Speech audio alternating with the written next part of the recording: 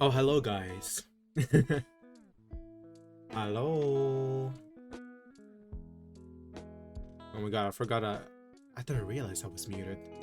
Somehow, I wasn't muted. Hi. Hello, everyone. Good evening. It's been a while.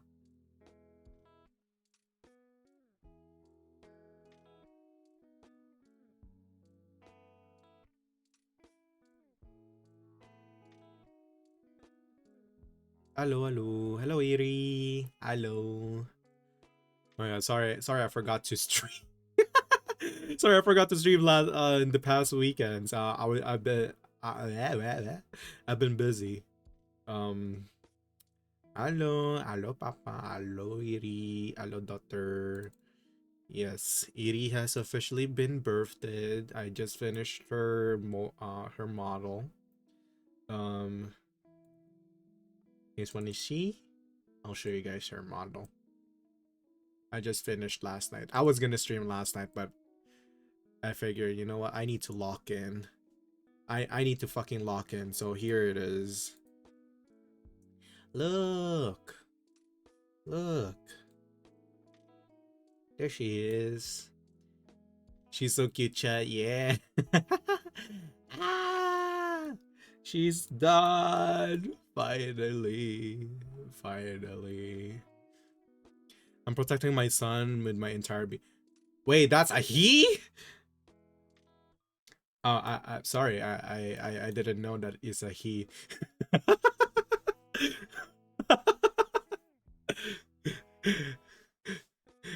I even give him lashes. um Anyways, I mean, he's cute. He's pretty cute. But yeah, I finished model. Um and now we're gonna go into our other projects, which is the tarot cards.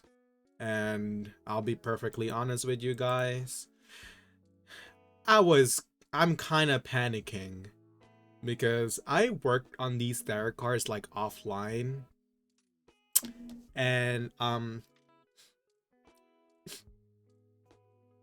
uh it didn't save my progress. It didn't save my progress, so I'm kind of sad that I have to repeat some of the things that I have done. So yeah, um, that's what we're gonna do today. I mean, I did finish this. This one is not finished yet, but I did the line art already. Um, this line art is approved and ready to be colored. We will color later. Um, Now I just need to redo Alien's card because I was not satisfied with everything. So yeah, that's what we'll do. That's what we'll do. Hmm. Because I kind of want to change the pose for his card because I'm not really satisfied with how it like how everything turned out. I mean, he wasn't satisfied either, so I guess I gotta repeat this. I mean, I like this pose, but like compared to this one, I think I like this more, like the simplicity of the pose of this one. I kind of want to have the same vibe since they're from the same set. So um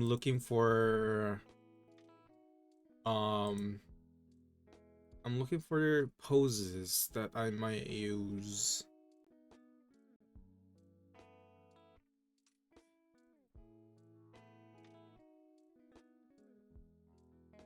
Right now I'm currently looking at the TCG cards from Genshin. I think those might help. I have choices. I could I could copy or like kind of take inspiration from this card. Oh, everything froze. What happened? What the hell?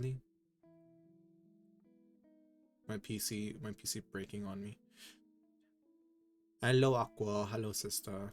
But yeah, I could either take inspiration from this card, because I really like this dynamic posing. But also... Oh my god, why is my PC breaking on me now? I'm not even playing games. Oh no, this is not good.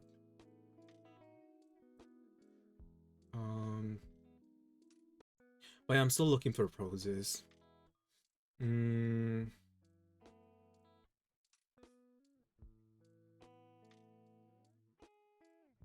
This one's pretty cool too, like Ayato's card.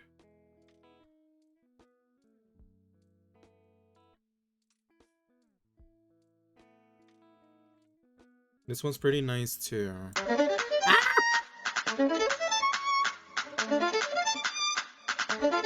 Itaú! Pre-show with a bag full of pre-rolls. Fit in the crowd full of freak hoes. Feel brave as I walk to the stage and I tell them to behave as I put them in the days. I've been bold and I've been bad. It might kill me again. It came out wrong.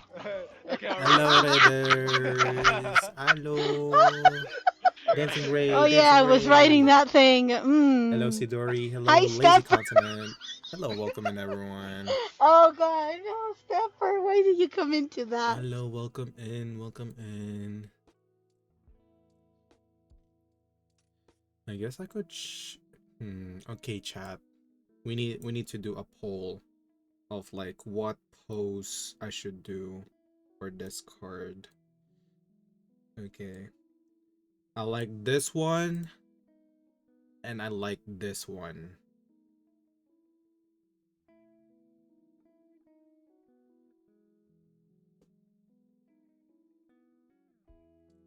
Anyways, before we get into that, welcome in, Raiders. Hello, Raiders. My name is Kototamura Crow Gang Boss, variety streamer and VTuber artist. We usually stream art on this channel just like today, but we also play a variety of games, ranging from FPS, gacha games, horror games, and many more. Hello, hello, Rose. Welcome in. Hello, Zane. Welcome in. Maya, hello, Ikawu. Hello. Thank you for the follow, Sidori. Welcome in. How are you guys doing? What are you guys up to tonight? Okay. We need decisions. And also, everyone on my end, please do check out Hikawu, a very sweet bean. You guys should definitely check her out. We love her in this house. Also, one of my past clients, I made a PNG of them before. They play a variety of games on stream, especially this spooky one. I think they're gonna play a lot of spooky games. Hello, father. Hello, son. How are you? But yeah, hello. How are y'all doing? Oh, Aqua. Wow, you wanted a tablet. Good, I was visiting my sister. Hell yeah. Hope your sister's okay. But yeah, we're working on commissions now. I need decisions, because I need... Okay, because like we're doing this card. Not this card. We're doing this card. Because I'm not really satisfied with it. And I think if I'm gonna continue with this card, I think with this composition in general, I think I will just agonize over it. So I would rather start from the scratch. So yeah, we're redoing this card.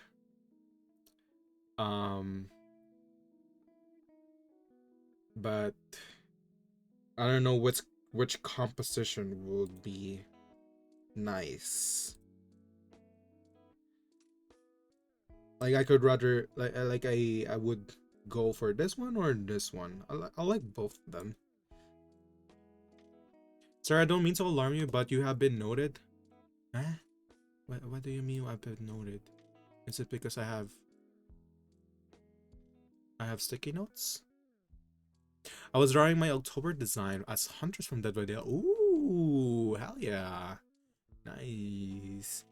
Do you want to share your drawing with us? Crazy. Also, congratulations to you, Zane and Eerie, for having Flints on your polls.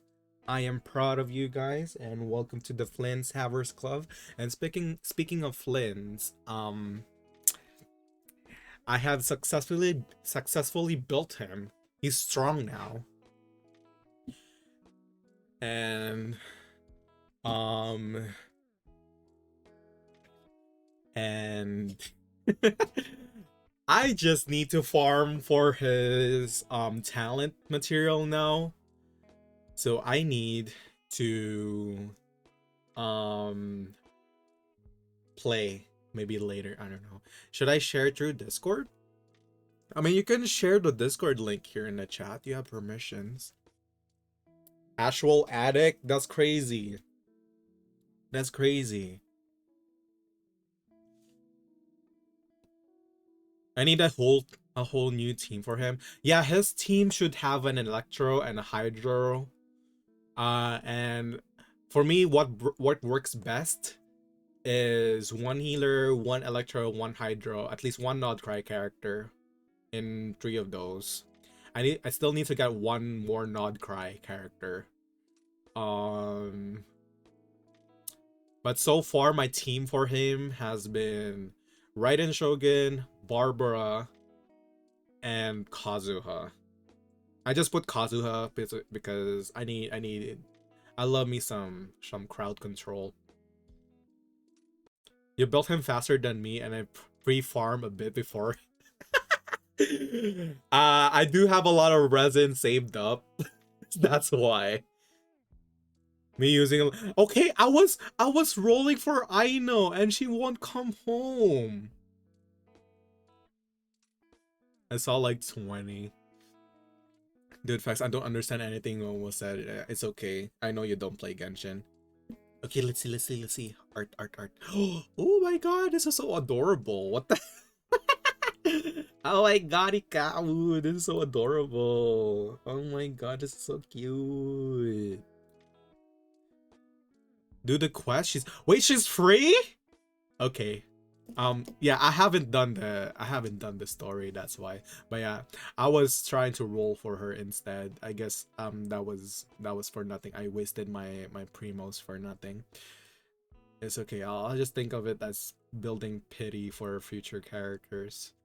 You gotta do the part where you meet her in the story and then you get, oh, we got her for free anyways. Yeah. Anyways, yeah, Hikaru, it's just so cute. Oh my god. Can't wait for you to use it. But thank you for sharing your art with us. But also, if you do need to take your after stream care, go ahead, get some food, some water, some rest. Thank you for the raid again.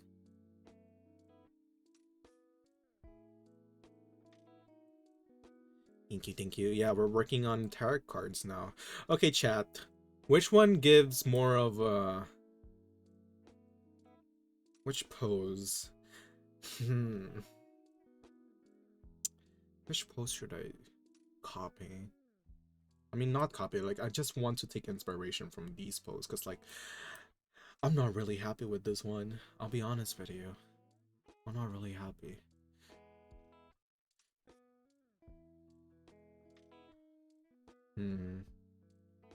Yeah, they always give a free character every new region.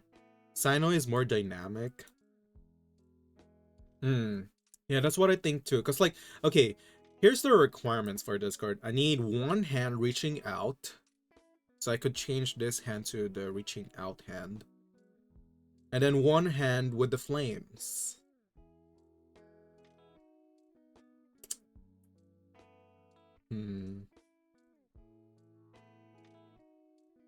Sino? Okay. We'll go with Sino then.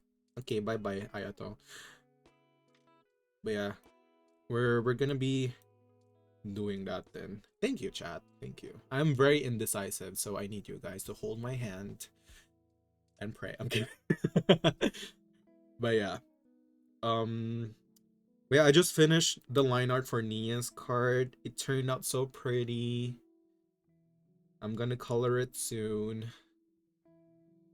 And then I still need to do my card, which I also think will be... I kind of want to change the composition too. This is my card. Also, the reason why your PC is active is the fandom website. That website eats up your... Wait, really? Okay, let me close that real quick. How come? It's just a website. the hell? Oh fuck, I closed it to okay. I closed the Sino cards. Okay. Well, let me just search up real quick. Sino. Okay, we're gonna go with Sino. Nia card is so beautiful. Yeah, it's so pretty. I can't wait to color it actually. Coloring will be easy. The only hard thing about these card commission is figuring out the composition. Because it's littered with assets so many. Oh, I see. Ahaha. Okay, we're gonna go with Sino's card. Before I forget, I also have brewed some tea, and I think it's getting cold now, so I should probably start drinking that. Clumsy Dad Classic. Okay, I have a lot of things in my head. A lot of thinking, okay. Anyway, Cal, have you seen your sister? I've finished your sister. She's done. She's been birthed. These are back in stock, and you didn't tell me fake friend. That's crazy. No, this is not back in stock. Okay, this is the reason why it's not in stock, because I need to do 22 of these cards. Hello, Felix. Hello. These are not the normal crows, the sun card. This is not the these are different. These are exclusive cards for these group. Test crazy. I asked you a long time where this coming back. It's not coming back for a long while. Like as long as I have these in my queue, I'm not gonna accept any new card commissions because I need to do 22 of these cards.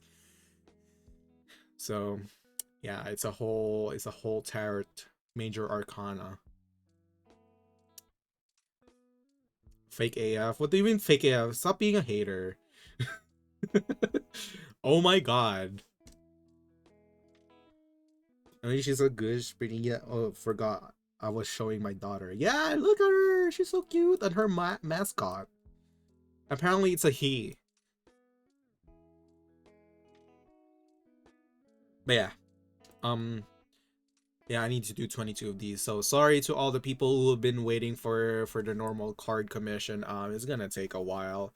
Probably I will be opening them up like next month, because I do plan of like getting finishing a good chunk of these card commissions this month.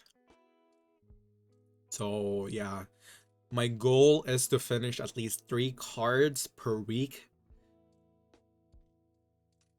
I don't know if I'm gonna pull that off, but that's the plan. And you said you wanted to change the card. Yeah, I wanted to change the borders for the new card commission. So if you guys are gonna be patient, you guys might have the same quality as these cards. Because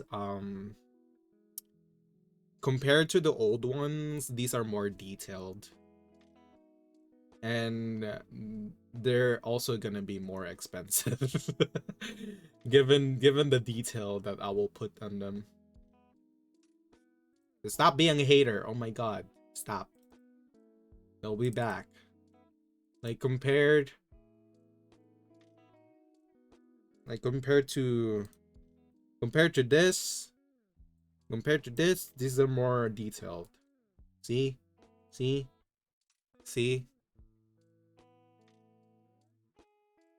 The new cards are more detailed. Well, it's not going to be the same composition, because like this border is specifically made for this set of cards, so I cannot use them. But more or less, they're going to be the same details, like same amount of like work. But yeah, compared to this is more detailed, because and also this one is full body too. Oh, hi Raiders! Oh my god, I haven't even started drawing yet. Hello, Dragon Feathers. Hello, nice to meet you. I believe this is your first time here. Welcome in. Welcome to the program. Let's see who will end up on top of the tablet this time.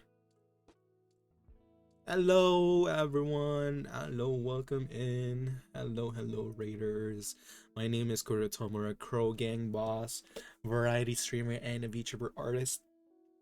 We usually stream art on this channel, just like today, but we also play a variety of games, ranging from FPS, gacha games, horror game, and many more. Are you asking who is topping? Wait, when did I ask that? Huh? Who is topping? Eh? No, I don't remember saying that. Chat, roll back the tape. Okay, roll back the tape. Oh, on who will end up in a on the top of the tablet. This is lovely. Hello, welcome in. How are you doing? What are you guys up to tonight? Welcome. This is lovely. Thank you. I'm just showing everyone the current commission I'm working on. Yeah, I need to do 22 of these guys, and right now I'm just deciding to redo everything from this card because I don't really like how it turned out. So we're gonna change the composition. Yeah. Someone did, but they walked off it. True, but I will twist father's words for content every time. That's crazy. You know what? I'm gonna clip that and make a short out of it. I love style in Muha style. Oh my god, I love you. Sorry, that came out of nowhere. I'm glad that you know Muha. Artists be like, I'm starting from scratch. Okay, well, that's what you do. If you hate something, don't agonize over it and start from scratch. It's better to do that way than have headaches. No, I love you guys for it. Good. One of my absolute face have several artists. Wait, really? Really? He's one of my favorite artists. Like most of my art has been inspired by him. Like I've also done this one before. These are the initial cards um that I was selling. Yeah, these are for this drawings are up for commission. Well, not right now. They're in the wait list. They're still waitlisted. So now you and I are destined to be friends. I'm shaking your hand right now. But yeah, nice to meet you. Nice to meet you. Thank you so much for bringing your lovely community here in the Crow Gang. I hope you enjoy your stay here. And let me just copy this image. Okay, I should probably get started. I need to map out this composition of how I want to do it. Raiders have to stay. I barred the doors. Oh no. Yeah, there's a big scary man at the door, everyone. Unfortunately, you guys are not allowed to leave. But if you guys do need to take your after stream care, go ahead, get some food, some water, and some rest. Thank you so much for visiting me. Okay, let me just... Okay, actually, this might work. This might work. I just need to redo the proportions because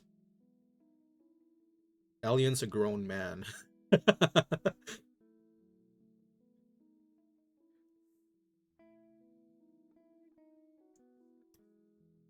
I just need to rework the proportions now. You can't leave unless you want to. You guys want to see who's guarding the door? Let me show you guys. Let me show you guys the guy. Man, I cannot talk today. Holy shit. I'm not high, I swear. I don't do drugs. Oh wait, I don't have his PNG anymore. What the hell?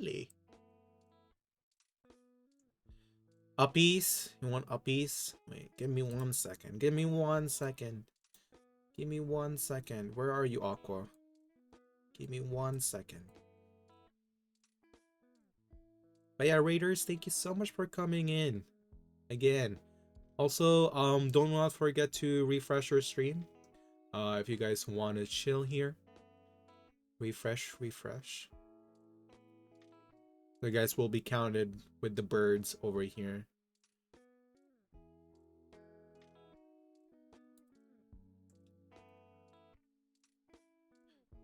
Me, yeah, this guy is guarding the door with his big sword. Yeah, this guy. Yeah, him. Yeah, he's guarding the door. He's like this right now. If you leave. Kidding. Yeah, look at them. Oh my god. I actually almost have the same amount of children as last year's. I'm only missing 2. I'm only missing 2 models. So, if you guys know someone who needs a model, send them my way. Bro, me behind you is so funny. Yeah. So we need two more victims. Get it.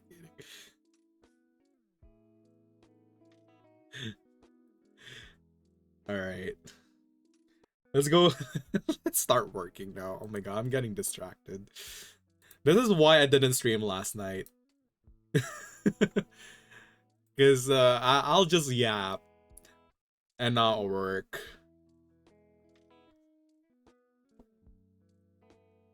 And because I didn't stream last night, I finished a commission.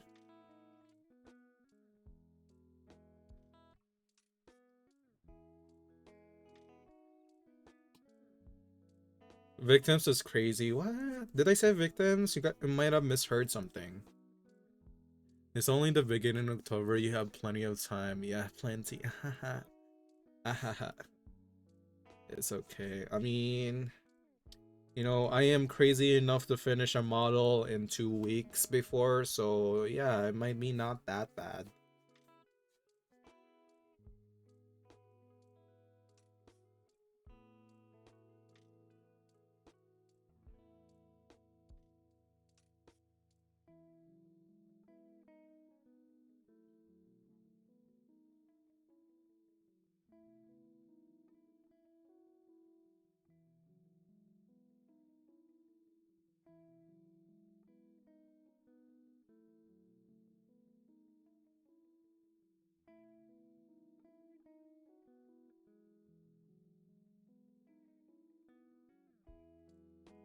Okay, I need to... Sorry, Sino. I will need to dissect you.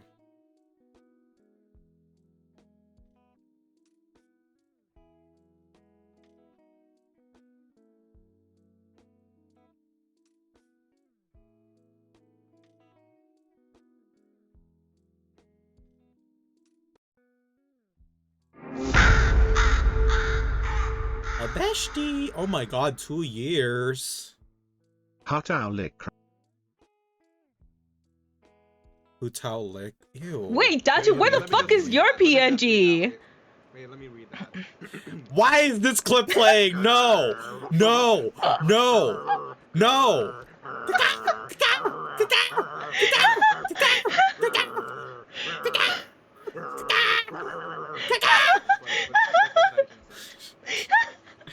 Why is this clip playing? What the f— exposing me like that? That's crazy. Okay, I was only reading the chat. Okay, I was only reading the chat. Why am I being slandered? I was just reading the chat.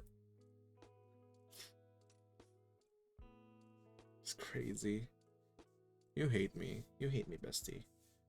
Yeah, there is my bestie. Absolute Seminole. Shut the fuck up. Shut up.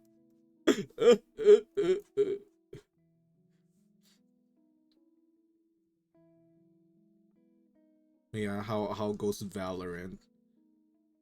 She was trying to tempt me to play Valorant tonight.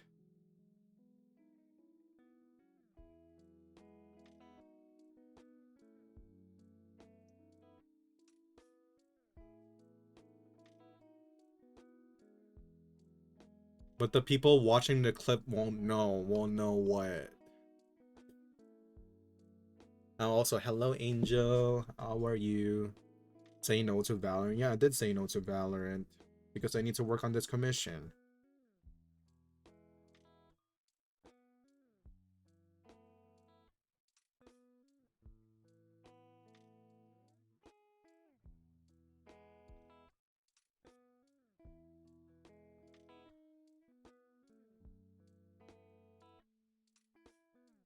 Okay, his body is still a little bit, is giving young adult vibes still.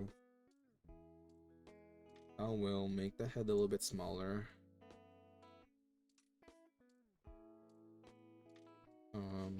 What else? What?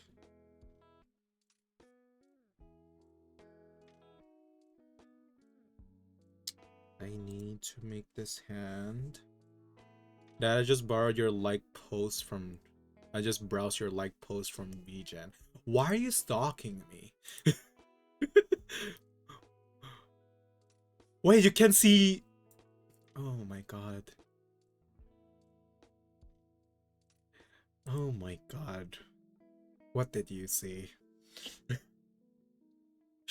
What the fuck? You know what? I'm not even gonna talk about it. Go find it for yourselves, guys.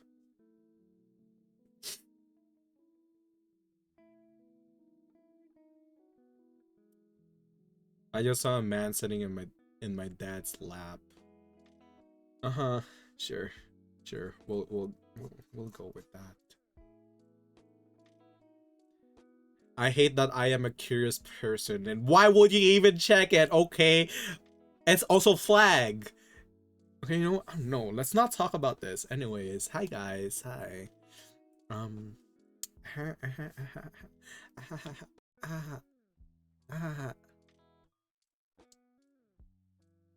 These are haters. Slowly closes Kuro's vgen. Okay, why are you guys even checking it? Okay, like for what reason? For what reason are you guys checking my vgen? Like my like post, like what? Why? Why?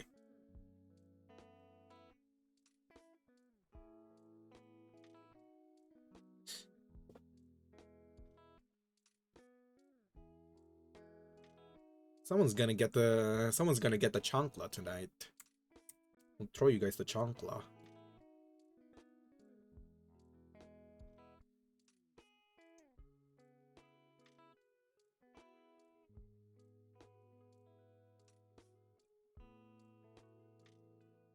I can throw it on Discord for ease of access. Uh-huh. Uh-huh. Uh-huh. Please don't. Please don't.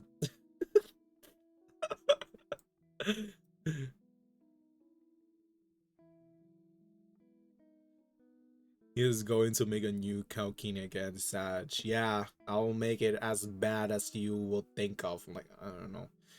I don't know anymore, man.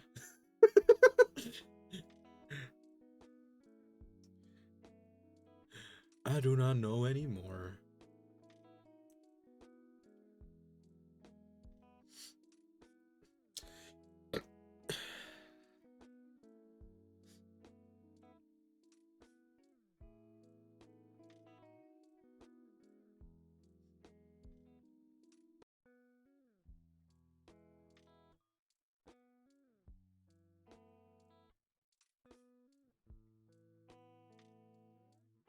Okay, let me check if I'm actually following the requirements for this card.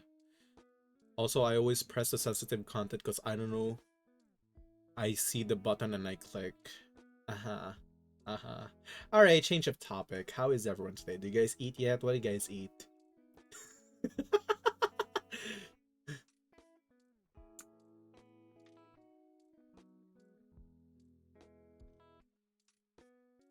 terrible. I don't know what happened. I just finished some hot cookies from the omelet. Oh, what kind of cookies are they? I also just had cookies too. I had ube cookies. Ube. Ube.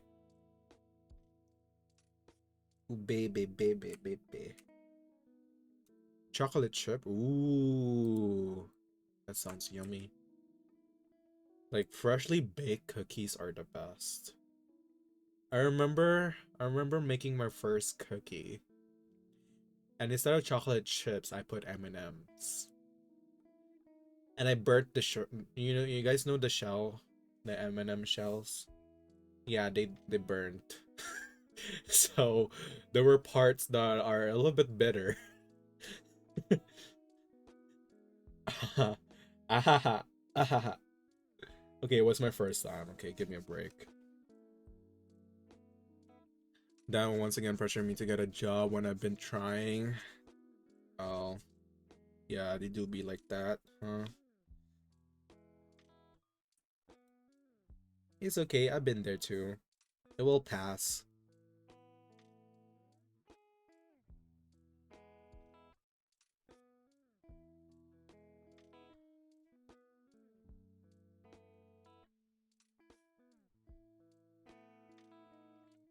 It was his first time, he was nervous. Okay, I didn't actually think that the shells will burn, okay? I didn't think that they will burn.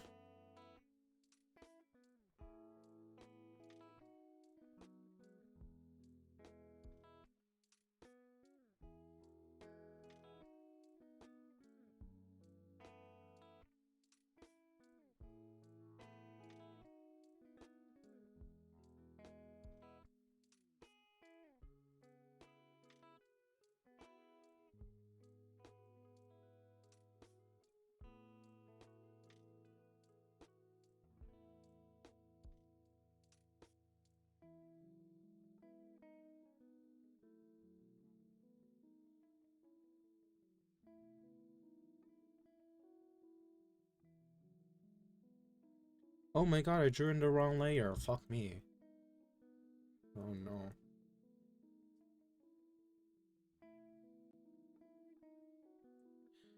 I just want to finish these cards tonight. 3 of them tonight. I don't think I'll do my card tonight though. I'll do Astrea's card, the High Priestess card as well. Because that one will be easy.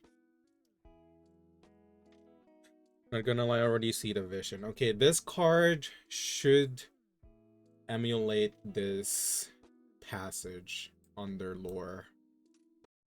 It says, and I read,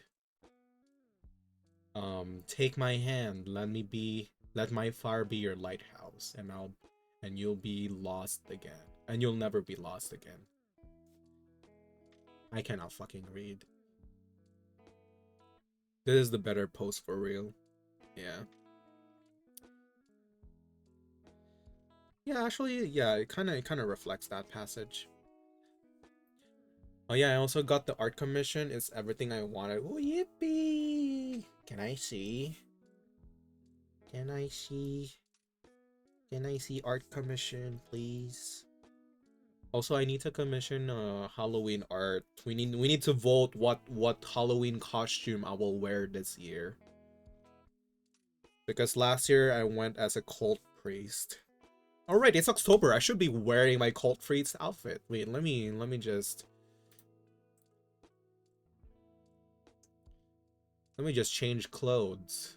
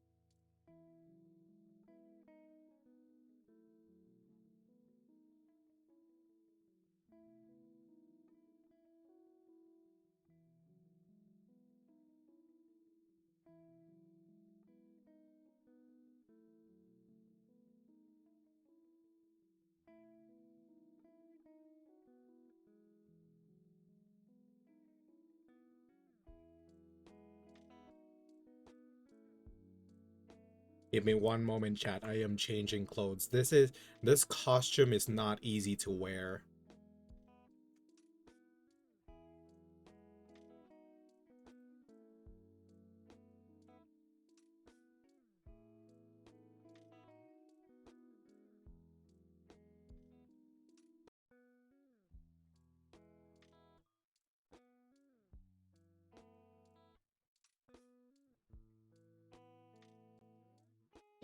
Oh my god.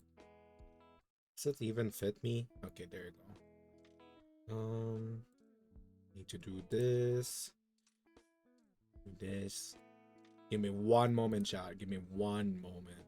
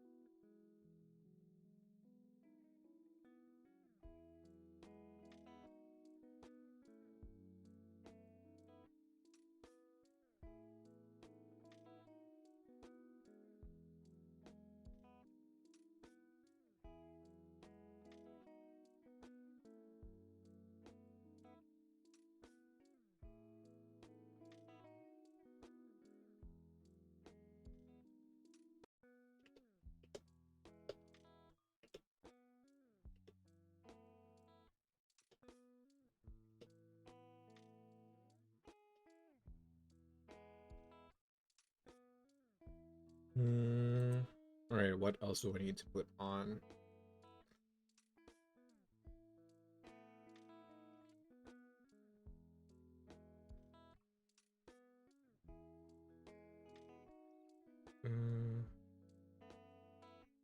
Alright, let's cover that part with the notes. Yeah.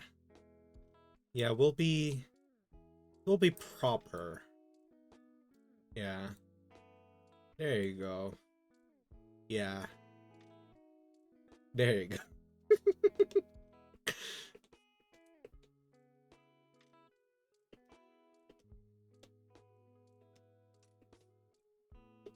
Fuck! No, I messed up. Give me one moment, chat. Give me one moment. Give me one moment. Sorry, I'm putting on my Halloween costume. I'm putting on my Halloween costume. Man, this is so scuff. I need to redraw this actually. I'm putting on my Halloween costume. Give me one moment, chat. Give me one moment.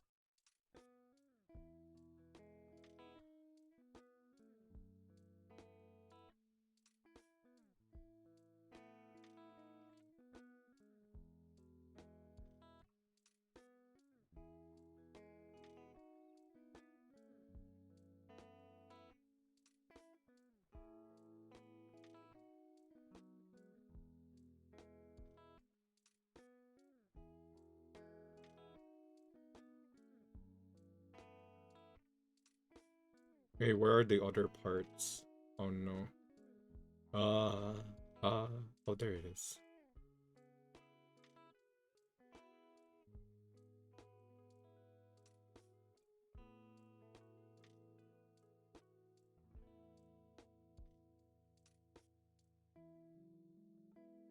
And then this part.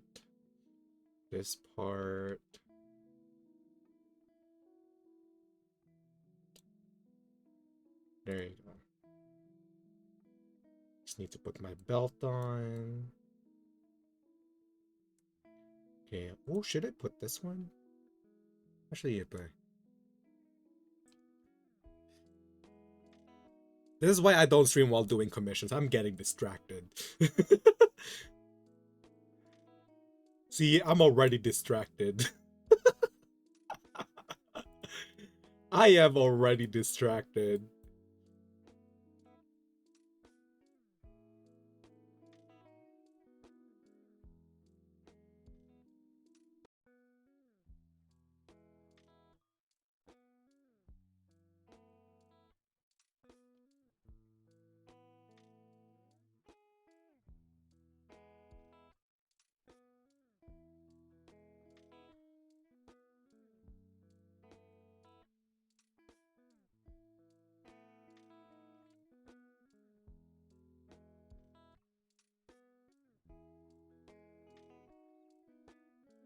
All right. I'm ready. I'm ready. All right. Ta-da! You know how you guys call me father? Yes, I am father now. This is the whole outfit. Just remember, I put the food in the microwave. It's been an hour. Oh my god. Yeah, look. Yes. I am a demonic priest. This is so scuff. Oh my god. I need to move very carefully. Very carefully. Amen. Alright. Yeah, I have to put the notes there because it is quite revealing. Why are the post-its positioned in the phallic shape? Huh?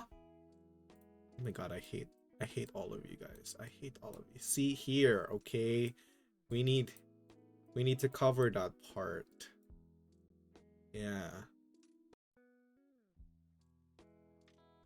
There you go. Wait, where did I see your thigh? Don't worry about it. It's a slit. Yeah, there's a slit on the costume.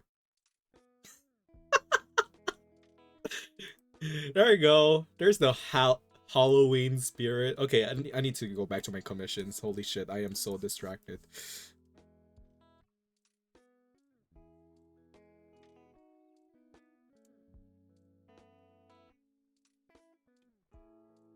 Well, I sent the art to commission. Okay, let me see. Oh my god, this will go perfect. Hey, yo. Is this what is this gonna be your Halloween costume too? Yeah, sorry, I'm a year late to the cult. Yeah, you are. You are a year late.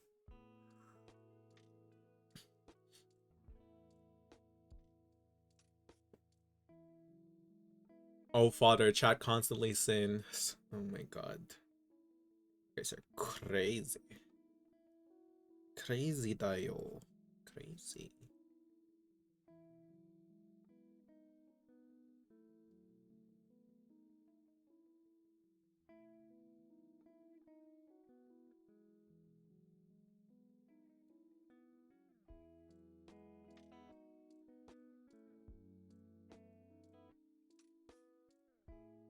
Okay, I'm liking this composition better than the other one. I think I'm gonna put like flames going up here.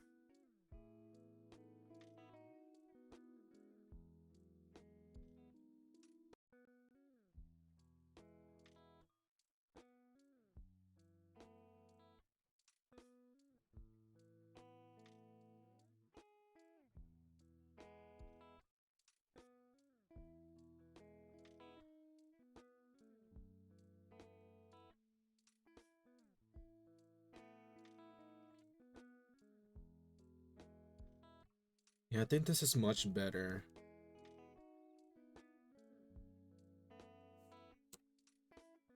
Yeah, yeah, I like that.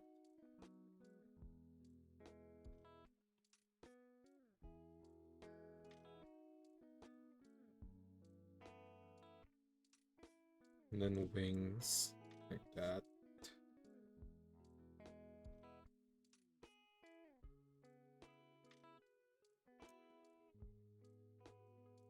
Yeah, okay, okay, we're cooking.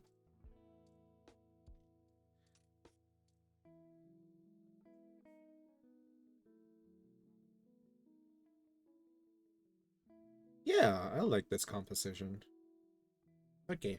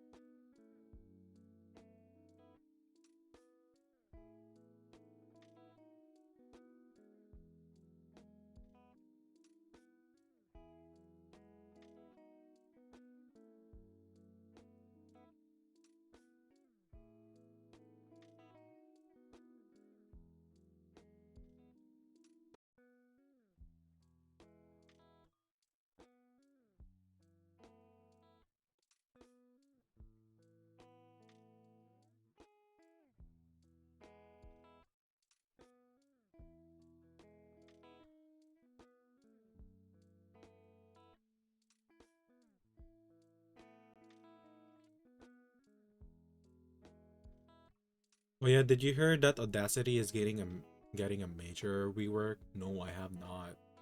I've never used Audacity in a long while. I think I first used Audacity when I did my first cover. But like recently I've been using BandLab.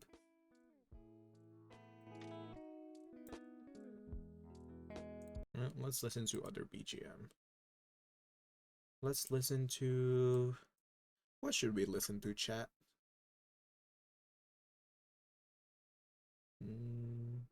Maybe this one.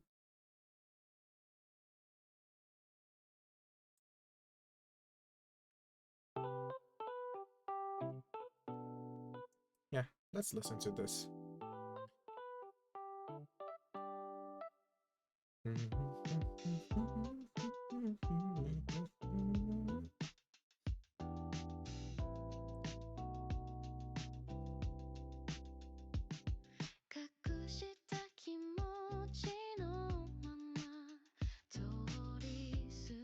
Oh yeah, this week will be the last week of the Donathon. I forgot to tell you guys.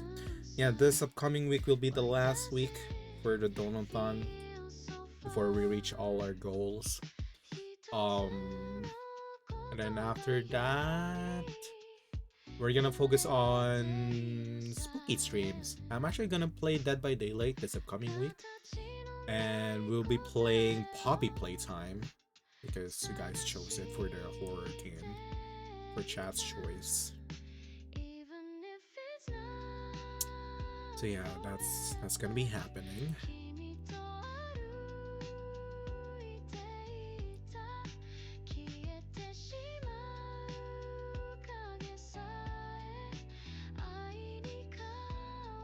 I played the first part of Poppy Playtime before. However, that's like a very long time ago. I think I played it when it first came out, and when did it came out? Forgot. Like 5 years ago? Maybe. 5 years ago. Do you know any of the characters past part 1? No, I have not, because like during the time when I played it, only chapter 1 was available. So I have no idea what's in store for us, or what's in store for me. I don't know if you guys played it before, but Yeah, I have no idea.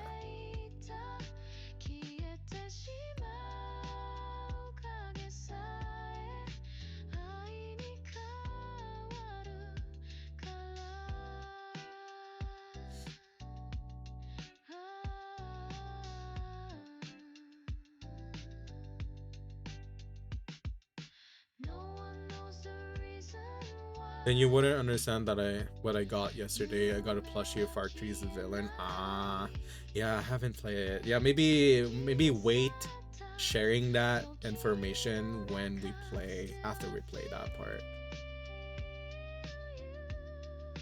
Because the only character that I know was the blue guy. The blue long legs guy.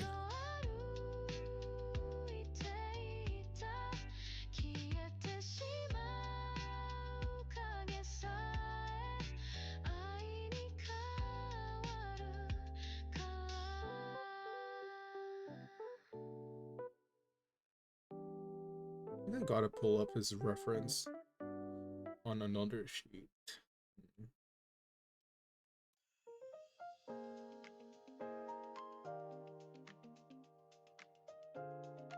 Yeah, how does this color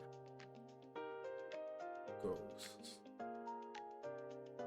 Okay, it goes like that.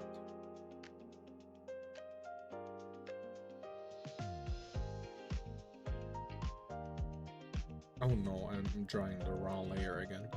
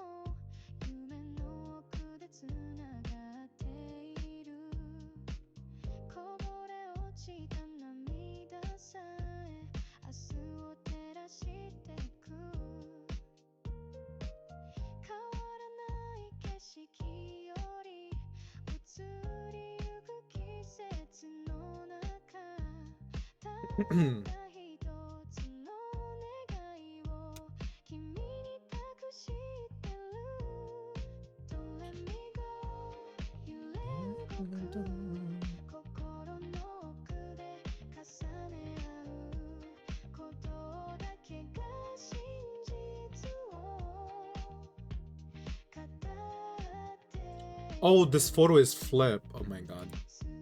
I was wondering, I was looking at two like reference photos, like why are the roses on that side? It's flipped. Whoops. Whoops.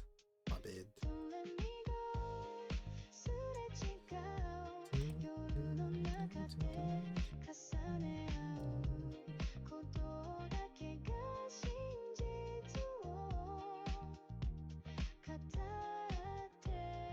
It's the blue dragon. Yeah, it is the blue dragon.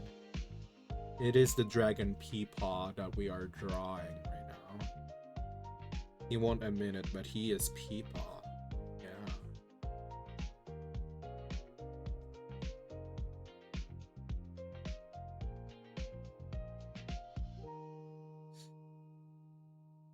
He wanted to have this face though on his card, which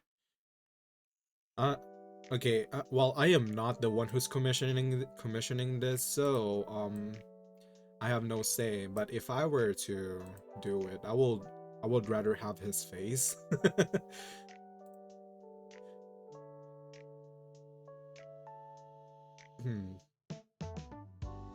But he wants the scary face on the card.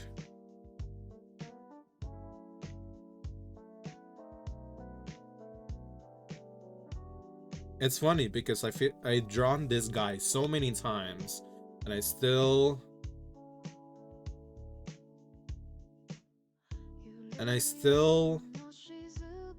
do not memorize his design, which is also a given because like it's either I draw him in some goofy way or Mpreg, only one of the two. Lesser draw law, or would it be more? It would be lesser draw, but like I want to draw hair. It's more on like what will be more fun to draw for me. I think for me it will be more fun to draw his face. Cause like I really enjoyed drawing Nia's card because of the hair movement. Like the hair movement. Like I really enjoyed that one. That's why this card turned out so good. And I think that was the thing that was bothering me on the first composition that I have. There's 20 more cards to draw hair, don't worry, I know. No, not really. One of them was a platypus. You guys will see.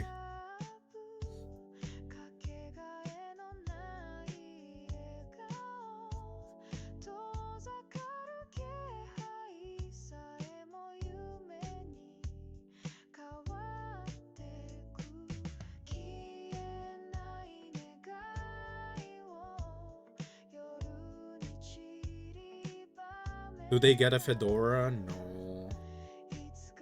It's not Perry the Platypus, unfortunately.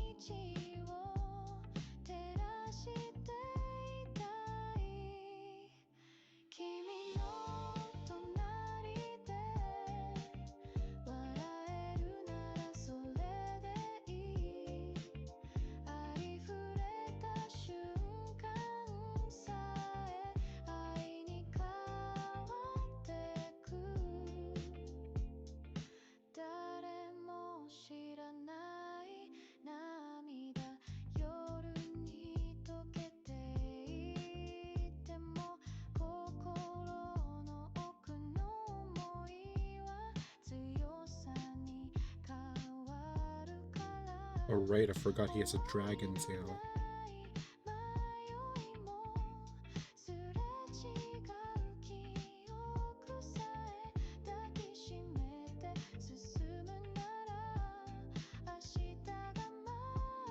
Okay, I think in this competition I'll be better with the dragon tail, because I will only put the backside.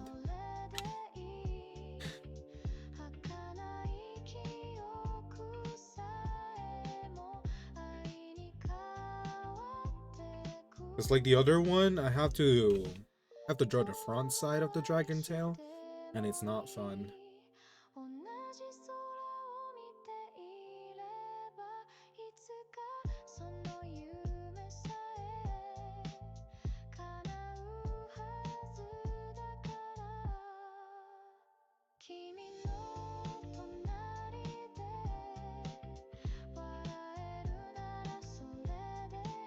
No, I'm not gonna use this thing.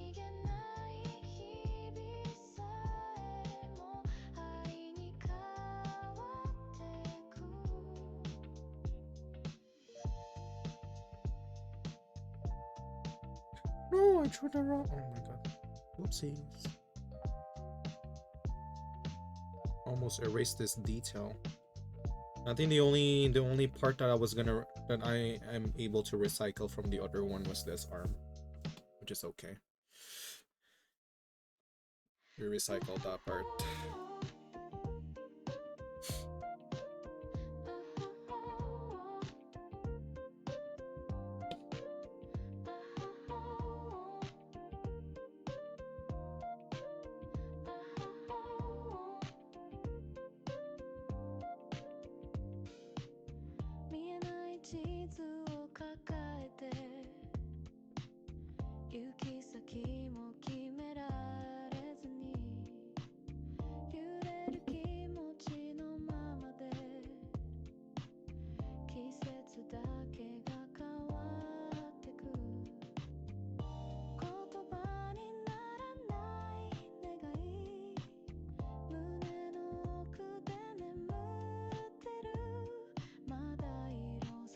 I guess I can also recycle this horn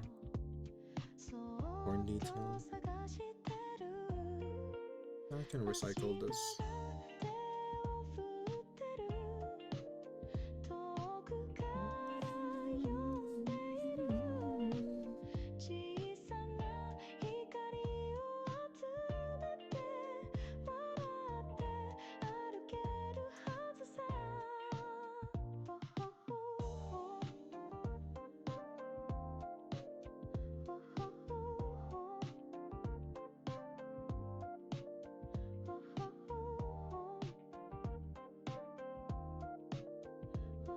Okay, let me just send this new composition to them before I start with the line art, because I don't want to repeat it the last time.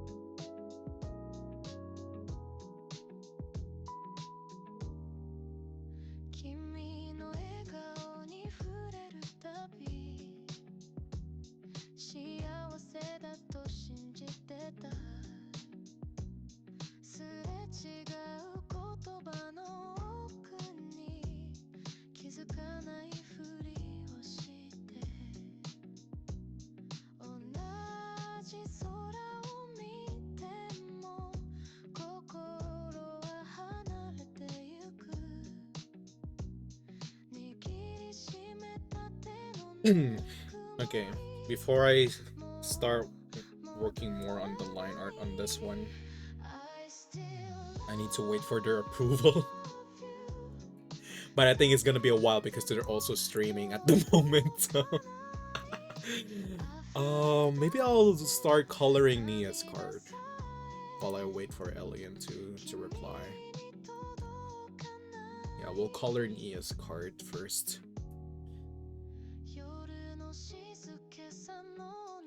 But before that, I need to pee. I'll be right back.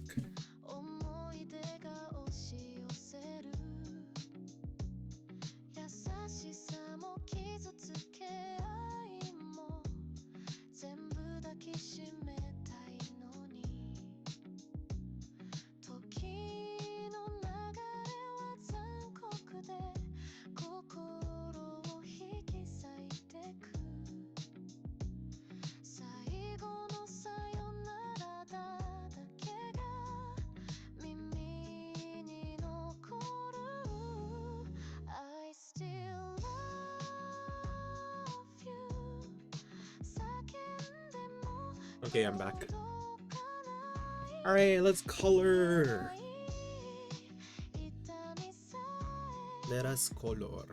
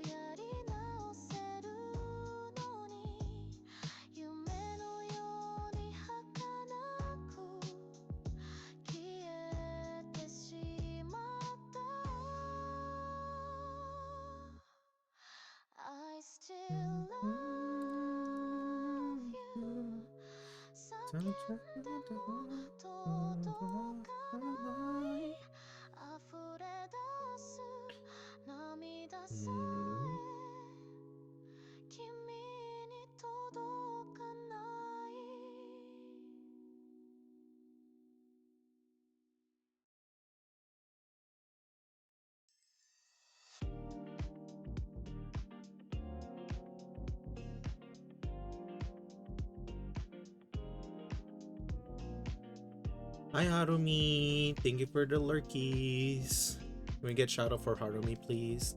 Hi, hello, how are you? You like my costume? Do you like my Halloween costume? Am I Halloweeny enough? OMG, slutty priest. What do you mean slutty priest? There's nothing slutty about my outfit. There's nothing slutty about this.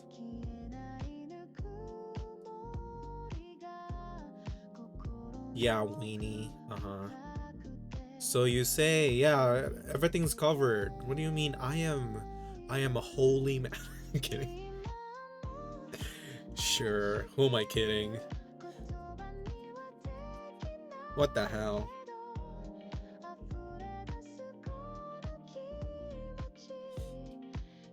Shut up, that's crazy. Oh yeah, how is you?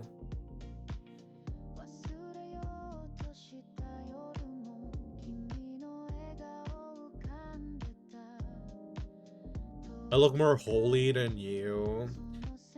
I look more holy because there's a lot of holes in my...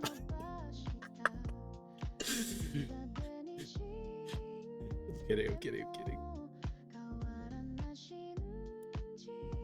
I worked last minute. Wait, you worked today? Oh my god. I'm so sorry. I'm so sorry to hear that. Fuck work.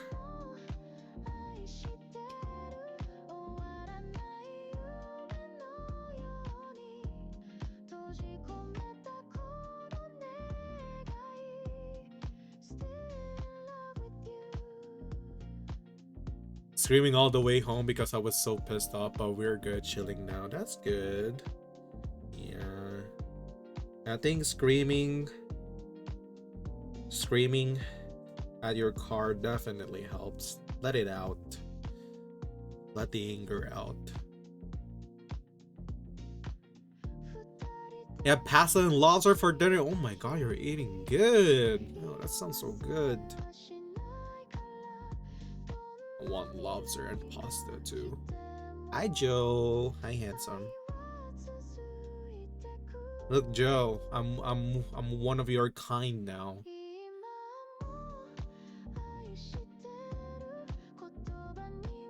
I look demon now. It is a slutty. No, there's nothing slutty about my outfit. What do you mean? He just doesn't want to admit it. No. No.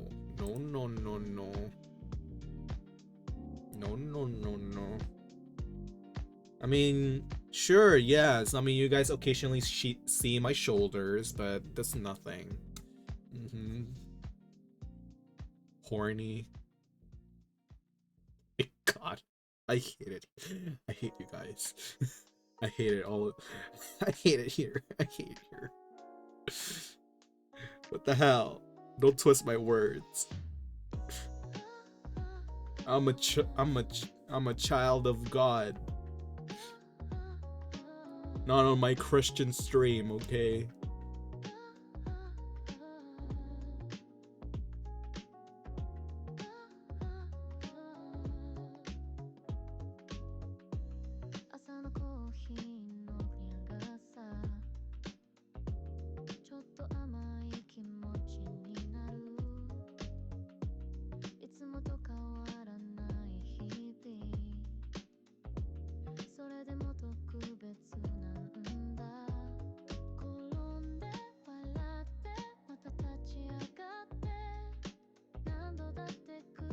On a side note, I like the new cars. Thank you. I just finished the liner for this one, and then the other one, I'm still. I redid the composition because the other one, this one. Okay, so there's two versions of this card. This one is the first version. I don't know if you guys can see, but this one is the first one, and I've come to hate this composition. Sorry. But this is just giving me so much agony. So I changed it to this one. I think I like this one more because it's the same as the first one, this one. Like you can see the whole body. And it feels more like they're in the same series, you know? So yeah, I think I'm going with this composition, unless they say so.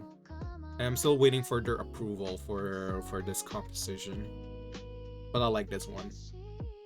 Hi Shoujo. Yeah. Also for this one, like I think adding more flames on the feet will make it more more like a standalone card, you know? I don't know. Because I really like how this one turned out. This one is really pretty.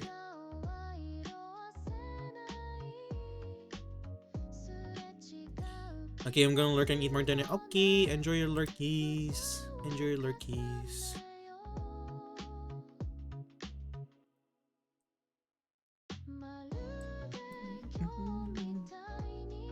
Give her a shot at any time. How are you, Shoujo?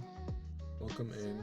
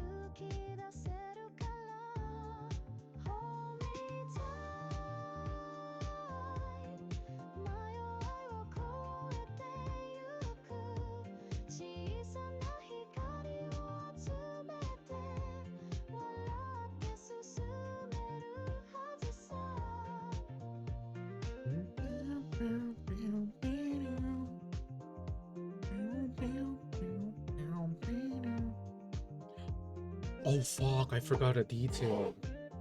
Wait, she has a... Oh shit, she has a choker. Wait. Let me add that real quick.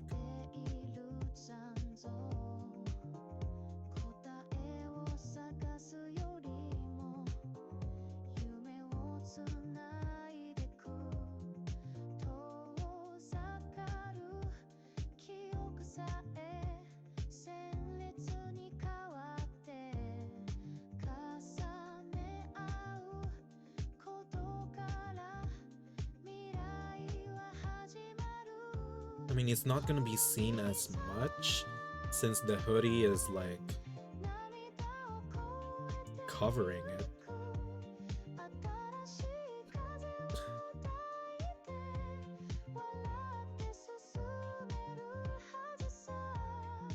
Yeah, you're not gonna see that part. Okay. I panicked for nothing.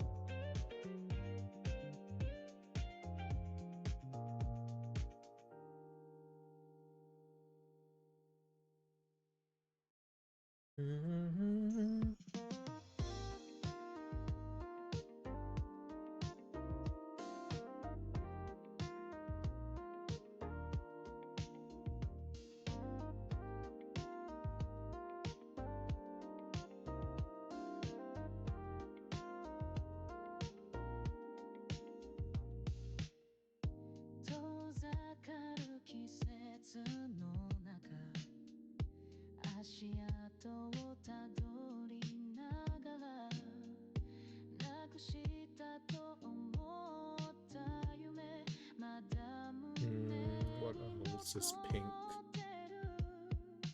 for the tassels?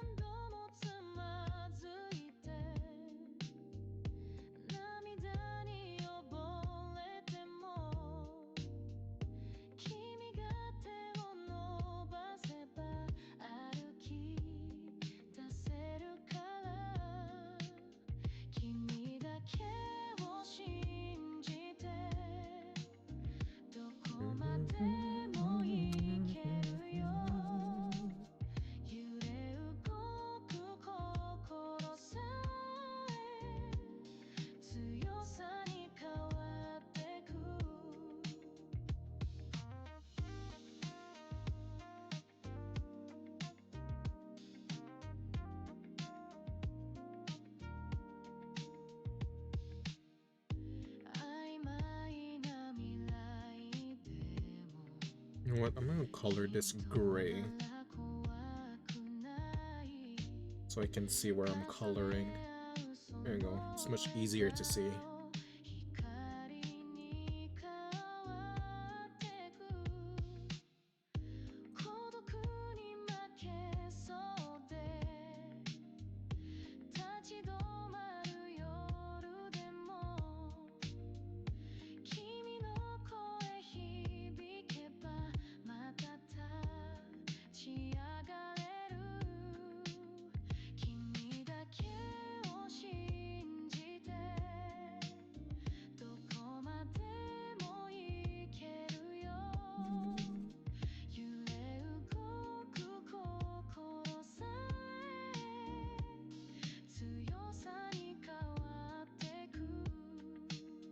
Okay, where else? Okay. Go to brown.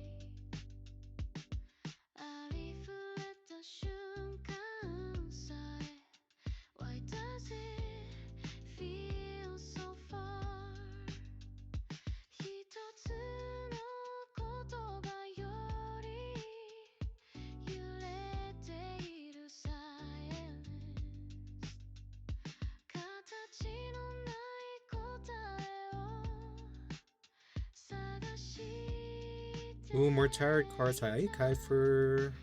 How are you? Welcome. Welcome in. Yeah, more tarot cards. But this time it'll be different. It's more detailed this time. And I need to finish 22 of them. Not today, not today. No, no, no, no, no, no.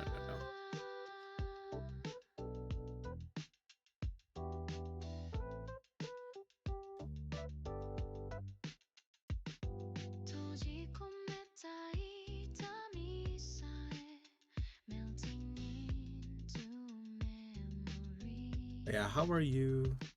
Welcome in.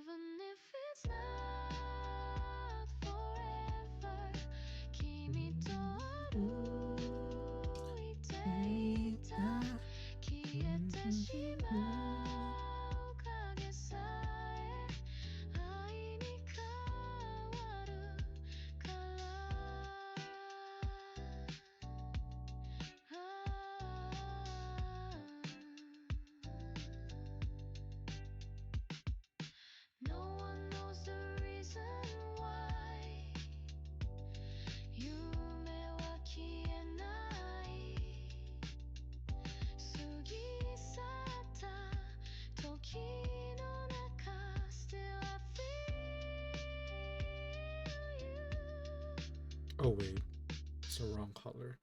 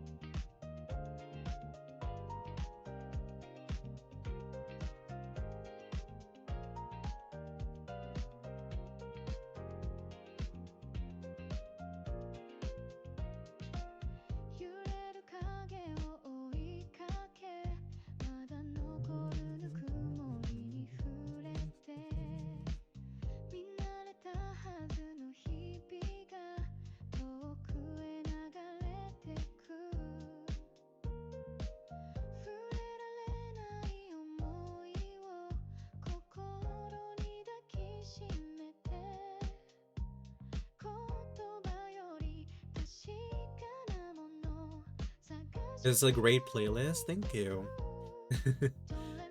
I just played random playlists from YouTube.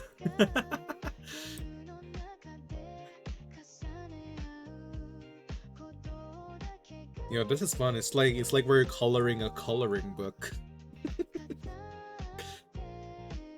Yeah, the paint by numbers. Just vibing. This is the background while I'm working on art. Oh hell yeah, let's go. Also, if you want to share your art, you're more than welcome to share it too.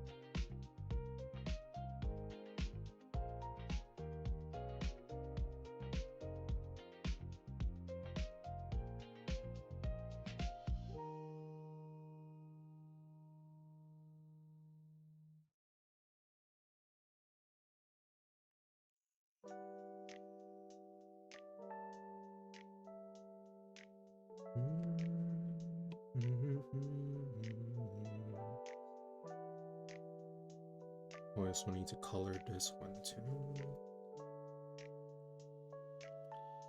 I do a lot of traditional work. Like today on stream, I paint. Oh, you painted traditionally. That's awesome. I also used to paint traditionally too. When I was still in art school, I majored in oil painting. And it's been a while since I've done an oil painting before. It's been a while. But pretty soon we'll be working on some traditional art because I do my crows, a sculpting stream. So we'll be sculpting on stream.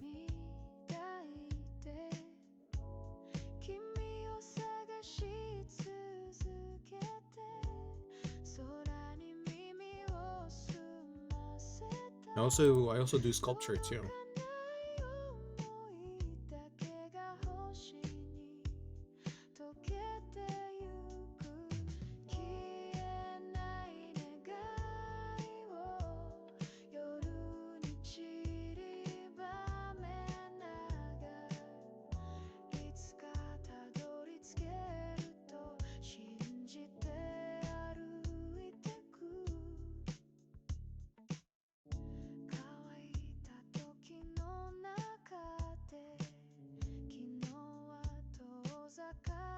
I only started using digital when I went back to school for graphic design last year. It's been an interesting change for yeah, right? It's definitely interesting. Like from getting used to drawing to a tablet onto a tablet. It's pretty weird. It's a weird transition.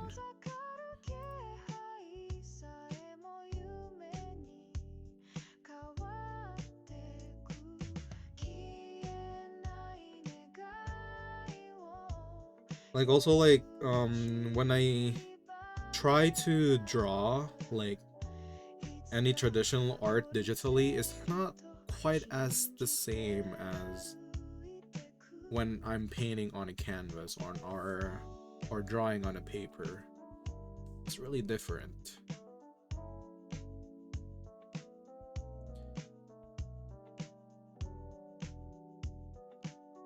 But also, how's it going with the graphic design?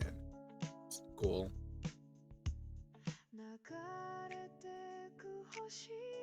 Hope all your projects are going well. You know, portfolios and everything like that, you know. Thank God I don't have to worry about portfolios. Actually, that's a lie. The current diploma that I'm currently taking is architectural tech, and I also need to work on a portfolio for that. Actually, I do have an outstanding assignment that I need to do.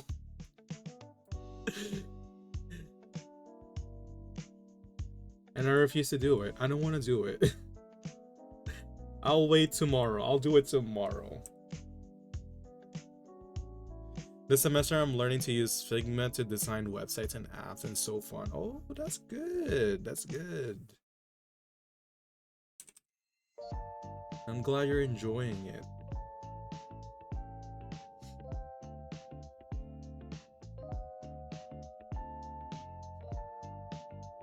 For me, I did enjoy going to art school, but like the last year was really, I don't know, the last year of my art school experience is not that great.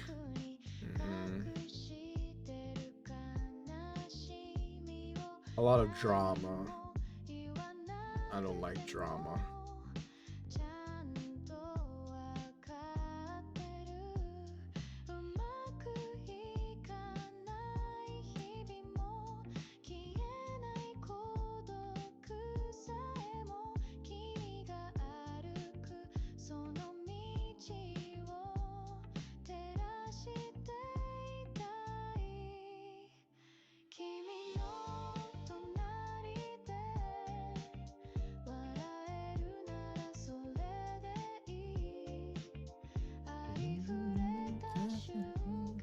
My bachelor's is in painting and drawing, and man, art students are some of the most dramatic people. Yeah, they are, for no reason. No, actually, there is a reason behind it. Art students are mentally unstable. They are mentally unstable human beings. Like, I kid you not, all the art from my last year, all the themes are death. Because, man, it's the last year. I don't want to be there anymore, but I have to finish it. Yeah, all of my art pieces have the theme of death.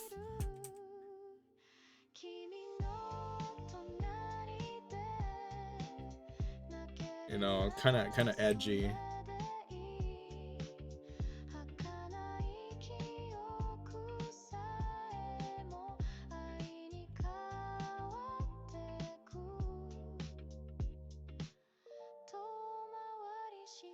The vibe is real, and I just want it to be over. Yeah, that, and also like, bro, I don't want to see these people every day again. Like in my art school, we have I have to see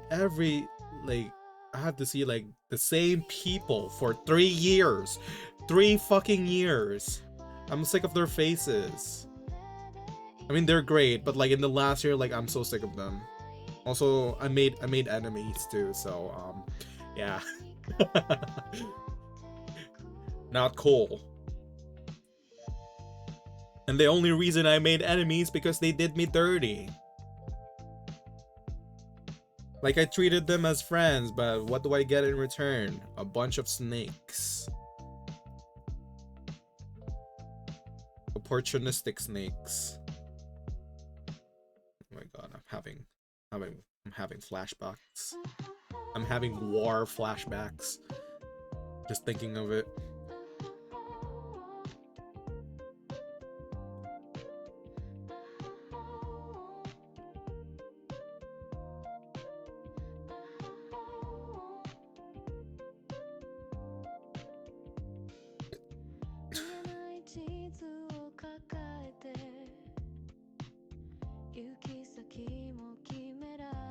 Oof, yeah. I've been through a lot.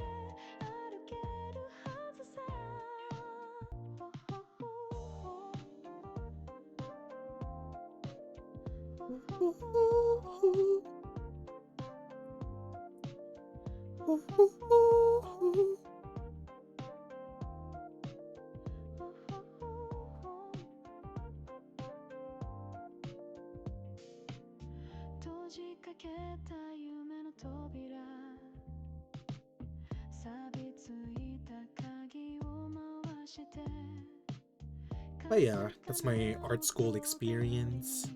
Hahaha. Art school, yay!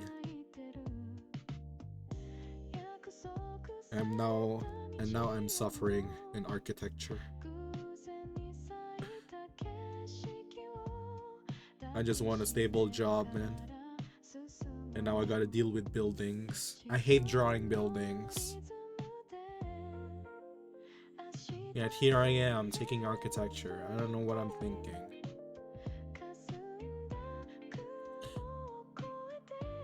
I do have a font due on Tuesday. I'm only half done. It's okay, you still have time. You got this. Wait, you had to make your own font? That's cool. That's pretty cool.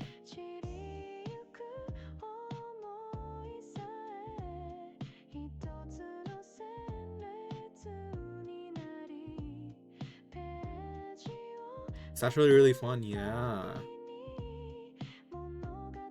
Actually, like, speaking of fonts, I still need to write, like, the card name here.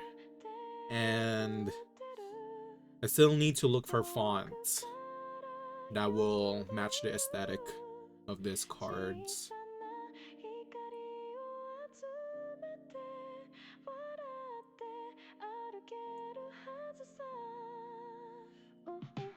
Hi Yasu! Oh my god. Hi BBG. How are you doing? Welcome in. Can we get shout out for this BBG over here? Silly little goober who will be debuting their model on the 12th. Make sure to follow them. It's a good friend of mine. Boo. Boo. Hey BBG, how are you? I'm good. I'm just in the shackles of my fate. AKA doing commissions and just sitting all day, you know, in my tablet. Yeah. No, I'm not debuting. What do you mean you're not debuting? Let me check Twitter. Let me check. Do not gaslight me like this.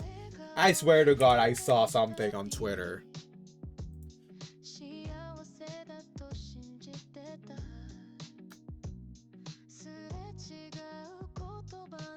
Yeah. Yeah. Sure. Sure. No need to tell people. What? I like promoting my friends. What do you mean?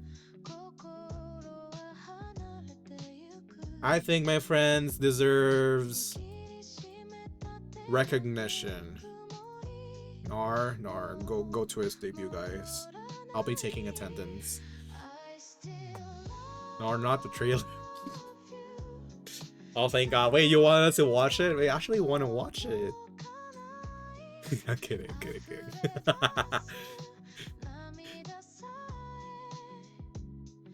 Anyways, how are you? How you doing?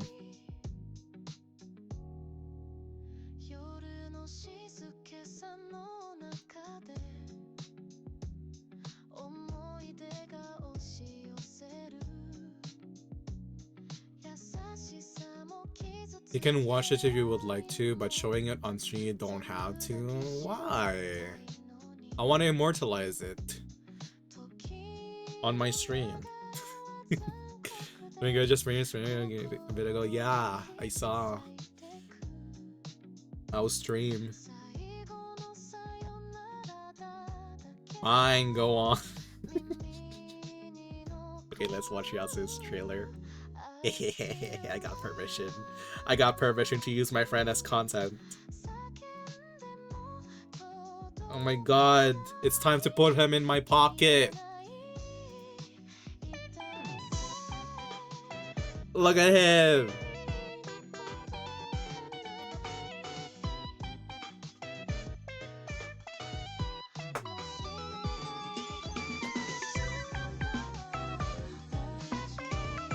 Sheesh, brand new transitions. Hey yo, wait, pause. Hey yo.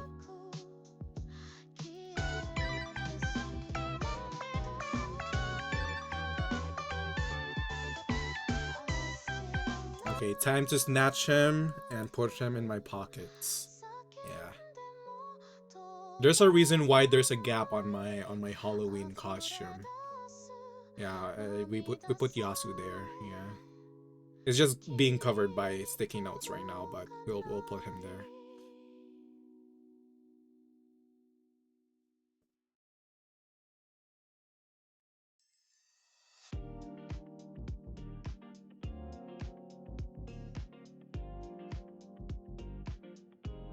No, not the pocket jail. What do you mean pocket jail? You have boob window jail. Don't you like that?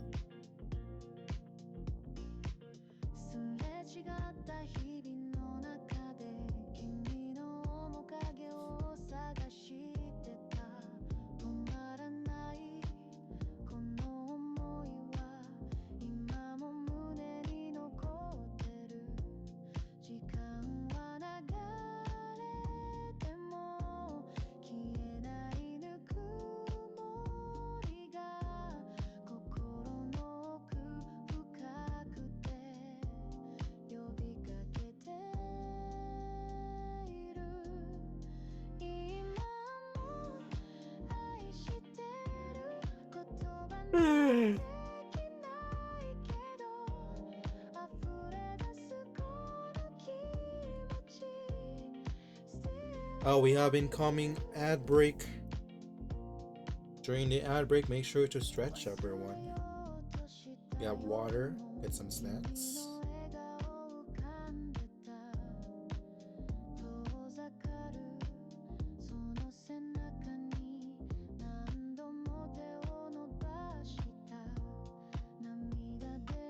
Thank you for the hydrate.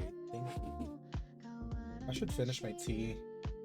Oh no, it's not hot anymore. I have cold tea. Man.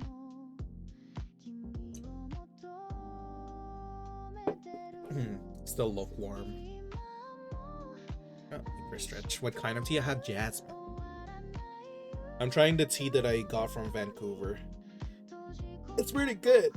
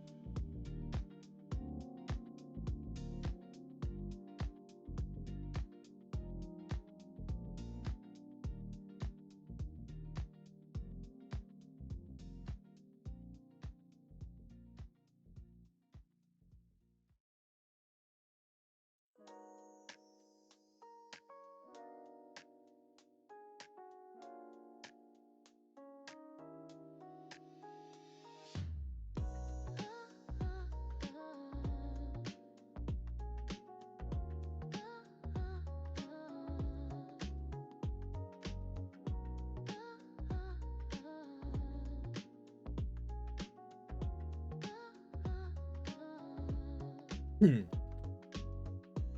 朝のコーヒーの苦さちょっと甘い気持ちになるいつもと変わらない日々それでも特別なんだ EP. No, I'm not EP yet. また立ち上がって I shall not be EP. 繰り返すそれが僕らしいまるで今日みたいに小さな幸せ集めて Don't be afraid of tomorrow 夢を抱きしめよう Da, da, da, da, da, da, da, da, da, da, da, da, da, da. 古びたノートの隅に落書きみたいな未来うまく描けなくてもそれでいいと思える迷って泣いてまた歩き出して不器用でも構わないそれが君らしいまるで今日みたいに小さな幸せ集めて Don't be afraid of tomorrow 夢を抱きしめよう時間は追い越しても笑顔は色あせない過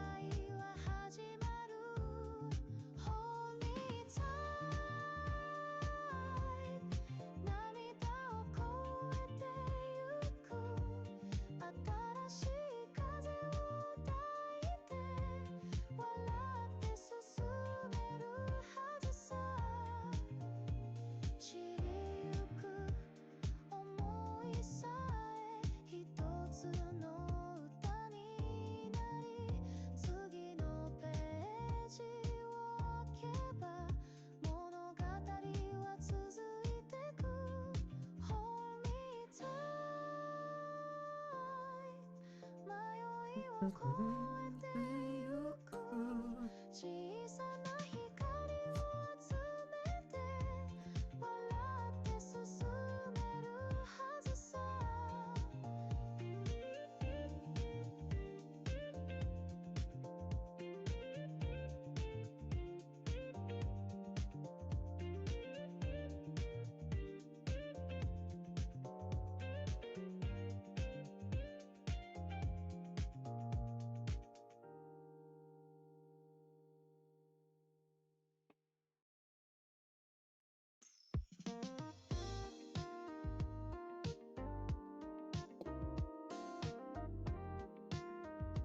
Okay, chat. I think I'm gonna play a podcast on the background because I need some people talking. Make me productive. Give me 1 second. Let me find a podcast. Ready to divorce celebrity couple goes on divorce reality show. Okay, that sounds good. Podcast time. Oh, jeez.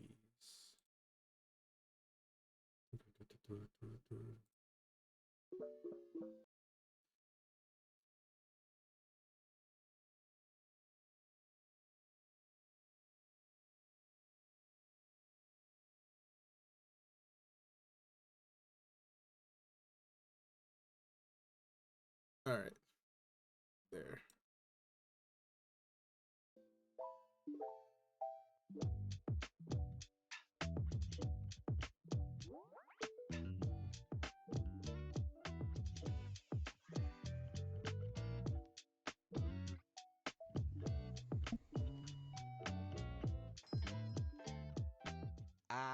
Agua agua. Do you Aqua, guys aqua. remember the Chinese acting show that I did a mods on? I don't even remember that. That was like in the midst of, we were in New York, we were in the midst of a trial. It was a mess, okay? But that show pulled me out of a depresso espresso because I was so stressed out about everything serious going on, and I was watching that show hee hee ha haing at midnight in the middle of this New York City apartment where the whole Rotten Mango team, or at least a big part of the Rotten Mango team, are living. It was a mess. It was a mess. But you know, I did see a lot of comments because there's a guy on that Chinese acting show. His name is Yang Zhi. Yangzi. And he is married to a world-class famous actress, elegance, sophistication, beauty, and he Yeesh. just is her husband. Like, he just exists, but he doesn't think that. He thinks he's the star of the show. And he thought that during the acting show, he behaved that way during his other reality show. And I saw some comments that were like, Stephanie, Stephanie, you naive little child, you are so innocent right now. Just wait until you watch the show. If you think they're bad, there's also another couple on there. They're batshit crazy. They are Wait, you the haven't told them what show though. Okay, it's a reality show called See You Again. It is a Chinese divorce reality show. Chinese where the divorce entire premise reality of the show, is they okay. bring on 3 celebrity couples or couples that are considered public figures that are on the brink of divorce.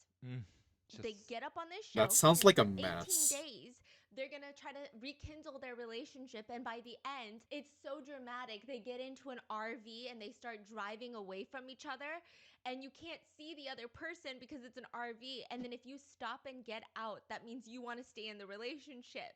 Say that one more time. Okay, What at do the you do? end of the 18 days, each couple, like the wife and the husband, so far it's just been heterosexual, boring couples. No, I'm just kidding. But you get it. Heterosexual Okay, they'll boring get into the cars, the RVs, and they're told to start driving away from each other. And they have a timer. And they have to make a decision to either stop, park the RV, and walk out and wait for their lover to also stop the car. And then run towards each other. Yeah, or like only one could stop and the other could keep driving off. It's like so dramatic, and it's all culminating, hyping up into this very dramatic moment. And you know what? It's so fucking awkward because think about it. Think about it for one more second. You drive away. It's so symbolic. It's so dramatic. And you're like, where are we going? Home. You drive off. Then you get out the RV. The production's like, we need it for the next couple. Get out the car. You get out the car, and now you're back in the production little tent where now you're soon to be divorced spouses, and also you still have to hire an attorney, and also you probably still live in the same place when you go home. Like, imagine how uncomfortable that is. Like, it feels like a moment, but it's also so goofy. So that's what they're going to be doing for 18 days, and each season is 3 different couples. And I thought Yang Jie and his wife Ava, I believe that's her English translated name, or like how she goes in the Huang global. Shengyi, which Oh, man, so many guys' childhood. I don't know her. Like, never seen her before. no, I'm sorry. You look like you were reminiscing about No, something. no, or something. no, Like not a at long all. lost lover or something. What were you saying?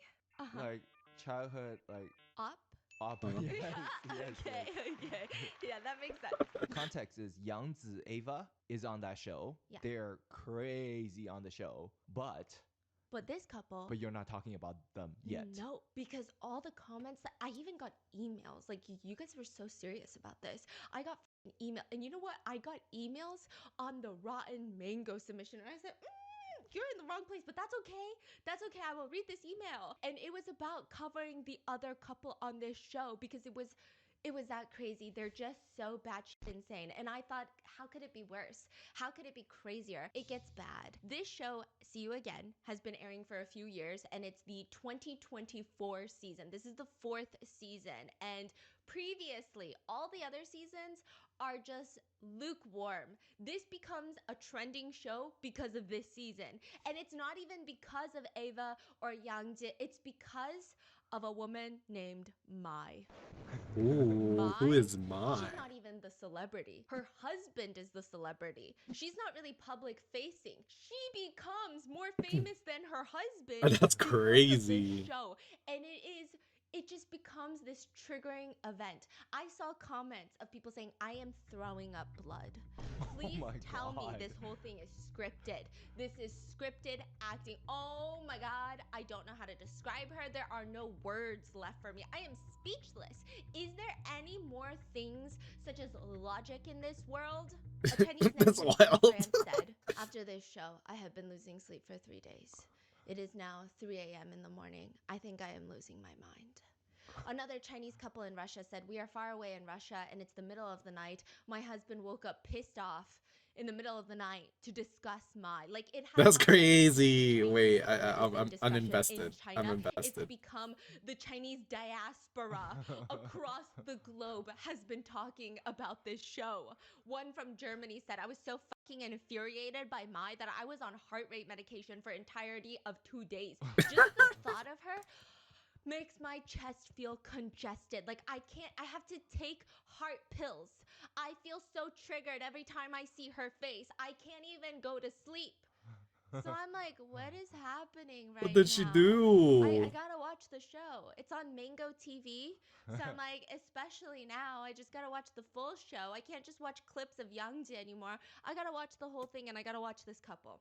So I start on this show, and I'm gonna run you down all of the couples that are on here. So you've got Yang Jie and his wife, Ava Huang. Which you would be talking about them later too, right? Yeah, you're also gonna need more pills for them too. Like, this show should be studied. If it's scripted, it should be studied. If it's real, it should be studied. These people need to be studied. Okay, so there's Gazi, Ge space Zi. Goods. So she's an influencer, or that's how Tiffany was describing her. So she's more of like an online personality. And then you have her husband, Liu space Shuang. Liu Shuang. Liu Shuang. He's like a radio host, like a host. He's a talker, and this is very important because he just be saying that he really should not be saying. Like, there will be couples in the midst of a mental breakdown, and he'll just be like, "Why you do that?" And Bruh, no. Zip it. No one likes you either right now because you're in Really? hot water too. Dang. Yeah, they like his wife, you know. But I mean, compared to Yang Jie and compared to Mai, This couple is completely normal. This couple is so. Did you know that while I was watching the show, I had to take multiple breaks? I had to pause the show and stop because I was just getting so frustrated. And there were so many times where I walked over to my husband and I kept hugging him out of nowhere because this show made me realize we are so in love with each other. So watch this if you want to rekindle your love with your partner Okay. because Sure. wow. Okay, It does okay. wonders. Noted. It was actually crazy. And what's even crazier is this show brainwashed me. This show brainwashed me because for a moment there, do you remember that day? What? Do you remember that day? I forgot who brought it up. I don't know what it was. I was being very dramatic. I was being melodramatic. And I was like, you don't even love me anymore and you don't even buy me gifts anymore. And he had given me a gift that morning. And it wasn't even like a special day. And I just remember I was like, I don't know why I said that. And I had this whole moment where I was like, okay, I'm so sorry. I don't know what just happened. Because genuinely, this show makes you crazy. This show gaslights you. Okay, so you've got Yangji. You've got them who are like, I'm going to call them the chill couple for now. I don't even know if they need an episode. They're so chill compared to these other two couples. So you've got Yangji, you've got Ava, you've got the chill couple, and then you have Li Hangliang. Li Hangliang. Yes, and his wife Mai. So he has this song "To Only Win Your Heart," I think is the translation. It's like a 90s, early 2000s song that every single Chinese person has probably heard at least once in their lifetime. It's like his breakthrough song. But then that was his peak and he just kind of disappeared and he has not been as active. Like, okay, Oh, so a he's still one-hit active. He still wonder. produces really good music. He's still very much in Hi, Wampus. Thank you for the 90 biddies. and then everything afterwards Welcome has in. not been able to replicate that level of success. Not saying he's not successful. How are you? But they end up on this show. And it's weird that they end up on this show. People were confused. Like Yangju and Ava, people love Ava, but they already knew. Like if you're married to Yangju, you're on the brink of divorce every single day. Look at that man, okay? The Lama. chill couple, it was kind of, people didn't really have as many opinions. Hope you're But for well. Lee I'm and doing Mai, good. they thought Just it didn't working make on sense because if you look commissions as online, usual. they've got 2 kids together. They've been together before he was successful. So they've been together a very long time. It's not like 2 celebrities who got together where you're always kind of like, maybe they will divorce because it's kind of common, at least in America. And also, every single destination that they travel to for vacation, for fun, for work, he will re-propose. Propose? Yes. What? And he tells her to say no so that he can keep proposing to her. And it's like their little That's tradition The crazy. fuck? where they take pictures in front of the Eiffel Tower and all of these different landmarks where he's down on one knee and she's just standing. I mean, he doesn't do like an elaborate proposal. It's just he gets down on one knee and he says nice things and they take a That's picture. cute. Yeah, and then even their first meeting went viral because he introduced himself. She was working as a sales rep. He introduced himself and said, "Hi, I'm not nervous." And she thought it was so cute, and one thing leads to another, and they end up getting married. They moved to Beijing, and for the beginning, they're living paycheck to paycheck. I mean, they're both working. Mainly Maya's working until he finally is able to get some good money with his music career, and then she turns into a housewife. Where, well, I don't want to say turns, but she chooses to be a housewife, where she chooses to stay home and raise their 2 Hi, beautiful kids. Lychee. And during that time period, I guess shit goes awry. I guess shit gets weird. In 2014, they end up getting married. Their favorite movie is Up. So Okay. he actually creates a life-size replica of the Yo, Up that's house pretty with sick. brightly colored balloons attached. Like you can walk into the house. He sourced the You're wood. kidding He me. cut the wood. He did the frame. He did everything. Oh, that's by pretty himself. cool. It Aw, took that's so sweet. so long, and it probably cost like $40,000 to even make the house. Wow. Yeah, they love each other. They freaking love each other. They travel all over the world, and now they Michael, end how up are you, on this Lychee? It's been a show while. called "See You That's so Again." cute, The actual right? translation from You know, I love Mandarin, watching. Tiffany said, is "Goodbye, lover." Yeah. I want to goodbye. She rewatch said it it's up. actually not as like. But I "See don't You wanna Again" cry. sounds hopeful. It's actually kind of sad, the name. And so they end up on this show, and everyone's like, "How did you end up on this show? Because you guys are obsessed with each other." And Lee says, I love Up so "I came on much. Goodbye Lover because I don't want to say goodbye." Like, just make me watch the first Oh, so 20 he minutes wants of to that stay movie. in this marriage. Yeah, and But she wants divorce. That's no, all it I seems like need. she also wants to stay on this marriage. For the Oh. like for few episodes, I was confused about what the the netizens are saying. I'm like, first of all, they seem chill. They seem in love with each other. They actually seem like they're on the wrong show. I feel like they're on this show to piss off all the other couples because they're the example of love. That's what I thought. I thought they were couple goals. So the first day, the three couples I'm are drawing in gathered in schoolwork at separate the moment. I had a locations, big and the exam last initial week and task more that this you week. have Oh, to good do luck with the is a quiz. It's exams. basic You got questions that this. slowly get a little bit more intense, but it's rather Hope you've been well though. simplistic. I'm When is good, your spouse's just birthday? When busy is as their wedding usual. anniversary? What is their favorite movie? What is their favorite color, favorite food? And then it starts getting a little not even controversial, but harder. Like, what is one thing you can say that'll instantly trigger your spouse? What is one phrase that they use to piss you off the most? What is the one phrase that they say the most? What is one habit that you can't stand about them? And so it's like a test. They both answer on their whiteboards and then they reveal the answers and see how well they know each other's answers. And during this stage, Lee and Mai, they pretty much answer every single question very quickly and very accurately. They know anniversary, favorite food, blood type, birthdays, everything. They know it all. Even when they were asked about the identity card number, which is kind of like a driver's license, it's like a social security number. They know each other. Do you know my social security number? Of course. Are you kidding me? You know mine? No. I don't even know the last four of your social security number. Because I'm the one that's filling out the forms. I know. Let 'em out. Even at the hospital these days, I'm like, honey, I gotta lay down. Because it's usually me that's going to urgent care, to be fair. If you went to urgent care more, I think I would know. That's my excuse, okay? They know each other's social security numbers, which is kind of crazy. I don't think that's a normal thing. It really depends. Like, Yeah, on it the really couple. depends. Yeah. I don't know, okay? But you could just tell that Mai is very happy that her husband knows her very well, and she's like high-fiving him as he gets his answers correct. But some people are already questioning Mai, and there's live chats. So you know how in live streams you can see people's live reactions? Yeah. There's Even in, live like, the chats later too. episodes, Oh there's my live god. They call observations. it 弹幕. It's like pop. It pops Yes. up. Literally on top of the Yes, the it show. pops up. And so people are like, you can just tell Also, that she's format of happy that they comments, truly know like each other. She's comments flying over the screen. I don't know. That to me, that's kind of cringy. happy because they It just want to covers the see them in a couple. content. And I thought that was very dramatic. I don't I'm like that I don't know format. why everybody has a vendetta against Mai.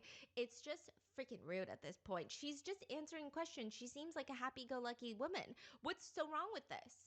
And then here comes the question people thought were alarming. What is something that your partner deeply desires Like but Nico has Nico. not yet achieved? So Lee I don't know what that responds is, that it is but for I think you him guys to know put what down I'm his saying. work and travel the world with his family. And Mai shakes her head and says, no, the answer is not correct. Basically saying, your answer is incorrect. But I said for you to stand on a bigger stage. Okay. Wait, what's so So, crazy about that? It's Japanese YouTube? Weird. Ah, I okay, think he yeah, has yeah, a that weird one. energy about it. Okay, so let me understand what's going on. They're saying that what's your partner's dream? Yes. So Lee responds that his dream is to put down work and travel the world with Mai. Oh, Lee say that's my dream. And Mai said her dream is for Lee to get on a bigger stage. Yeah. And so some people saw it as this is a woman who has put down everything to support her husband's dream, which is already not great for a relationship because like you can't sacrifice your whole being for another person. So some people saw red flags with that.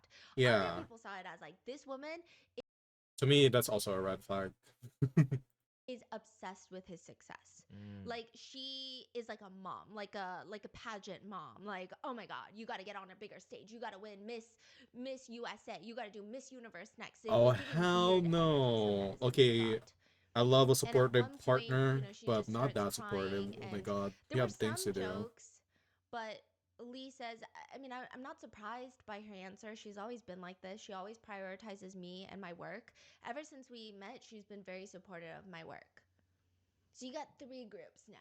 Where some people think this is very sweet. Some people think it's a little crazy because she's a pageant mom. And some people think it's just not healthy. Even if she's that supportive, it's just not healthy. It's to be not in a healthy relationship at like all. this. Mai even says herself, I would rank myself last in terms of priorities. So it would be Lee is her number one priority, then her kids, then her parents, and then her.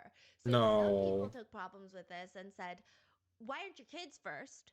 And then some people were mad about that, saying, no, you should always be your first priority, even if you have kids. You can never be right. Yeah, you can never be right, especially when you're a mom. Like, that's one thing Yeah. I've learned. It's hard to be right as a woman. It's even harder to be right as a mom, okay? And so people are very upset with her priority list. But she says, I'm just the kind of person I love to give. I feel very happy and I never ask for anything in return. So Okay. she sounds pretty normal. She sounds normal. It feels like people are dogging on her for absolutely nothing. Like as I was watching the first episode, I'm like, why are people so mean? Like why do they have it out against this poor woman? She's not even a celebrity. She's, the housewife.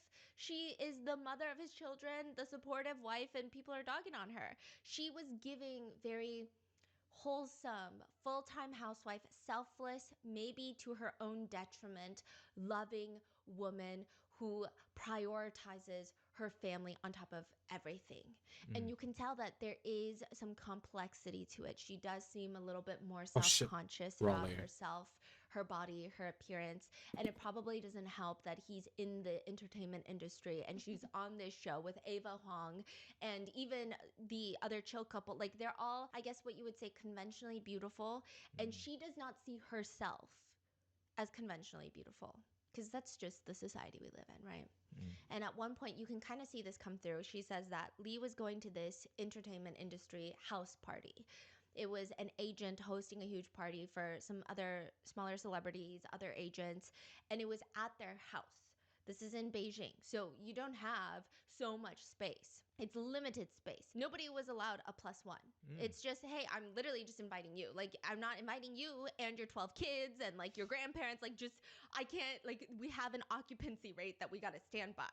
And so he's like, oh, that makes sense. And so he tells her, yeah, I'm going to go to this work dinner. And it's literally just no spouses, nothing. And they have this picture so she can see everybody that's there. And they're all part of the entertainment industry, whether they're agents behind the scenes, managers, or the celebrities themselves. Which she thought that she wasn't invited because her husband was embarrassed of the way she looks. So it's very complex. Whoa. Mm. Wait, saying- she shared that? Yeah, she's saying, maybe he really doesn't mind because he's never said he minded or made her feel like he minded, but she thinks these little things make her feel like, I'm afraid he'll think I'd embarrass him at the party. Okay, so they're going pretty raw about it. Yeah. And he says, I mean, from the bottom of my heart, I really don't mind that she had gained weight. And I think that's a thing that a lot of moms struggle with is like, you have kids and it's, who cares that you're gaining weight? You literally birthed life. You are the creator of life. But, it's a thing. And so she would always take pictures and say, do I look fat? Do I look fat? And he would, okay, this is where I'm confused. He doesn't say no, but I don't know if that's better. I don't know. So he says, yes, you want me to tell the truth, right? And she says, I thought you were going to say no. And he says, I love it. I love the way you look. So No. it's weird. Some people like it because if he says no, it comes off fake. But this feels very honest. Some people are saying, as a woman, I would cry. So it really depends. It really depends. So I didn't watch the show, right? I've seen like very few clips. And also I kind of know a few of his songs. He looks really nerdy. Is he very nerdy in the show? He's very nerdy and people liken him to a robot. Okay. There So were- he acts exactly the way he looks. He acts exactly the way he looks. And there were very small moments where I think lots of people, including myself, could resonate with the relationship dynamic, but they're just too extreme. Yeah. Because I feel like you're a little robotic and she definitely runs on zero logic and only emotion. And so I was like, oh, I think I can relate to her. And maybe everybody else is rude and I am going to be the number one, my supporter, right? But then she just ends up doing some crazy shit. And I'm like, that's wild. At some point, netizens start thinking, are these people even on the right show? Like, they're actually so cute. Even the comment about, like, do I look fat? It seemed all in good spirit. Like, he seemed genuine. He did not seem sleazy. He did not seem like, oh, no, I mean, you gained weight. He seemed like, I fucking love you no matter what you look like. I literally don't Wrong care. answer. Okay. But how did she take that? Was she In the sad beginning? about it? No, in the beginning, it's like very like, I thought you were going to say no. Oh, You okay, know, okay. it's like very like, And he's like, no, I seriously love the way you look. He's like dead serious.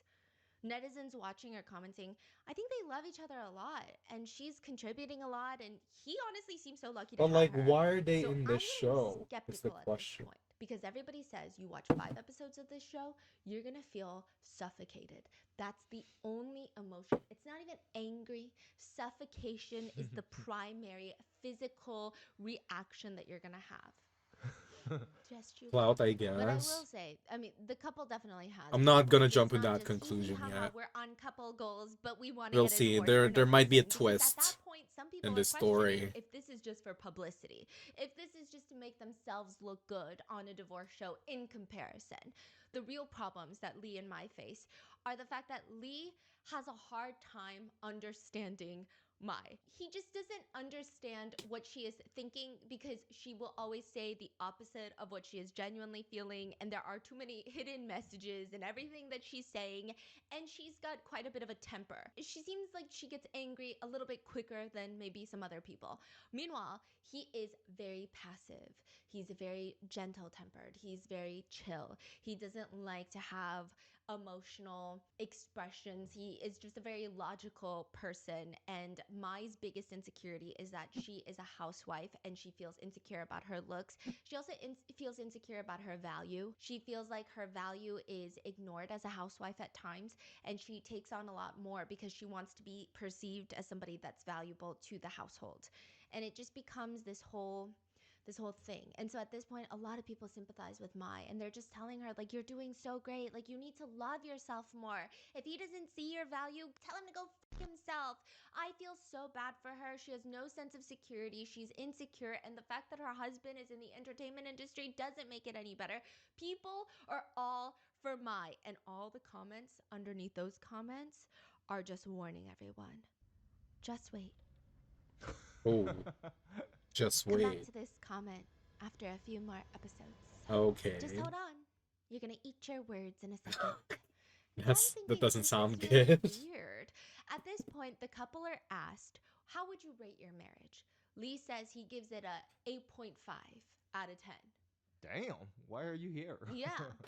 Little did people know that 1.5 is gonna fucking leave you speechless. Whatever is in that 1.5 is absolutely crazy, okay? So the first day, the couples are scheduled to drive to their very first destination. The show has them jump from place to place in China, and it's really cool because they have all these different camps, they have these different hotels, and it's like a scenic journey. Each time there's a different challenge, and they get to see nature, they get to go on these road trips, connect with each other, they get to meet other people. It's nice, it's cute. So they're not together, yes, the 3 couples. No, they're in 3 separate cars. 3 vans, 3 cars. Yeah, 3 cars, and Lee is driving, and he's already giving Mai a neck pillow for the journey. And Maya's like, oh my god, thank you so much, hubby. And everyone's like, they're so sweet. Like, why are these 2 people here? Is this a dating show or a fucking divorce show? This doesn't even make sense. And then once they arrive at the destination, everybody, the 3 couples, they're introduced, they're getting ready to eat lunch, and they're sitting down. And Maya's helping the other girls run their bowl and chopsticks through hot water to clean them. And she'll say things like, I'm usually very good at taking care of other people. I'm a full-time housewife after all. And so some netizens felt this was a really good thing. Like, she is naturally maternal. Some netizens felt like it was kind of weird that she has to announce that. Other netizens felt like it's completely understandable because the other 2 women, she might feel insecure because they're always talked about as being very conventionally attractive, and they have their own careers outside of their husbands. And so maybe she feels like this is her value, so she wants to keep saying it. I don't know, right? I think at this point, no one's mad. They're just trying to understand her. But what's interesting is she keeps saying that she handles everything at home, but in the reality show, Lee is also doing a lot. Like, people were expecting him to be the house husband that just sits there and is like, oh, honey, sorry, I gotta go sing a song. And she's just like doing the dishes nonstop. But whatever she's doing, he's doing it. He's putting up the tent. He's setting up the table. He's opening the takeout boxes. Like, he is always there. And so people are like, they're really complimentary. Like, they're so great together. And just to give you an idea, they had the highest scores out of the couple quizzes. The highest score is 60. They scored 57. Okay. Wow. Yangzi scored 14. 14? 14. And just to give you 14. an idea, strangers, can get 12 points out of just sheer dumb luck. It's like a probability thing. Like So that just means like Yanzu doesn't know anything about Ava. he knows nothing about his wife. Okay. Eva? Damn, Eva, it's so I think. bad. Okay. He knows nothing about that That's beautiful woman. crazy. Truly, nothing. He pisses me off too. That is wild. See, that's so interesting. Like this couple knows each other so well, but they have so many problems too, right? Yes. Versus Yangzi, like they don't know anything about, I guess, Oh. different sets of Hey, Raiders! Safari, hi, welcome in. All the way from Limbo, the Iron Express has arrived. Oh, welcome in, everyone. Hello, welcome. Hello, Huey. Hello, everyone. How are you guys doing? Welcome. Hello. How are y'all doing? Welcome in.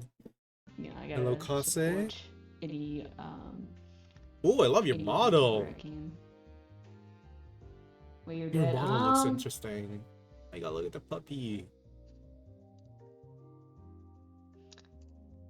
Oh wow, the ad breaks are coming in. Oh wow, they start in 10 minutes. Oh look no, at the no ad time. breaks. Hello, Jasmanian. Hello, Kase.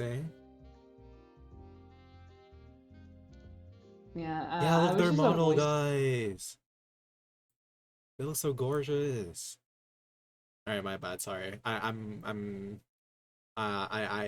appreciate other people's models because I make models myself. But hi everyone, my name is Kuro Tomura. I cannot even talk.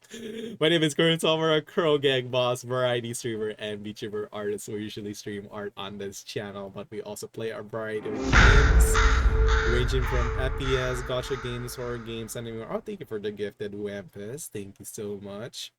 Your model's so cool. Oh, thank you so much. This is actually not my outfit. I'm just wearing this for Halloween. I do not usually look like this. Yeah. I do not have horns. No. I am not a priest. But this is my Halloween getup. But yeah, welcome in. We do art here where we also do VTuber models, illustrations. Right now we're working on some tarot card illustrations. But we also play games here. But yeah, how are y'all doing? How are y'all doing? Welcome in. Or you're a demon prince. Sorry, sir, but this is someone's kink. I wonder who it is. I wonder who it is, Angel. But yeah, welcome in. What are you guys up to tonight? What are y'all up to? Are you guys also doing art or something else? Playing some games? Chilling? Guilty? Uh-huh. No, I'm just reusing my last year's costume. I don't have a new costume for this year. So sad. It's been good. Play some Sonic Crossword today. Oh, that sounds very chill. Welcome in. And nice to meet you. Also, everyone, please do check them out. They have a very, very gorgeous model. And they seem very, very chill. I should definitely check them out.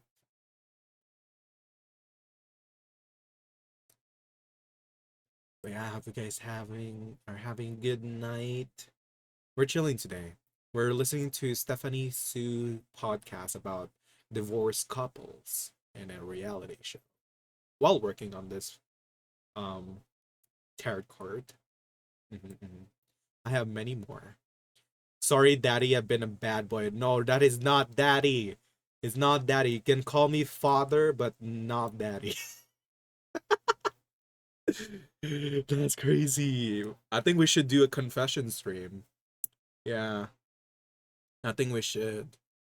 Do you know that meme? I think I've seen that meme somewhere.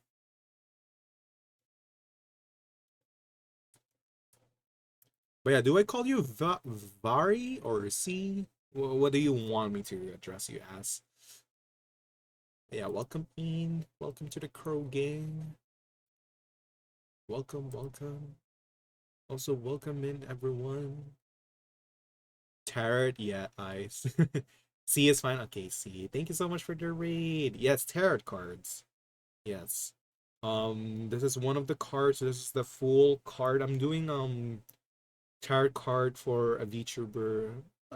Not really a group, but like these are my friends. So we're making like VTuber themed tarot cards. Um I haven't started the other one. This is the other one. I'm still waiting for their confirmation or like approval to go with this composition. And I'm also in these series. This is mine, but I think I'm gonna change the composition as well. Yeah, this is my card. I'm very hmm. I don't know what's the right word to describe this pose. That's so cool. Thank you. Thank you. Right now I'm just finishing this one because this one is done and approved by the person. I made it. Oh my god. Congratulations, Wampus. You earned a pink badge. I'll give that to you in a bit. Right, thank you so much. Nice to see you guys here. Nice to meet you all. If you guys do need to take your after stream care, go ahead, get some food, some water, some rests. And you guys want to chill with us, you're more than welcome to. I do need to raid and run, but it's nice meeting you and hoping Arden goes well. Thank you so much. Thank you. Yeah, going well. We're just coloring. Literally, I'm just doing coloring book. It's a coloring book stream. Yeah. We're just doing some colors. I don't have anything to render right now. Yeah, thank you so much. Thank you. Fundamentally, it's weird. All right, My let me and give Lou want the Wampus same their things, but they are pink very different badge. as people, and they have very vastly different Chotomate personalities. ne. Okay, Yangzi and Eva, I can't even begin to understand Yangzi. Chotomate. I think she Where do I need go, runs. That's community? it. That's all I I can feel say like about them. I've But then done the this a other lot of couple, the times chill couple, lately. they have very similar personalities. I feel Also, I like their need to personalities are change such a good match, the amount but now. they have fundamental beliefs that are different. Ooh. That's even how they describe it because she's But very yeah, ambitious congratulations, and her husband is Wampus. like, Thank you again for the Congrats. gifted like sub. you know, Thank you. Yeah. let me just. Life is what it Dang, is. that is so. Because you know we've been talking about this a lot Oh too. yeah, because we thought as long as you had your core values are the same, we thought All it right, there you works out, go. I've right? given you the But then pink I look at badge. Lee and Mai, and I'm like, oh, Yippee! maybe we're wrong, because that doesn't make sense either. Just wait, it gets so weird. This is the vibe it gives me. Yangzi and Eva, they give me on paper couple. Wait, She's a comms open famous for this? actress, No, it's super not open yet. successful. He's just like a rich kid. I don't know. Okay, but like I guess on Yeah, a paper, lot of people technically, are he is a good are man to try asking stand up for the lately, tarot and then card she is like commissions. this. And Let me pause. A lot of people are asking for the tarot card commissions, but it's not open yet because I have this series to work on. I need to work on this. This one they commissioned me a long time ago. I need to do 22 cards for them. Hence why I need to close the other card commissions. I'm so sorry. I was like, where and how? I'm sorry, Vane. I'm sorry. They should be open around November or December, give or take. Cause I do have a lot of cards to get through. But yeah, a lot of people have been asking. And I apologize, they are not open. Do not be confused. These are different cards. All right, back to the podcast. And also, I need to pee. I'll be right back. Successful woman. It sounds like it could be a match. So on paper, everything made sense. And then they got married, and they're like, wow, he sleeps until 3 p.m., goes to sleep at 4 in the morning. I barely see this guy. He never holds his wife's hand, doesn't know a single thing about her. And all he does is go on lectures about life lessons. He thinks he's the fucking next Confucius. He thinks he is a stoic rebirthed. He's weird. He's crazy. And then the chill couple, he feels like life is about going with the flow. Even love, He says there's no such thing as soulmates. Like, you pick someone and you're never going to find someone that you're 100% satisfied with. Pick someone and you just kind of, you go with it. You try to, have some fun. The wife is like, no, that's not at all. I want love. Like, I want to keep working on it. I am just as ambitious in this relationship as I am in life. And then you have Lee and Mai, who seem like they're supposed to be perfect. But Lee says, my core conflict with my Alright, I am wife is back. I think she is way too dominant.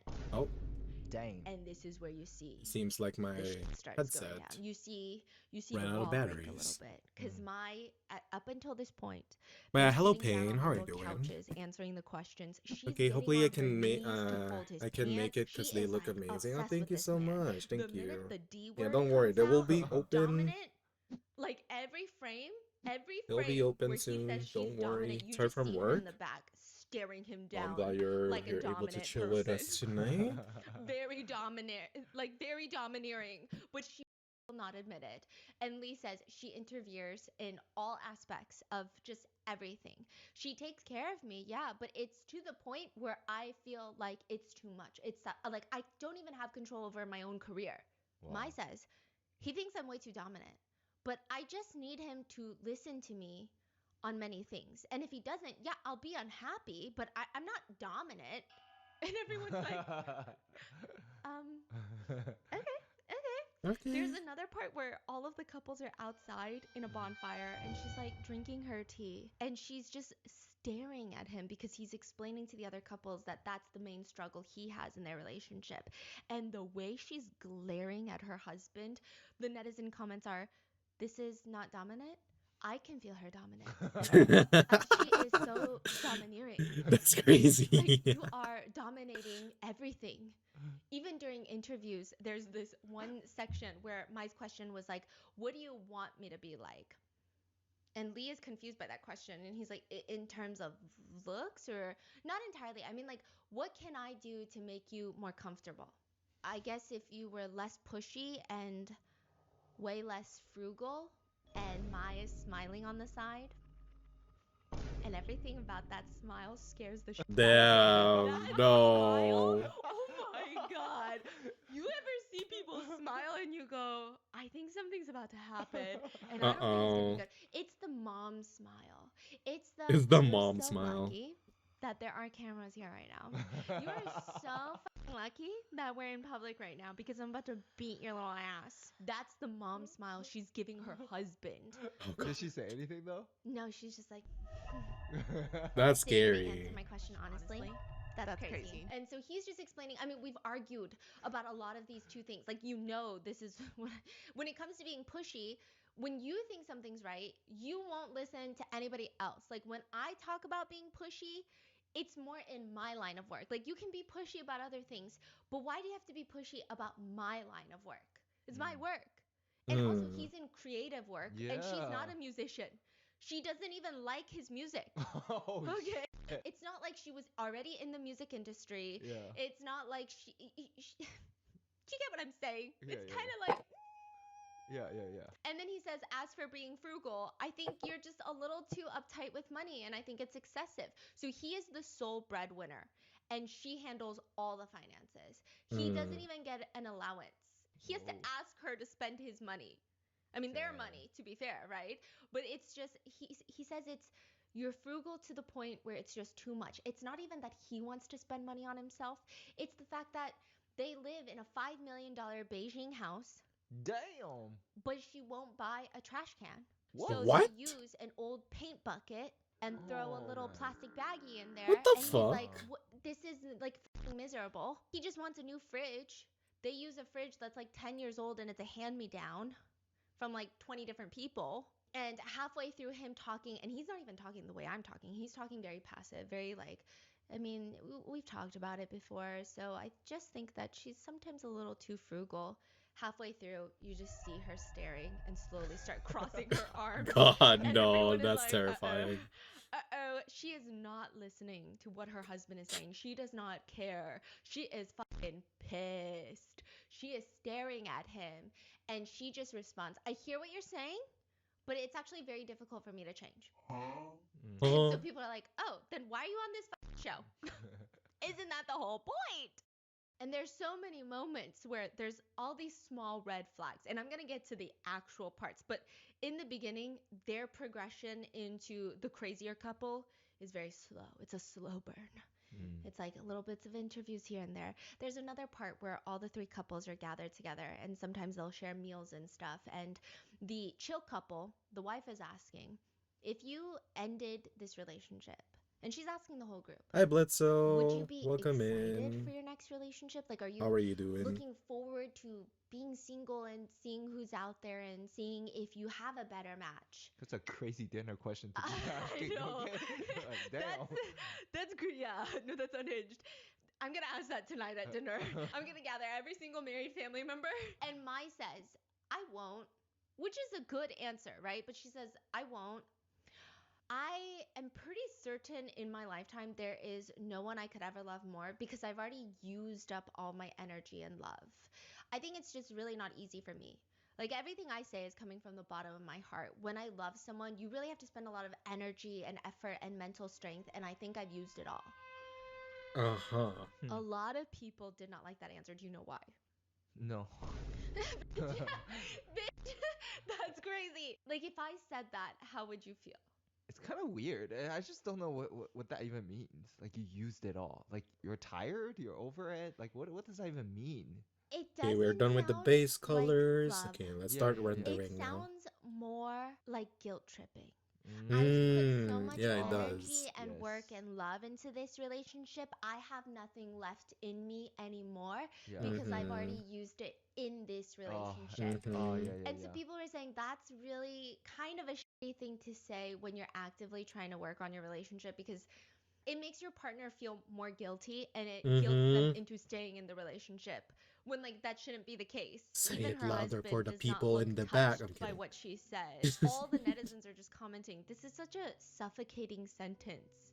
Yes. Another says, Mhm. a love that's too deep always becomes a burden. Others are saying, help, this is worse than not having feelings anymore. Like the people are saying this is like so much pressure to put on your partner. Others are saying this is like how a mom talks to their kids. Yes. This is like a very 답답해 love. Like a really bad way to talk to your kids. Yeah. Like I did all of this for you. Yes.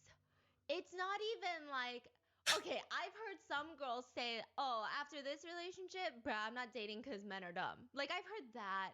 Or I've heard, like, bruh, I'm so over it. I just, like, want to fuck around and find out. Like, I'm not even thinking about that. But this is, like, a weird. Yeah. I'm not going to date because I've already given it my all. Yeah. Is a lot. Is kind of strange. Then there is the issue with her being way too frugal. Mai says, it's okay. You can just call me cheap. I can handle it. That's what she's telling her husband because he keeps saying, you know, she's very too financially savvy, too frugal. And initially, netizens are like, wait, isn't that a good thing? Especially if she's a housewife, she's caring, and you're a celebrity. A lot of girls would marry him just to spend his money. Like, this feels like an incredible thing. But he says, no, almost everything in our house was just like throwaway trash from the previous owners. They didn't even want it. They were just going to trash it. Our table, our couch, our bed, everything. Our trash can is a used paint bucket. I mean, she just doesn't want to buy a paint bucket. Everything is used. I just can't stand it. Every purchasing decision cannot be made without her approval. I can't make any single decision on my own, which again is giving mother-son relationship. And this is made even more complicated because later on, we're going to go into the exact specific scenarios, but Mai gets really mad that he doesn't buy her gifts, but he has no control over any of his money. So he cannot buy her a gift. But she gets mad that he doesn't buy her a gift. What the fuck? So then he's like, Are but you with okay? what money? And then she's like, no, but I don't care. Maybe she just wants more hand-me-downs. No, she wants like a Oh. designer bag. Oh. Oh yeah, no, we're gonna get there. It's like very confusing. And so people are just commenting, you know, maybe there's mixed reviews. Some netizens are even saying, well, if you made more money, maybe she wouldn't be so frugal. But they live in a very expensive $5 million Beijing apartment. They have, I believe they have people that live in and help housekeep and take care of the house. They do a lot. Even the up house that he built for her was like $45,000. So it just seems like a big thing. But the other two guys, the other two husbands, I guess their wives like to spend a lot of money. Mm-hmm. And so they're just shocked. They're looking at Lee and they're like, how the f- is this a bad thing? You're laughing too hard. You're laughing too hard. What? You're laughing too hard. Why are you laughing? No, too it's hard? just so funny. What's so funny? What's so funny? They're like, why? What do you mean? They're like, this is an advantage. She's helping you. What? Why are you laughing so hard? You're not happy about saving your money?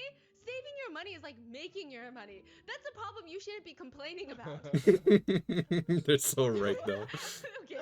Okay, that's crazy. And Lee is just like, I mean, just compared to all of our neighbors, like she's the most frugal one. And all the husbands are like, is that bad? Is that fucking bad? How's that bad? That's your biggest problem? You want to know my problem? I gotta freeze the credit card. That's my problem. No, I'm just kidding. Okay. And then he's like, well, she won't even buy herself new clothes. The other husbands That's are literally, shocking. Ain't no "That's the way. source of your fights? Yeah, I mean, yeah, she won't buy herself new stuff, but on top of that, she'll see her friends' husbands buy things for their wives, and then she'll come to me and be like, why don't you buy me things?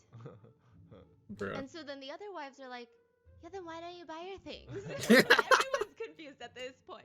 I do. What do And you then she'll want? return it. Oh my The other husbands are god. thinking, she returns your gifts?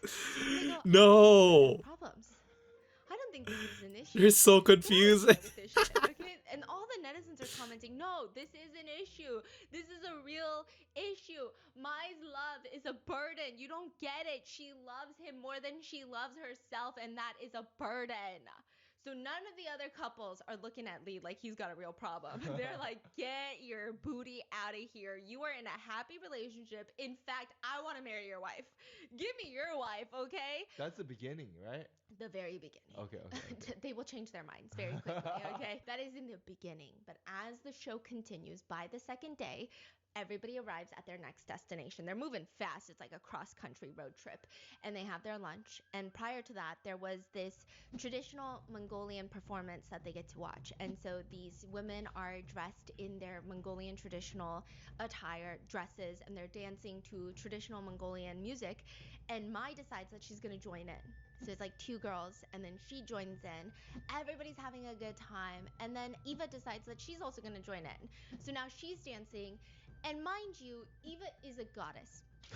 She's an actress who graduated from the Beijing Film Academy. She's won many acting awards. I mean, there's no doubt that she is incredibly beautiful, highly talented.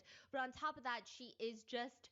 everything about her is pure elegance. She'll be wearing like a Juicy Couture track set, and I'm like, a track suit. And she just looks like a queen. I don't know how to describe her elegance. It's weird. She be using a giant scrunchie, putting her hair up in a bun, and I'm like, you literally look like you could be receiving a Nobel Ooh, Peace hi, Prize right Romar. now. Something about you just Welcome in. screamed sophistication and elegance. It's even when spooky she's month. dressed like Yes, that. it is So indeed she spooky starts month. dancing, and everyone's clapping. Everybody's having a fun time. Thank you for your daily Everybody's just check-in. How are you dancing. doing? But the moment that Mai sees Eva dancing, she stops. And she's clapping for Eva with everybody else. And she's like, oh my God, so wonderful, so wonderful. And she keeps making these comments of, oh, if someone told me she was dancing, I would have stopped dancing. I'm so exhausted. I was just like, she's trying to say, I was trying to make the atmosphere fun. And I was so tired by that. If you told me she was dancing and she was making the atmosphere fun, I wouldn't have done that. And afterwards, she's like, oh, you were so great. You were so incredible. Like, you're beautiful. And then they sit down to eat. So all three couples sit down to eat, and they're kind of set apart from each other. I They're haven't not just seen you three in so separate long. tables. But they're Yeah. all in a row, so they How all you can kind been? of cross-talk, and there's nobody else in the restaurant, so no one else can hear them. But she's just scolding her husband. She's like, why didn't you stop me? Why didn't you stop me from dancing? Basically insinuating it's embarrassing to dance next to Eva. Oh, yeah, she insecure about it. Yes, and then she's like, at least you could have reminded me. I could have avoided being part of the atmosphere group. So atmosphere group being like people who set the vibes. And she's like, if she was already setting the vibe, I wouldn't have been setting the vibe. And he just thinks it's like a funny joke. Like, she's just being funny and cute about it. And he's like, what am I going to do? Scream across the room to tell you to, hey, stop dancing. No, but like, you can walk over there and pull me away. That would be so bad. Like that would be worse. That would be freaking crazy. Like he would get canceled on the internet. Yeah. And so he's like, no, but your dancing was really good. Yo, how And is she everyone? says, Hi, no, it wasn't. Center. So the How are you netizens are just doing? really confused. And I on love the show, outfit there are crew. a panel Thank you. of This is my Halloween ex- getup. You know, I'm just recycling from my old Halloween costume because I don't have the time to make a new one. But yeah, hi, Center. How are you doing? Welcome in. experts. Some of them are celebrities, some of them are celebrity hosts, some of them are like psychiatrists, and they all like to comment on the relationships. And as they're watching, their primary emotion is perplexed. And all of them are saying, we understand that she's insecure, but it was so good. Like, she looked beautiful dancing. Yeah. It's something that only she saw in herself. And so netizens are commenting, but if he had pulled you, you would have been so upset. I think it would have Yeah. been more embarrassing. Doing all And right. I was also, sick. like, he I thought was you were sick, having so I've been fun and resting. you I'm looked feeling a lot beautiful. better Like, now. it's Oh, that's good. okay. That's good. I'm sorry Others that are you're saying, like, sick. this is actually so bad. They're saying, while I But I'm glad understand you're the insecurity, recovering. she's the one that started dancing first. And the second that someone Also, prettier we is need to dancing, play. she We suddenly need to doesn't play want to dance. soon. And now it's her husband's I fault that did he didn't promise you stop her from to dancing. I It did just promise to feels play a game with you when I weird. get back. It's like a weird emotion to have. I Other just people were haven't more figured out the understanding, time but yet. this is kind of where the hate train starts. But this is not the bad parts. These are still very understandable. So most people thought, I mean, everyone's having fun. What's the big deal? I do think I understand the logic behind, or the We'll find a emotion time. behind what Mai feels. Yeah. But one, it's not her husband's fault. Yeah. And two, it's definitely not So something I'm I would working boycott. on I Nia would and just Nia be and sad about it by Alien's myself. tarot I'd just be like, card. damn, I'm never watching that when it airs. Like, that's crazy. And then the chill couple, Sooner or later, the husband is making comments. we'll because get to he's yours too, Center. I have a lot of people bored. to He's like, draw. "Ugh, I barely ate anything yesterday. You know, this is my first full meal today. It's just like a nonchalant thing. No one's responding. Even his wife is like, I don't give a fuck. Same here. Like, we're all on the same set. You think I had a full meal, bitch? But all of a sudden, Mai inserts herself into this conversation. Let's and go. It she looks says, amazing. Thank you sound just you. like my Thank husband. you. I've heard this I so redid many times, Alien's and every time he card. says stuff I'm like just this, it waiting makes for me him so anxious. to give approval on the Wait a composition. minute, what kind of is she like very serious about this? The only Very approval that I serious. got was from Yeah, and Nia, then so I'm her working on husband her just card responds, yeah, instead. I guess you've heard that for a lot of years. He seems like the type Yeah, that we'll keep you forgets to busy. eat. Yeah, I'm Like, planning to he's for very these cards. I'm skinny. planning He to seems like work the on kind them. that, Like, doesn't. She later says he has stomach issues, so he doesn't like to. He's very picky like about his every food. Oh, weekend. this got I deep. plan to finish Yeah, but like it at was just least kinda one out or of two nowhere. per Yeah, week. And the husband is like, yeah, I guess you've heard it, for a few years. Mhm. And Mai says, yes, and every time you say that, I get very anxious. And at this point, he's eating. So yeah, He's it'll eating. keep me He's actively busy. eating mid It's chew. it's a And he good doesn't kind of busy respond though. because he's mid chew, which you would think would make her happy because it makes her anxious when he's not eating, right? Yeah. But then she goes, "Are you even listening to me right now?" Also, I am. also I have to redraw Alien's card. Because this one is the redraw. I think I like this one better because it shows his full body. But the first composition is just giving me a lot of headaches. This one is the first one. I already put a lot of detail into this, but it's just giving me a lot of headache. It's a good composition, I guess, but I'm not satisfied with it. Hello, Sarah and Nara, and thank you for your daily check-in. Thank you. Yeah, I made it this way. Yeah. Anywho, going back here. I am. Okay. And she starts poking at her food with the It's a nice chopsticks. pose. Yeah, it And is a then nice she turns pose. to him and says, "So, that's it? That's all you're gonna say?" And he's like, Yeah. and it just feels like I think a lot of netizens are saying, sometimes you be having some dumb fights with your husband. Sometimes you be having some dumb fights. It's not a fight you would have in public. Definitely not a fight you would have on TV. because it's just like a dumb fight. Like, you only do this when you're home alone, you two. You're not really even trying to have a fight, but maybe you're a little pissy from the day and you're like, that's it? That's all you're going to say? Okay, whatever, I'm mad at you. And then it's like really not a big deal. And then you're like, babe, don't be mad. And then you're like, okay, I'm not mad. Okay, netizens, Oh my we god. get it, but this is crazy. Bro, I feel so called out. To do it right now in this setting in front of people. Yeah. Because a lot of netizens are like, fine, yeah, we can attest sometimes your husband is not immediately responding and you'll be like, are you even listening right now? But it's like, this is weird to do it in this setting. And so he tries to twist the subject because he doesn't want to continue. This is really weird. It almost seems like she's wanting him to say, thank you so much for taking care of me, or like, so sorry for making you anxious all those years. I don't know. But he just says, oh yeah, I was talking to one of the other husbands yesterday and we actually have a lot in common. Really? Yeah, like photography, we both like music and bikes. And Lee is Hi, responding to Kurotomura. every How single one you? of my Oh my god. questions. He's always Not the entertaining full her questions, name. but when he's talking about this, she Yeah, how are you looks like doing? she's Welcome in. checked out. She doesn't give a fork. Oh. Up until this point, again, I don't know anything about their private relationship. We can only judge by what's been aired on this show. It just feels like he probably has a lot of problems of his own, but she has her Mr. own Kurotomura _ insecurities VT. that That's she's dealing crazy. with, Howdy, and it howdy. feels like How she are you needs doing? to constantly remind him everything she's We're done chilling tonight. for him. And Just then she gets finishing mad at him this at the commission. same time because she does all these things for him, but then he gets frustrated because he never asked her to do these things. So netizens are just commenting that she's a bit of a buzzkill. Everyone's just trying to have fun and she's doing too much. And that maybe she's too sensitive and this feels very suffocating. One thing about this show is that, and this gets me every single time, everybody's marriage is on the brink of collapse. Everything is in shambles. I would love to do But the comms on way stream, they but I give would each never other get anything advice, done. all of them That's what I beginning was to- saying earlier. Oh my god, someone gets me.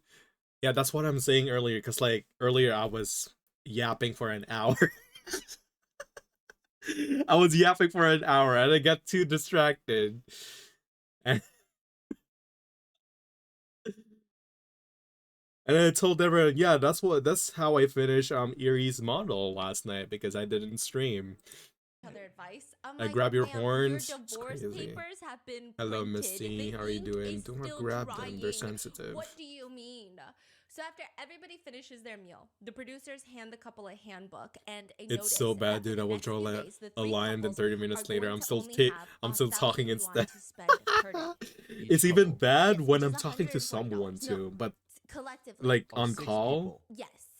Okay. And throughout the episodes, the three couples are going to take turns managing Yeah, the that's why finances sometimes and I being the seclude tour guide myself. for each stop that they But I have. feel So bad let's say we're going not to streaming.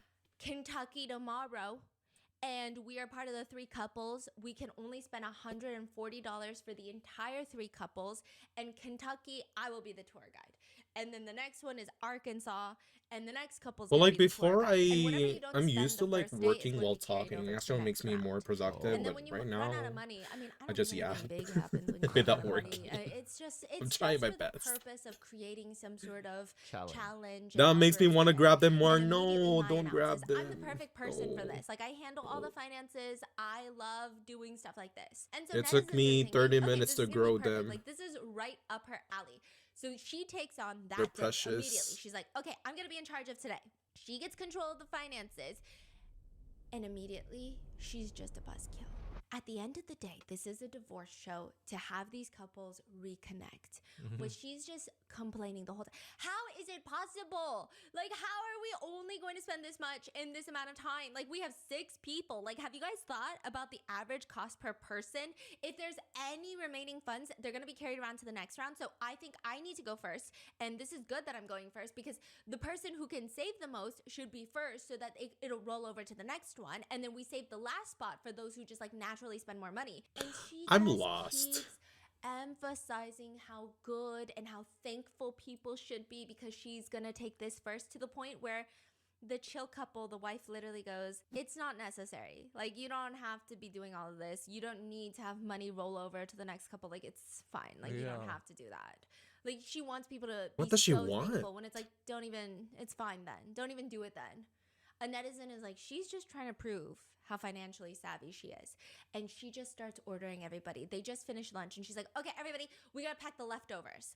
Because if you calculate, it's like what? A few bucks per person per meal, which is not nearly enough.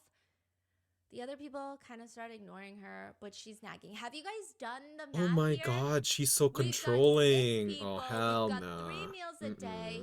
Youngja is so annoyed. He's probably never had to count pennies in his entire life. His parents are filthy rich. His wife is filthy rich. And he literally just responds, I just won't eat then.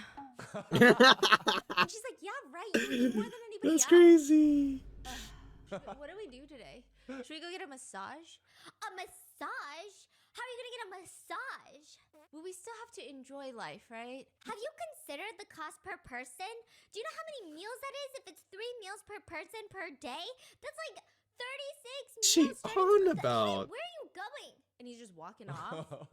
So Lee, her husband, and the other 2 girls stay by. Lee is like, welcome to my life, guys. Yeah. And they start packing the leftovers. And at this point, netizens are still kind of supportive of Mai and her financial decisions because they're like, yeah, okay, these celebrities have never had to penny pinch in their lifetimes. Little do they know this is our entire existence. But then she steps out of the tent, the restaurant, and she immediately starts calling Eva's husband, Youngja, baby. Baby. Like What? pet names. So he wants to go buy fireworks and she's like, honey, you can't be spending any more money, okay? Be a good boy. I'm not paying for any of these expenses. These kids. What? So she's like, okay, so she's like turning herself into like mommy, maybe? yeah, like mamacita, but it's No. some people thought it was It's just like weird. Yeah. Her energy shifted with everyone. Like she's Yeah. in charge now. Mm-hmm. What I happened? don't think I would take offense to it, but some people took offense to it. Why are you calling like it almost feels like a woman using this to suddenly talk so casually to another woman's husband. Oh, okay. I mean, I didn't think it was that crazy, but some people were like, does she think she's funny? The screen was flooded with like question mark. They were saying honey is crossing the line. She's calling him baby in front of his wife and they just met yesterday. So people were saying it's just crazy. But I mean, Eva didn't seem to care. So people didn't think it was the biggest deal. She also does it to the other husband. He wants to buy cigarettes and she's just like, honey, we can't be spending money like this. And I'm sure for smokers, maybe it's difficult to curb your cravings because it is an addiction. It's a nicotine addiction. And he is trying very hard. He's like, I will not eat breakfast for the next 2 days, but I probably need my cigarettes. You know what I mean? Especially I'm on this show to try to make my marriage work. Cutting an addiction cold turkey in the midst of that is probably not ideal. Okay? So maybe I want the cigarettes. But she's so intent about it that he does not end up getting it. Oh, dang. So people already thought that was very low EQ of her. Like just too serious, right? Yes. Like you're like bringing down everybody's mood. Yeah. While even though you're doing the challenge. She's like a killjoy. The challenge is supposed to be fun for everyone and make it like a fun, like, oh my god, what do we do? Yeah. But it's not supposed to be like this. So serious, yeah. And in order to pay for fireworks that they really wanted to do, her husband volunteers to sing a song as Hello, payment. Eve. Welcome And in. they set up this beautiful place with mics. I mean, it was already set up. Oh, he's gonna sing a song to the Yes. firework people. Yes, but it's already set up in this beautiful location. There's a mic stand. He has his guitar already. And what I'm trying to say by that, and this is very important later, is this whole singing of the song is included as a very lengthy segment in the episode as well. So yes, he's singing a song in exchange for fireworks, but it's also really good promotion for his career. Because it's not like they're not giving him vocals, they're not giving him the proper stage. He's not just like performing on the street like randomly and it looks uncomfortable or embarrassing. Yeah. It's such a vibe. It's a promotion for his song. It's national his career. TV. Exactly. This is important later. Not important right now, but just remember this. But as she's recording it was just giving mom recording son at a talent show vibes. So the other couples, they're sitting there enjoying the music. And I don't know, I feel like when I watch you do things that you're good at, like I just like to enjoy the show. Just like to enjoy the vibe, right? Yeah. What did she do? Disgusting. Oh, what? You know, you just want to like see your husband in his element. being a nerd, being whatever, doing whatever, right?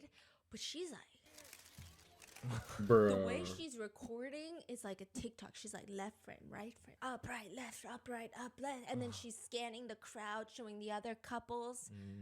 It was just, Okay. some netizens just thought it was a lot. Right. It was a lot. Like, this is a marriage show at the end of the day. It's like a divorce show. It's not promote your husband show. It's like, he might not be your husband at the end of this show. So if anything, don't you feel like you're in the space of, who knows? It might be the last time you hear him sing like that. Dang. I don't know. It was just weird. By the rest of the night, everyone wants to get massages, but immediately Mai is already going off. Why? Why am I the only one thinking about saving money? Are you guys not going to eat, drink? I mean, think about it. If we spend all the money, we're going to have to keep performing here tomorrow and the next day for food. We're going to be doing martial arts. We're going to be singing. We're going to be doing all sorts of little talents. I think Mai thought that she was being funny.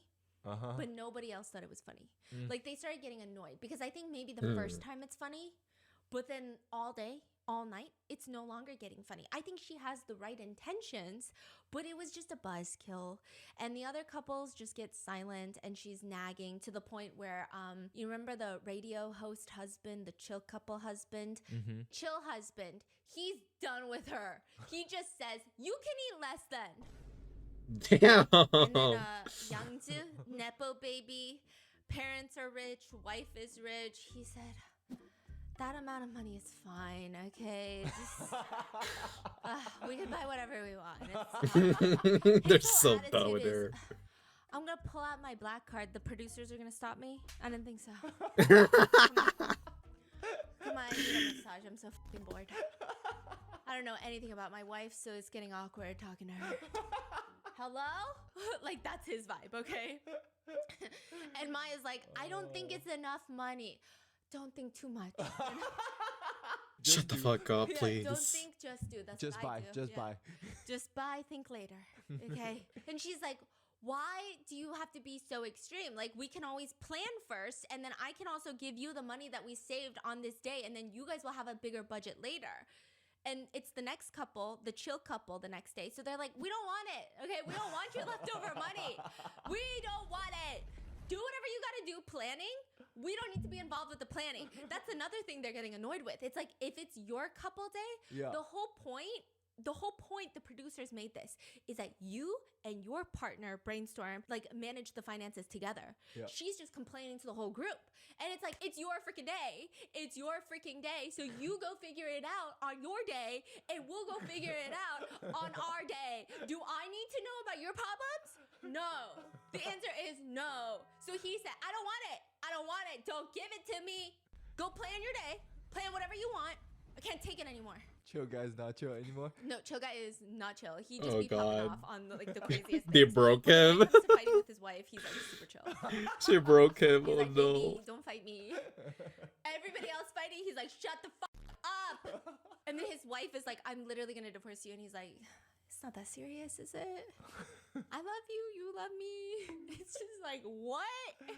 It's crazy. And she's just taking things so far. Maya's taking things, sucking the fun out of the trip for everyone. The irony is not lost. The irony is not lost because the two other husbands, from this point forward, they shut up about Lee complaining about his wife being too frugal. Because 2 seconds ago, they were like, what's the problem with that? That sounds like You see the positive. problem. And now, they don't like it anymore. And even Youngju says, I suddenly know how Lee feels. When everyone's trying to have a little bit of fun, Maya's nonstop. How much money do we have? How much money do we have? How much money do we have? Watching the others complain about Mai, Lee does step in to mediate. He says, okay, guys, why don't we all just go back to our own places for the night? And, like, he gets the vibe. It's not like he has no EQ. He has higher EQ than Mai. So he's just like, I feel like everyone hates my wife right now. They're about to jump her to buy a pack of cigarettes. My wife is about to get jumped for $5. So I gotta put an end to this. Why don't we all just cool off? Why don't we just go back to our places for a second, and we're gonna go plan and figure it out. She doesn't get the hint. She's like, wait, first We have to discuss if we're gonna eat breakfast or not. Oh my tomorrow. god, shut the fuck Now, up. your husband is literally trying to save you. These celebrities are about to commit felony assault. Oh my They're god, did she about to grow up fucking poor? punch you. I don't know. And at Okay, this point, the chill lady husband's- married a celebrity, so she's a non-celebrity wife. But like, this is too much. Screams, if you want to eat, just eat. If not, then don't. They're so done with her. And then at this point, he does end up going to buy cigarettes. And he's like, I said I'm not going to eat. He's like getting very upset. And so Mai's husband, Lee, is trying to pull her to the side. Like, it's no problem. He said he's not going to eat breakfast. Like, he's about to punch you. Why don't you get it? Why don't you get it? Maybe I have, as a husband, have been too nice. But these other 4 people are going to punch you in the face. Do you get what I'm telling you? And she's still, who skips a meal for cigarettes? And her My husband God. is like, just respect his decision. Bro, He's an adult. oh my At this point, god, shut the years are fuck slipping. up. It's just like people are saying it's so suffocating because she's so obsessed with controlling everyone. It's not even just She's her so husband and her own kids, which controlling. already Oh is my a red God. flag. But it's just she's always judging other people's choices. She's trying to Mind make your everybody's own problem her business. problem. Holy She's shit. calling other people's husbands baby and honey at the same time while judging them, while screaming at them, and it's just like, you gotta pick one. You can't be both. It's just, it was too much. So they go back to their living arrangements. And at this point, it changes per place that they go to. But the residences were separated by girls and the guys. You're saying on this night. Yes. Okay. And when sometimes they will travel by RV and it'll be girls and the guys. So the girls and the guys, they're separated. And Mai is still not done. This is her whole personality. We will never hear the end of it. The Oh, whole God. fucking season. It feels like she wants kudos for managing so well, while the other couples are so chill because when she gets back, she's complaining to the other wives now. Oh my God. I never thought that $140 could last 6 people. It's just not enough. Like, I don't understand why I have to manage money at home, and now while I'm on this trip, I still have to be in charge. No one asked That's an you. insane statement. Jesus Like, Christ. you volunteered. Yes. She's like, and you know what I realized? I realized in this moment that men are like children.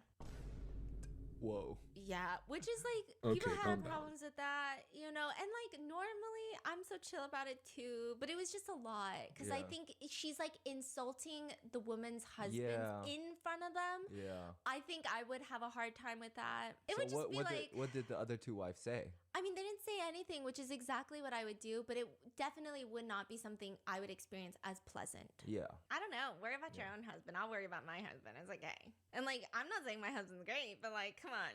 That's kind of mean. And I just met you. It's kind of weird, right? But she's like, in these situations, they still insist on spending money. They're not thinking about eating and food and just like going on and on and on. And it was just like initially in the beginning when the guys were spending money, don't get me wrong, all the viewers are like, men are idiots. But then when she kept going on about it in front of their wives and the wives are just like, yeah. It's also, even if the wives agree, even if they're like, yeah, men are idiots, even if they agree, it's just a very uncomfortable position to put these wives in. Yeah. Like, what do you want me to do? Trash talk my husband on live TV right now? Like, it's not even good. It's not even like I am talking about his shortcomings so that we can get better as a couple. It's just like, Yeah. I feel like you just want me to shit on my husband for no reason. And like, that's weird. So people were just saying, it's a little bit weird. It's a little bit weird. Especially because you just called their husbands honey 2 seconds ago. Yeah. Does she have like 0 EQ? Yes. Always saying the wrong thing at the wrong time all No, the but time. it's really weird because she has high EQ.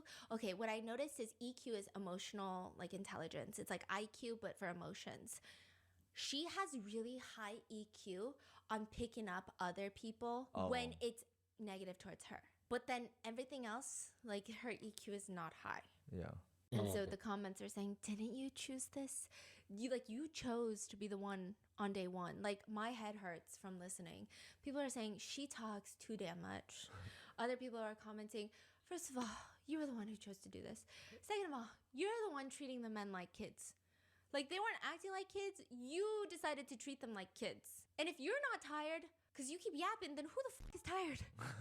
Okay, because what's happening? Everyone agreed that they should just split the money every day between the 3 different couples. Oh, that's a good idea. Yeah, because you can just decide how to do it. And Yeah. she didn't want to do it. And she still doesn't want to do it later. We're going to talk about it because she wants to be in control of the money. And she want to complain about it. Yes. Yeah. So she volunteers to be the tour So guide she the next day, volunteers and a then lot of she's people start complaining. Psychoanalyzing Mai, and Oh I my think a lot of God. people have sympathy, as do I. I think lots of people have sympathy for how she might feel this way.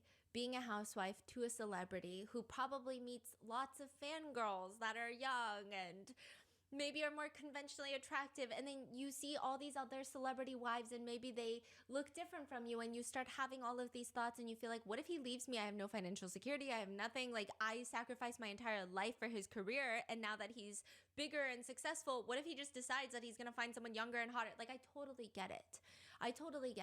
But I think the way that she behaves towards other people outside of her husband, because if her husband is making her feel that way, that's also a problem. And they need to work on it together. Mm-hmm. If he's making her feel more like that, that's both of their problems, right? It's not just her problem, it's their problem. But when she brings it upon the other couples, it's just like, it's not their problem. Your problem is not their problem. And like, your problem is not everybody's priority. And I think that's where it starts getting weird. But people have been psychoanalyzing. It just seems like she's craving purpose and the feeling of being needed. But the paradox is she wants to be perceived as almost like a victim, is what netizens say. Like the one who gave up everything. Yes. And she's forced to give up everything.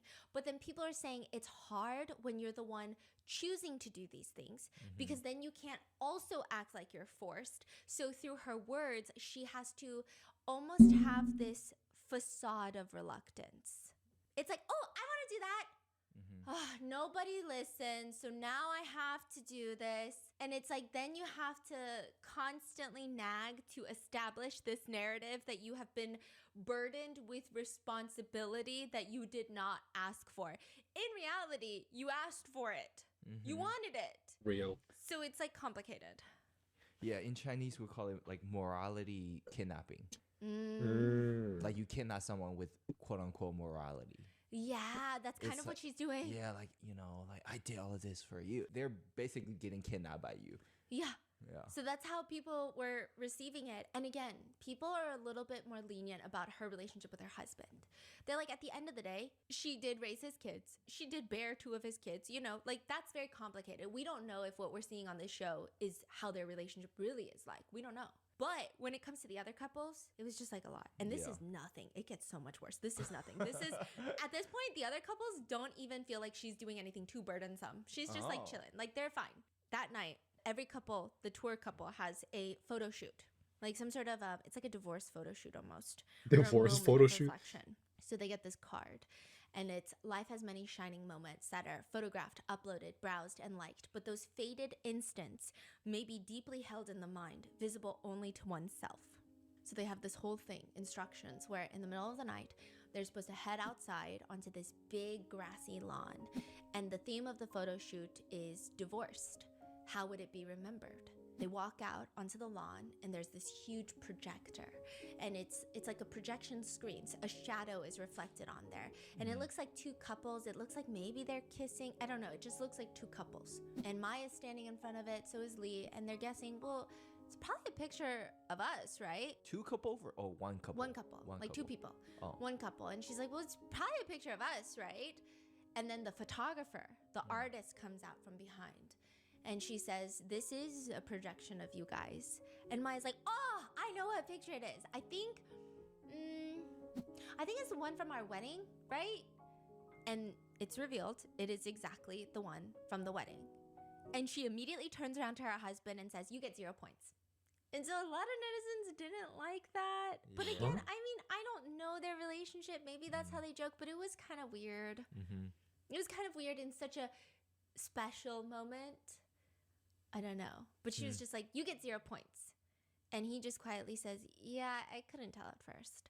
And she just stares at him and laughs. So she has this thing where she laughs even if she's mad, even if she's sad, she just be laughing. And it's kind of scary. Okay, so she's just laughing. Some people felt like she's not laughing. Like you can tell she seems annoyed. She seems Crazy. annoyed that he didn't see it before her, which is kind of weird, netizens thought. But they're told to walk behind the projector. And she's wrong too, because it's not a shadow. It's just white drapes, and they have this light machine. And they used a real sculpture to cast it. And that sculpture is made from a pile of clothes. Wait, an Oh. artist Yes. use a pile of clothes to create a shadow that looks just like their wedding photo. Yes, That's and Oh, that's the pretty pile cool. of clothes is very meaningful. She says, "This is the 0 point moment in your marriage, yes?" And Lee instantly knows what it is. Mai doesn't know, but he says yes. This incident hurt me for a really long time. I think I was upset for maybe a month. This is one of their biggest fights ever, and Mai they talk doesn't about it. remember. She does a little bit, but she's not really engaging. And this happened a few times. So the first time, Mai moved in with him, and she went into their closet, and she said, "Look, there's not even space for my clothes in the closet." He just tells her, "Okay, yeah, I can move some clothes out." He says she still got upset and said, "Even if you move clothes out, I don't have enough space to put clothes in. Like, I won't have a lot of space to put a lot of clothes. It'll just be like a little bit of clothes." So he moves, half the closet out, and she doesn't use the space. Bro, So he's get like, her "Okay," out and of moves the clothes here. back in. And Holy then the second shit. time, she gets mad again. She's don't like, like "I don't that have at anywhere all. to put my clothes in this closet." So then he moves more clothes out of the closet. And then she's like, "No, still not good." So then he moves the clothes back in, and he's like, I don't get what's happening right now. Like, I don't get it. And then he says everything was fine. So eventually, this goes on for like weeks. Eventually, he thought it's fine. She moved on from it. There's no conversation about it. I guess her clothes are in like a separate room with because I guess she moved in with him, right? And so her clothes are in a different room. Everything is fine during the day. He didn't do anything. He says, "I didn't do anything to upset her or trigger her or anything." And then suddenly she thought of something related to her friends who have their own closet wardrobe rooms, I guess. So then she comes up to him and she says, "There's no space for my clothes. My friends all have their own like vanity tables and wardrobe rooms. Their husbands treat them so well, and just look at you. Look at our house. Look at your clothes. They're all yours. There's no place for me in this house." Bitch, you moved in. Of course it's gonna be a lot of his stuff. Around that time, they were moving. To a new house. Yeah, so they end up moving to the new house. I think that's why also he's like, "Okay, well, we're moving to a new Hello, house. We're Bonnie gonna have Graham. so much Welcome more in. space." Yeah. So they moved to this new house, How are you and she doing? brings up the issue again. Like, "I don't have enough space for my clothes in this house." So he's so frustrated by this moment. Hello. He starts Hello. like, How are this guy you? is so calm. You don't see him show any emotion throughout the entire show except for maybe a handful of times. The other couples, all of them are like on an emotional roller coaster. The husband, the wives, everybody. He has maybe like 3 moments. He gets so upset. He goes into his closet and trashes every single piece of clothing he owns. He said that he came up with multiple solutions. She wasn't content with any of it, and she would just randomly bring it up out of nowhere when he thought the conversation was over. And he Damn. just was so confused. He didn't understand what she even wanted anymore, so he just threw away all his clothes. This was his thought. If she thinks there's not enough space, I'll make space for her. Okay. Then she thinks it's not enough space for her clothes. He makes more space for her. Then he said the problem became, "I don't have enough clothes. My friends have more clothes than me. My friends have their own clothing rooms. I don't have space for my clothes." So he's just so confused that he just throws away all of his clothes because he's like, "I don't understand what the problem is anymore. I don't get it." And it's weird. Yeah, I feel like it's not even about the clothes. It's not. It sounds very like symbolic to their whole relationship. Yes. Okay, it gets crazier. He throws away all of his clothes. And now Mai never brings up the clothes again. Never brings up the clothes again. And even on the show, when she's asked about this whole incident, Very good, she thank describes you. him throwing out That's the clothes good, that's as good. an emotional outburst. She also says, like, "I don't even really recall these fights. I just, like, I honestly, I saw you throwing away your clothes, and I didn't know why you were throwing your clothes away. I thought you were just being, like, petulant," which is how you describe a kid, like throwing a temper tantrum. "I thought if he wants to throw away his clothes, let him." 这我不太理解啊，我不太理解。 And This is crazy he looked stuff. so upset. He said, "But you notice, like, you didn't realize how much I threw away? Like, I threw away like everything. I can't remember exactly. My memory's a little fuzzy. Anyway, I didn't really care about it. I can't remember. I don't know how much you threw away. She's the She also worst. says very confidently, like, I really forgot about all the fights and the clothes incident, but I did remember his behavior. He stayed angry for a really long time because of this, but you know what? I didn't even know why he was so angry, so it's not something I can even comprehend. So even if he tells me, I just kind of forgot about it. I honestly didn't get it. Wow. And people were so shocked. So before she even responded to it, a lot of netizens felt like it's not about the clothes, right? They thought maybe her annoyance comes from the fact that she just wants to feel like he thought about her before she's like, hey, did you think about me? Maybe that's where she was coming from, right? But a lot of people are saying at her grown age, with her having 2 kids, she cannot communicate like this. If that's what you want to say, instead of bringing it up weirdly at random times, you should just say, hey, I wish you would have done this. Or, hey, I wish, like, this is something that makes me sad that you didn't even think to empty clothes out before I moved in. Or like, hey, I just thought it was sad that you just expected me to use the second closet. And it just feels like, I don't know. It just makes me sad, I guess. That's all. That's all I'm saying. And I wish next time you would maybe put some more thought into these things. People were saying, like, if she had said any of those, everybody would be on her side. In fact, people would be like, yeah, bitch, why didn't you think about her, Lee? Like, what's wrong with you? But it's the fact that she brought it up like a kid so many times, and then he is clearly so confused. So he throws away all of his clothes, and then now she doesn't remember anything. And now this is not even important, and now he's the kid. She's like, honestly, I don't even remember these fights. And everyone's like, what? She lacks communication. That's the You mean thing. you don't remember these fights? Also, people don't like the fact that she brings up her friends a lot. This is one of the first times, but she'll do it Yeah. a lot. Like a lot. Like too many times. And it almost seems like a lot of their big fights come after she talks to her friends. And people just did not like that either. Huh.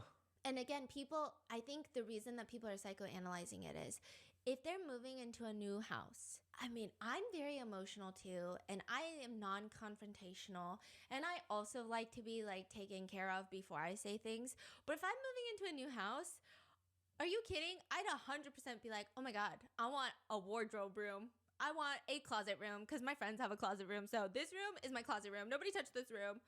But it's the fact that she refuses to say that before they're moving into the house, but then she's mad at him that all of her friends have that. So it's like, then say something. Like, it's just, people were getting a little bit frustrated of, it goes both ways. Like, it goes both ways. It was weird. She says that now if she had to analyze the whole fight afterwards in hindsight, she says that her husband was probably just having an emotional outburst.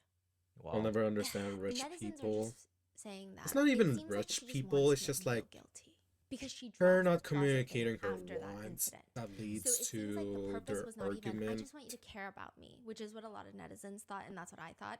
Some netizens are saying, no, if you watch the whole season, it seems like she will drop these in moments to make him feel guilty. Yeah. They say it's kind of like how older generations treat their kids. They'll drop these like, I raised you. Do you know what I did for you? Do you know what it took for me to immigrate for you? Like those types of things. Emotional kidnapping. Yes, and it's just like they find. Are they used to problems where they having like a create problems secretary? just to I make mean, their that's not kids even a or their problem partners here. feel indebted So to them. this couple, they're rich, right? But they're also frugal. Well, the wife is. But also the problem is her being frugal. I don't know, but also wants luxurious things from her husband, which also cannot access his money because she's controlling it because she's frugal. So it's kind of like being hypocritical. I don't know, like she's confusing. And Mai continues that Lee does nothing to solve any problems for her. And he never solved any problems. All he did was throw away his clothes. Confusing for real. Yeah, she's expecting him to do things, but he cannot do things because she's controlling him. I buy you clothes every single year. Like, okay, it sounded like when she said not solving problem, it's not like actual space for the clothing. again, it's not about the clothing. It's like her need and desire to get, to validate her feelings or be an outlet of her emotions or whatever. Like she feels that's not soft. Would you say that's what she's keep bringing it Yes, up? like- But the way she express it is like, I don't have space for clothing. And he's like, here's space. What space are you talking about? So they're definitely not even communicating. They're not communicating, but on top of that, sometimes I think her needs are unwarranted. At this point, it still feels like her needs are very basic, like need for love and affection. Her needs get crazy. It gets like uncontrollable. Needy To the point where it's like, oh, girly pop, how are you gonna let me side with your husband? That should not be happening. That's actually insane, okay? And throughout all of this, Mai says, actually, the whole closet thing was not because I wanted him to make space for me in my closet. I wanted him to show me love and buy me things and buy me gifts. But he can't. And he never does that. And Lee is like, because he's like, okay, let me tell you something. We were moving during this time. As you guys heard in the story, we were moving. So we're moving to this new house. We're doing renovations. I'm so busy. We also have 2 kids. I bought her gifts. Did I not? And he starts listing out the gifts that he bought her. And she goes, yeah, but I didn't even use like the fancy hand cream and body lotion you got me. Like he bought you. That's what.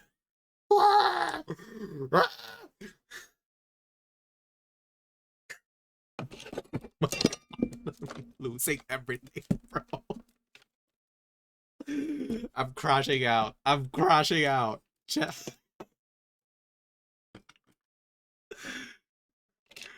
I'm gonna crash out. Divorce and keep all the gifts. Okay, that's the thing. Okay, it's not even the husband that has the problem. It's the wife that receives gifts. Because she's like, oh, he's not buying me anything. But the husband's like, no, I bought you. And she's like, I'm not even using those. Like, oh my god. And he's like, but you just said. So this is worse than the anything. woman that fell in love with And her side. I bought think you they're the things. And same she's like, type yeah, of but it doesn't count because I worse. didn't actually use them. Damn. And so everyone on the internet is just so done with Mai at this moment because they're like, what do you mean? Like everything that comes out of your mouth, you're making us side with your husband. It doesn't make sense.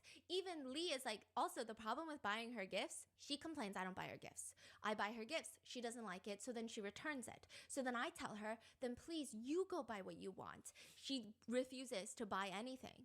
And then she complains that I don't buy her gifts. And that she doesn't have as many gifts as her friends do. And So it's what like do you this want? vicious fucking cycle. Okay? I don't get it. And so most of the comments at this point were on Lee's side. And they're like, listening to them talk is so exhausting. Like, you ever hear 2 people communicate and you just feel so exhausted because you're like, I think both of you guys are talking to a brick wall. This is crazy to me. This is how people feel about this relationship. At one point, Lee even talks about for her birthday, he wanted to give her gifts that were of material value and also emotional value. So he got her a cake. He bought her a very expensive gift. He made her a PowerPoint presentation of how much he loved her and all the great things about her. And he dressed up in a bear costume and danced to a song to surprise her. Damn. Okay, So what he was does like, birthday? yes, he's how like, how I'm gonna did she spend money, react to I'm that? gonna make sure it's emotional. I'm gonna make sure it's sentimental, and I'm gonna make sure it costs money. That is He did actually all of crazy. that. W He husband. did all of that. Uh-huh. And now on Okay, the let's see, show, let's she see. very confidently, even proudly, and this is like what's crazy to me, she proudly says, yeah, he did all of that. It's just fine. I mean, it wasn't like bad. It's just this.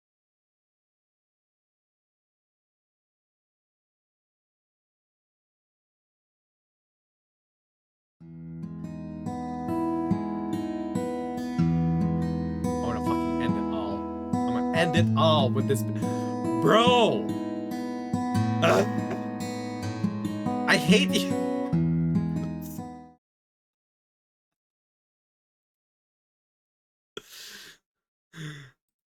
It's not that I didn't like it. It's just What do you fine. want? 就还好。 That is crazy. Wow. Yeah, netizens were Wow. trying so hard to be on her side because the other 2 couples, the netizens are like, hey, burn the men at the stake. I'll pour gasoline. Husbands at home are like, you know, they're my boys, but let's burn them. You know, I don't care. Like, let's burn these guys. With this couple, all the netizens are like, this is actually crazy that I'm The siding woman's with the about to be husband on a anemic after divorce all the show." blood loss from Usually when you're on a from the divorce beating show, about to 9 give times her. out of 10 you're siding with the wife, but this time I'm siding with the husband. And I don't even know which side is north anymore because No, this the has woman thrown is me off make. How do I see Ray? Oh my this god, we're April siding with the podcast? husband. Yeah, no, No. it gets worse. This is This is nothing. this is elementary school, This honey. is nothing, guys. This is nothing. Just you wait. Did you see how many times I stopped Yeah, watching yeah. and I had to take a walk around the couch? I had to walk Pacing around. back The I think we all need to take a walk, chat. We need to take a walk. What, back and forth? No, literally, I was pacing back and forth because I was just so speechless. I mean, she would just complains about everything. Oh, we're about to enter the famous Shanghai green rice cake incident. The show invites a very famous speaker, host, investor, educator. She's like, her name is Teacher Zhang. She has a very respectful reputation in the industry. She's like a keynote speaker. She does post-graduation ceremonies. She just knows how to talk to people. She understands people. She understands people's wants and needs, and she's logical, but she has so high EQ. She's like a problem solver. So she's sitting down with the wives, and Don't tell me mom this starts person complaining gave up. that her husband just doesn't do enough. Like, he doesn't do shit. You know, And the that's kind girlies of are like- universal. Yeah, the girlies are like this, right? Until she starts talking, and then they go, oh. Wait, never mind. I take that all fucking back. You're on your own, lady. Okay, this is the story that pissed her off. She loves green rice cakes Oh my god. from Shanghai. I didn't know she brought it up herself. She brought it up herself. He Wow. didn't bring it up. She brought it up. She loves green rice cakes from Shanghai. They're famous in Shanghai. So her husband, Lee, decides, I'm going to surprise her. I'm going to get a round trip ticket from Shanghai to Beijing, which is like a 2-hour flight. It's like here to New York. Yeah, Atlanta it's to New a York. 2-hour flight. So he's going to leave at 7 in the morning, fly 2 hours there, but then obviously airport traffic time, and then, getting to the green rice cake place. He gets there in Shanghai, but it's a surprise. If he had asked her what's your favorite flavor, then it wouldn't be a surprise. Yeah. So then he was like, I don't want to fuck it up. I'm going to get every single flavor. So he Damn. buys one of each. Damn. And then he immediately gets on a plane, flies home, and presents Aw, it that's to so her. sweet. And like all the other wives are like, aw. Even Teacher Zhang is like, aw. Okay, what did she You know, do? like, What did she do? That's actually so sweet. What did she He do? says he flew to Shanghai to buy it, and that's all he did. He didn't do anything after buying it. He came right back. And everyone's like, that's really good. Like, he didn't go call up another bitch while he was in Shanghai. Like, that's amazing. Like, it also even wasn't a work trip. Like, he didn't go to a work meet. He literally flew there. Chat, I wish you guys can see what... I don't know if my model is capturing it, but like,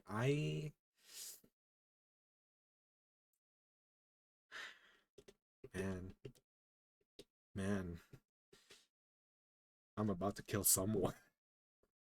I'm about to fucking kill someone. For your Shanghai green rice cakes, and then flew his ass back. He didn't even call me. Yeah, because it was a surprise. He didn't even call me to ask me if there was anything else I would like to eat from Shanghai. This is crazy. Do you see the problem? Like, he's so simple-minded. She's dead ass. So dead ass. And then what is everybody else's like? Literally face? the other wives start scooting away from her, like, not subconsciously. The chill wife is next to her, and you just see her throughout this whole First about conversation to start, like, shifting about to her be the legs. first person Like, to she kill a doesn't person with a even wanna tablet. Oh, not associate even my with tablet. Sophie. No. I'm She's not like, gonna throw "You're my tablet at this actually bitch. insane. Can we stop wasting resources on Teacher Zhang on you, because you need a different type of therapist? What in the world? Yeah. Oh my And what God. is Teacher Zhang As bad as the other one. Oh my god. said? But she keeps going on. Okay, so Oh. first Mai goes on, and she's like, I mean, yeah, I can be touched, but like there's a point at which you can't be satisfied. Like, the point is, if you're already there, call me and ask me if there's anything else I want to eat. But no, he just gets the green rice cakes. He wants to surprise you, Wow. you Teacher fucker, Zhang you is bitch. speechless. People, Oh my god, this is my face right now. Holy shit. Not Stephanie's face, but like This teacher's face. Oh my god. Will say it's actually her first time in her entire career. That she- she's speechless. Yeah, she just like shakes her head. The other girls even joke, but you're, because you don't want him to waste a plane ticket, right? Like you're just being practical. You know, you just want him to buy more stuff if he's already there, right?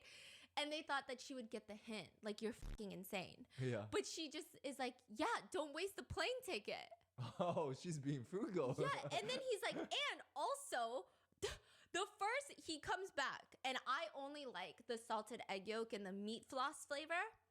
I take the first bite, and it's red bean paste, so it's not even the right flavor. And they're like, wait, but he bought all the flavors, right? And so she says proudly, yeah, he bought all the flavors, because if he bought the wrong flavor and he guessed wrong, I would have scolded him to death. Oh shit! Wow, this is wild. And immediately the teacher is like, did you just say you would yell at him to death? Of course. Guys, I think I'm gonna have an aneurysm. If I don't, oh, congratulations, Reku. If I don't stream tomorrow, I think you guys might know the reason why. Yes, I would, because he spent money on plane tickets, and then I he need to bought stop me a watching flavor this I don't even podcast, but they're like. so good. I mean, wouldn't you guys? And all the wives are like literally moving away from her. Just yeah, sure. They're just like leaning away, and they're just thinking, this is actually insane. You keep telling us your husband does nothing. He fucking flew to Shanghai to buy you a fucking dessert. A dessert. That's actually insane. And what do you mean scold you to death? And I think the worst part is she says it in a way that's so proud. Yeah. It's not even like, hey, this is a flaw in my personality. I'm trying to work on it. Holy shit, it's hard. Like, I got issues. I'm trying to fix it. I go to therapy once a week. I'm trying. I'm not proud of it, but I'm not going to lie about it. I'm going to tell you exactly. I'm not great at that. But it's the fact that she's like, haha. And everyone's like, this is, a lot of the comments are like, sister, what are you doing? They're saying, this is actually, what is your logic? And people are saying, stop arguing for yourself. I can't listen anymore. Like, this is insane. And so she keeps complaining about this. Also, we're going to get there in a second. But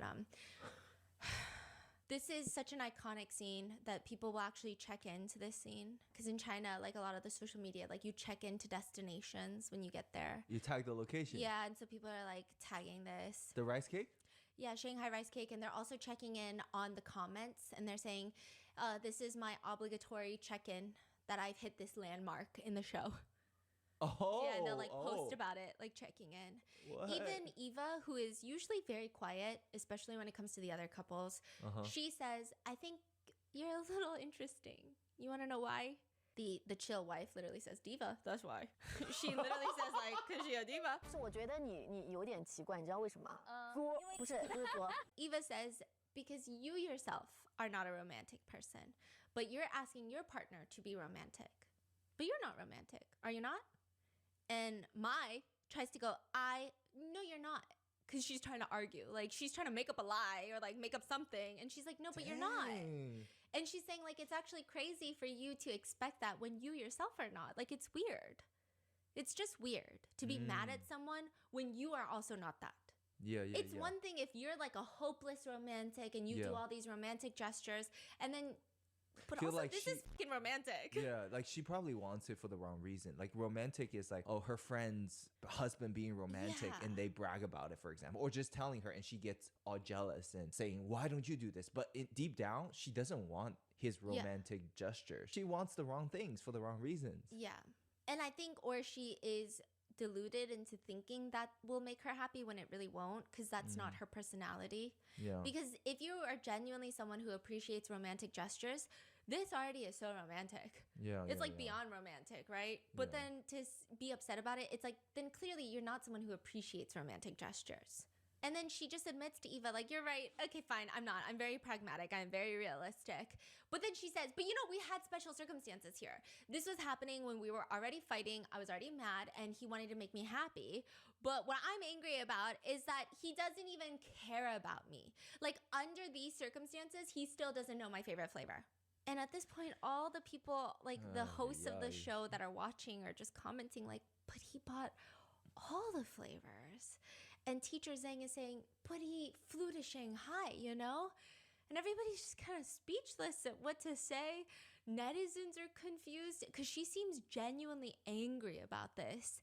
And it's just weird. Bring this up on national TV and talking about it like this. And she also brings up how they have a really close friend, a couple friend, and she brings up this couple friend a lot, where the husband buys the wife gifts like every single day. Every single day. And her husband does not buy her gifts. And we already know the problem with that, because he'll buy her gifts and she doesn't like it. She'll return it, and then he'll be like, okay, then buy something that you want. And then she won't buy it. And then she'll complain that her friend's husband buys her gifts. So we know the problem with this. Teacher Zhang says, okay, so then what would be the perfect gift for you right now? And she responds in a way that Chinese netizens wanted to die. So why? She says, well, I don't really want anything. And so the teacher is like, okay, well, that's also a problem then, because you don't want anything. You don't know what you want, but you want him to buy you the perfect thing that you want. But you don't even know what you want. He's supposed to know you better than you? Like, that's crazy. And so then she finally says, it's kind of uncomfortable for me to say this, you know, because I don't even really want it. Like, I'm really not a materialistic person. But I think right now having a bag would probably make me look better, probably, you know, show face. A designer bag. And so all the comments are like, I see. She would have liked the rice cakes if they were in a designer bag. She would have liked the rice cakes if they were inside of a Chanel bag. So people also had problems with this because it just felt very pick-me. Like, I'm not very materialistic. I feel uncomfortable even saying I want a bag because I don't want a bag. I'm not materialistic like all these other girls. But I just think it's, you know, something I could have. And then also netizens dug up that she has lots of bags, to the point where she was years ago reselling a Chanel bag because she wrote online, my closet has so many bags, like I'm overwhelmed with bags. So it's not like she has 0 bags and she's like, you know what? I want one good purse. That's it. I am using a grocery tote as my bag for years now, and it's embarrassing. That's so interesting. Mm-hmm. So she has like bags, or at least Hello, lady. at least one Chanel bag. Were you? She wrote in the post, Right. my closet, I have so many bags. Yeah, but let's just say she has bags, right? Yeah. But then she's using a bucket as a trash can. Yeah, that's why people Like a trash can costs what? You can get one for like $20, right? Is it because at the end of the day she's frugal, but she cares about what the outside sees? People say that she wants to live in a fairy tale where she wants to, okay, these are netizens. They're saying she wants to be someone who is always sacrificing for the family. And her husband showers her with Hermes and Chanel, and she keeps saying no, but he's so obsessed with her, he keeps buying it for her, and she keeps saying no, and it's just not her. She wants to be the Korean mom. Won't steal your hair today. You You know look busy. I'm here show you how the chilling. Korean Thank you. I mom's bag, appreciate and it's that. a meme on I think I TikTok. have more. And I'm gonna tell you, I think I it's have like 99.9%. my fair share of headaches for tonight. My daughter bought me this Chanel bag, and I didn't All because of this podcast. even want a bag, and I said I don't even know how to pronounce. And she said, "Don't worry, Mom. We have like 50 of these. Chanel." And so she bought me that one, and I hate that she's spending money on me, and it just makes me like, don't spend money on me. Spend it on yourself. And she's like, Mother, I already have 100 of these. I literally use it to like pick up dog shit. And so she bought me 3 of these this weekend, and I just put it in, like, that's what she wants to do. Like, she wants to be like, I don't even care about stuff like this. Do you know what I mean? But she deeply cares. Yeah. And so people are saying like she'll give up on things that she doesn't care about and use it to guilt trip him, like the paint bucket trash can. So like that is a way to guilt trip him and be like, I'm not like the other girls, but she does want to be like the other girls. And that's okay to be like the other girls. What's wrong with the other girls? You know what I mean? There's nothing wrong with being like the other girls. There's nothing wrong with being like, I better get a bag for my birthday. I birthed your kids. So people are commenting, to put it nicely, she's frugal, but to put it bluntly and truthfully, she's materialistic. So people are just having a freaking field day with this. And she also keeps digging her own grave. So she gets mad at him about the Shanghai rice cakes. That's an iconic scene. Then she brings up how she's not materialistic, but she wants a designer bag as a gift. And then she talks about how her and her husband are just so different. Like their interest, even in music, is so different. Mind you, he is an artist. He's a singer-songwriter. She says, I only like to listen to like Billboard 100. Me as fuck. Me. Okay, only TikTok music. Sometimes he likes to listen to off the beaten road songs where it's like 5 people have listened to it, right? People are saying, okay, what's the problem with that? There's no problem with that. And she says, but we're just so different. And the teacher is like, oh, well, I mean, you guys can, that's the whole point. Everyone should be different, have your own interests, and then you ask about each other's interests and get to know each other. And that's the whole joy of being married to somebody, because you guys cannot be carbon copies of one another. And she says, I would ask about his music and his hobbies, but if I'm being honest, I'm just not interested. She says, I mean, I could ask, but then he would just talk about it for 2 hours, and then I would have to be sitting there thinking about, okay, what should I eat for lunch? That is crazy. Oh my god. She just doesn't like him. Like, come on. Why would you even marry him? Okay, that would change her. Period. And teacher Zhang is like, that's crazy. Like, this whole thing is crazy. So then she tries to bring it back to the Shanghai rice cake incident. Oh and my god. Teacher Zhang is like, you know what? Let's go back to last night when we first met. You and I met, right? You, me, Teacher Zhang, and you, Mai. You were really good at taking care of me. You know, you helped me get food. And I was thinking, this girl is just a natural caretaker. You put the beef in my bowl, and what if at that moment I had said to you, I don't even eat beef. That's not what I want to eat. Don't put the beef in my bowl. I don't even like that. What would you think? I'll think you're such a diva. She was like, and then? And teacher Zhang literally goes, exactly. And Mai goes quiet. And she says, okay, I get what you're saying. But she don't got it. She said, you get a point. That's it. Yeah, she said, you got the point. It's I'll be like, back. touche. You know, But teacher Zhang is I'm not telling gonna her, change. a lot of times with relationships, and it's not just men, but just relationships in general, and like you can read any relationship book, you can read any sort of human interaction book, and this exists. If someone is trying to do something nice for you, when you point out the negative things in that nice act, people are going to stop being nice to you. Okay? That's just how it works. That's when someone gives you a gift and your first thing is to say, but why isn't it the color pink? Guess what? You're not going to get any more gifts, because that's just the way people work. Like, they were so excited. They prepared this gift for you. They were so excited to give it to you and make you happy. And then now you have made this a stressful, unpredictable experience. Instead of getting the reaction they really wanted, you got mad. So now they don't want to take the chance anymore, and your ass is never getting a gift ever fucking again.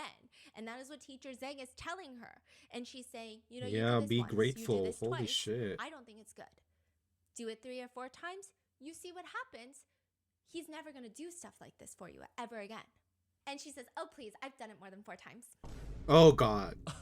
Oh shit. See, like, there's no hope. She's not gonna get it. Like, there's nothing. And people were so confused. Like, why are you proud of mistreating your partner? Like, it's weird. It's weird. Even when teacher Zhang points out how ridiculous her logic is, she just is like, she just laughs. She laughs, and all the comments are now like, every time she laughs is the calm before the storm. Anytime she laughs too hard, it's about to go down. And she continues to say, but the thing with our relationship is, it's very good with the other couple. Sometimes we'll see them like 2-3 times a week. So she's bringing up this other couple again. And she says, I always see the wife getting presents. And I'm just thinking, how could my husband watch other people, see other people's wives receive gifts all the time and do nothing for me?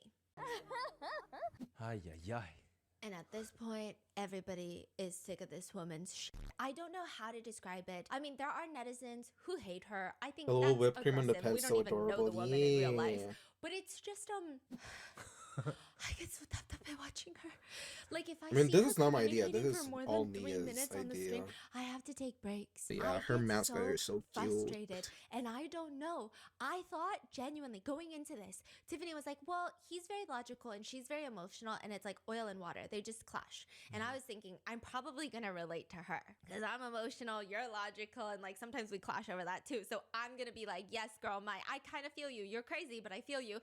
Turns out Not at all. In fact, she is the exact personality that I cannot personally be friends with. It's just like overwhelming. It's the type of personality that piques your anxiety. It's just like so much stimulus in one person, like so much going on. I feel like she's the type where you have to be like, I think that you look better in the pink dress than the blue dress. And then you have to list out 3 pages of all the disclaimers.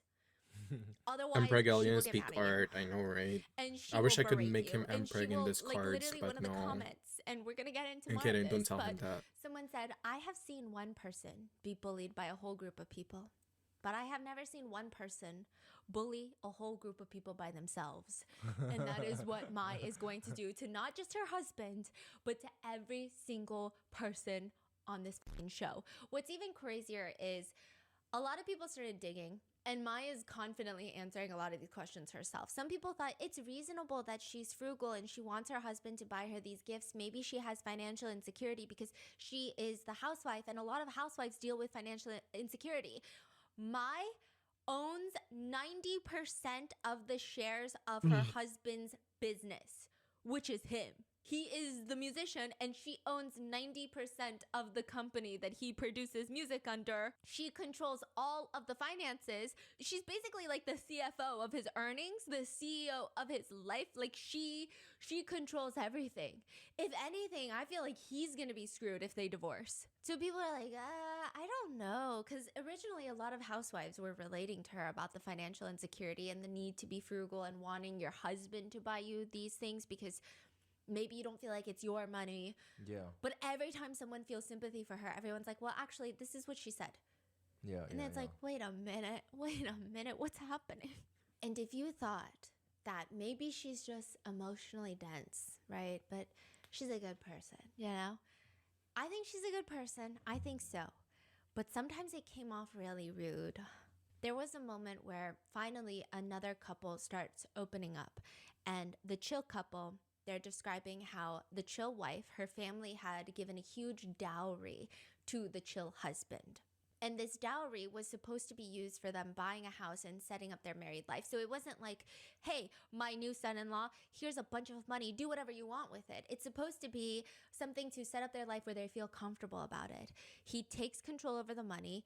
He starts investing in some risky stocks. He loses it all. No. He loses it Dang. all. And when she asks about it, he lies about it twice before he finally confesses all of this. And this is like a huge part of their relationship because she feels like their marriage was started on lies, and she feels upset because it's not even about the principle of losing the money. It's the fact that he didn't even tell her, and it wasn't a joint decision to invest in stocks, and then he lied to her about it.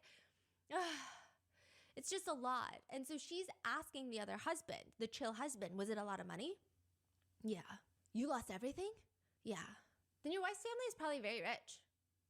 Oh my gosh. She's like, It just, what is wrong with this woman? like, it wasn't, Reading the room, zero. Like, yeah, it was not a great vibe. The vibe, I don't know what vibe it was. It was either like, well, then your wife's family is very rich and you probably don't even have to worry about it.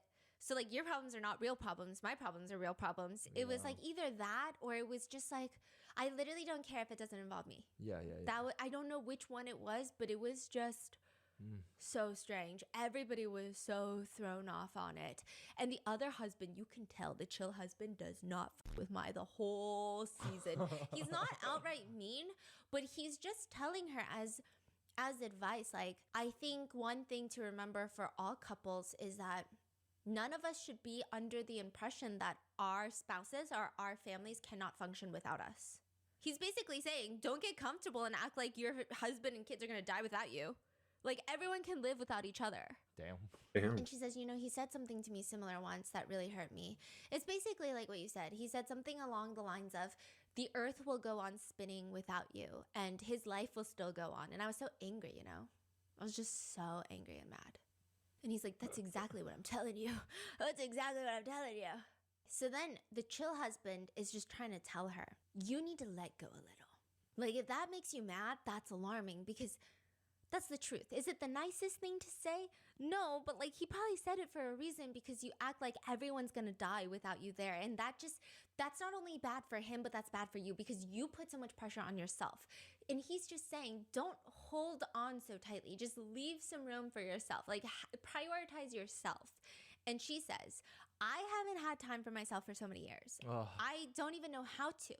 And then there's another trigger for us. So we have this friend who's very close and he buys things for his wife every day. Is this like the fucking 5th time she brings up the friend? So everyone... I feel like her response all follows the same formula. Yes. You can ask me a question and I can tell you exactly how this is my response. And not my response, Mai's response. Yes, and it's always going to lead. I don't know why. It's the strangest thing. She says that material goods mean nothing to her. Meanwhile, she keeps like what a fucking fucking hypocrite. Log, a ledger of all of the gifts that her friend is receiving, which doesn't even sound like something a friend should be doing. And then she also never has time for at the same time, but then she has an abundance of I'm the bags, one who so puts myself in this situation, so I'm gonna she's overwhelmed finish by this how much podcast. stuff she has. So it's like confusing. I don't even know what's going on. I'm And sorry then she if you also can says start, really like getting problematic annoyed things of, like, too. if I was someone who wanted materialistic things, when I was in my 20s, I had a lot of guys pursuing me and they were all really rich. I would have already had the life that, you know, we're trying to achieve by now. So she's saying we're in the progress of getting somewhere. I would have already been there if I married a richer guy. I didn't want any of that though. Like, I'm not trying to say anything, but I just want my husband to think. Like when I was in my 20s, I already, you know, had people who could give me enough. People beyond what I could have imagined, you know, but I didn't choose those material things. I chose my husband. If I had chosen any one of them, I could have been a rich wife and I would have been financially stable or at least had a few properties in Shenzhen, right? But I didn't. I don't want any of that. I just like my husband. Meanwhile, living in a $5 million mansion in Beijing. It's actually insane. Crazy. It's insane. One netizen says, I actually think it's really great that she came on this show because now her ability to gaslight is no longer the sole burden of her husband. She is spreading her talents across the other couples and they are all now trying to dilute her impact. And now he has evidence. He can point to this show in the comments and say, don't try to gaslight me. Don't try to gaslight me. And then Teacher Zhang is like, okay, well... Wait, this is still the session with Teacher Zhang right now? Yeah. We're still talking with Teacher Zhang? Well, Teacher Zhang is in and out. Oh. So there's another session where Teacher Zhang is talking about, okay, well, when do you feel the most frustrated with your husband? And Maya's like, well, when I have to manage him. She's not his manager. So this feels like a weird... And I had to manage him, which she didn't ask. But, you know, I think a lot of wives maybe could relate. I saw comments of like, no, I mean, lots of husbands, you got to manage them. But Teacher Zhang is like, what kind of matters are you managing? And she says, well, when he goes to a performance, I have to tell him how many outfits to bring in advance. And then he gets really emotional about that and he doesn't like it. And he gets all rebellious. Rebellious? So Oh no. alarming. Whoa. Okay, so then people are like, wait, let's break that down. She's saying she has to manage him. She tells him how many outfits to bring when he's packing for a performance. He's a creative person. He probably wants to dress the way that he wants. Like creative people, especially musicians, I feel like they're very into their, like it's always a thing. Like, don't tell me what to wear, right? And she's telling him what to wear. So then he gets upset and she considers it rebellion.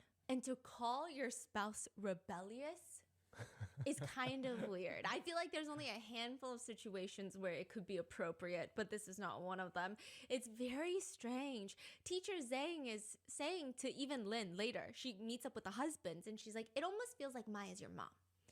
Yes, she intervenes in just every single detail of my life. I think that word is interesting. And Maya's like, see, he uses the word interfere. Lee, the husband, is like, I think I'm quite easygoing, but I just, you know, there was one time where I got so mad and we got into this huge argument. My manager, real manager, was there. And at the time, I smashed a bottle of Coke in my hand. Normally, when guys talk about smashing bottles of Coke, normally all the girly pop netizens are like, red flag, run, red flag, run, right? Yes. But all the girly pop netizens said, He must have been really frustrated. Because when you watch him on this show, it seems like it takes a lot to get this guy emotionally riled up. But also, some people say that's the problem. Maya is so emotional, and he responds so flatly, it's driving her insane. But is that his fault? No.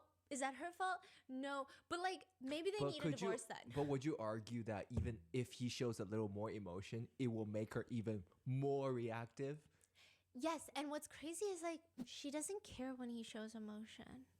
She gets so upset that people don't care when she shows emotions, but when he shows emotions, she looks disgusted. There's one time where he's crying in the car and she goes, literally. I think I saw that. Yeah, the clip. I think so. Oh my was God. she like, "Why are you crying?" or something like? Yeah, she's like, "Is it that cold. serious?" Yeah. Yeah, that's No, it gets crazy. That part is crazy. And he just says, I don't care about control in my life. I don't care about control in the household. I just want some control over my work. He said that there was one time where for a year and a half, he was in such a weird state. He could not get creative. He writes his songs. He could not write a single song in a year and a half. And he was getting stressed because this is where all their money is coming from. And he tells her he has to get a separate place for a month. He can't do this anymore. It's just every day she's just picking fights about trivial matters. And like that, you cannot be creative when someone is like going on a rant about closets. And you're like, I need to tap into creativity for our livelihood as my job as the sole breadwinner. He's saying that and he's like, hello. And she's like, no. So she finally lets him get his own place and he wrote 5 songs in a month. And so he's just saying run. He wants creativity. He could have been Jay Chow if he was. Okay, but to be fair, this is where a whole online discourse takes place. Okay. He wants to release a city pop album. She's saying it's too niche. She doesn't think he should.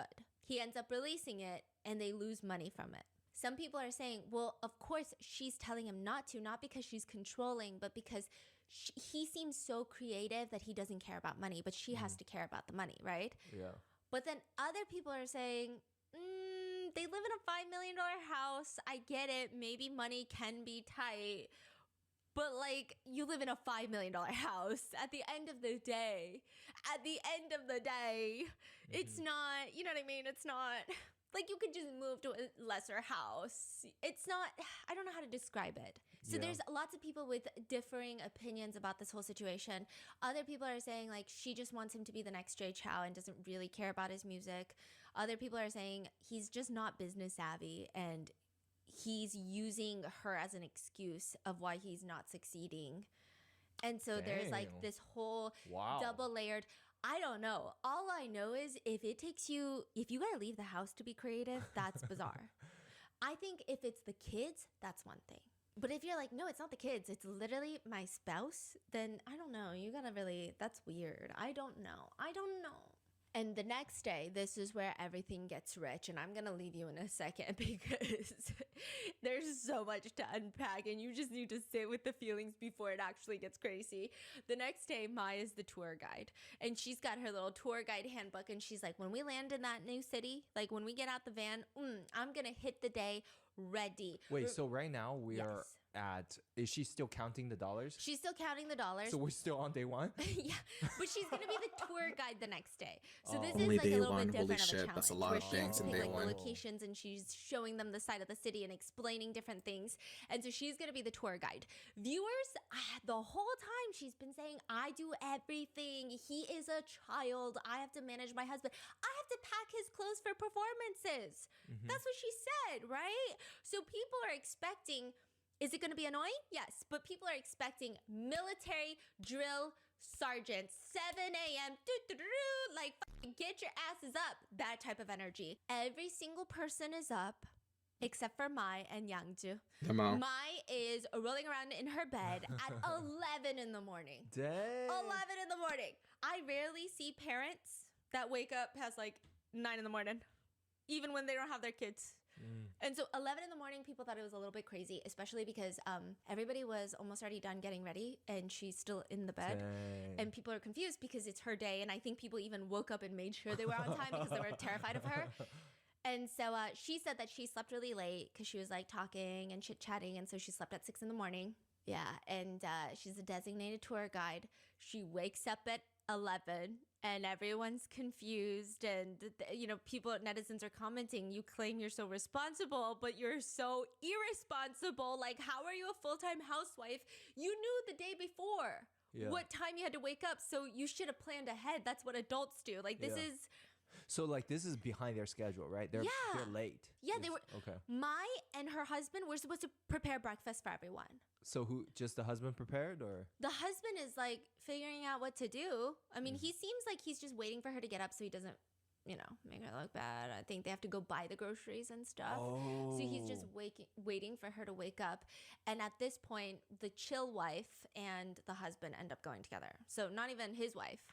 So Lee and the chill wife go, and you would think that with those two, like with the chill wife going in place of Mai, because that's supposed to be Mai going to the grocery store, she still feels the need to somewhat micromanage. She's like issuing commands at the chill wife and her own husband saying, buy food that's filling.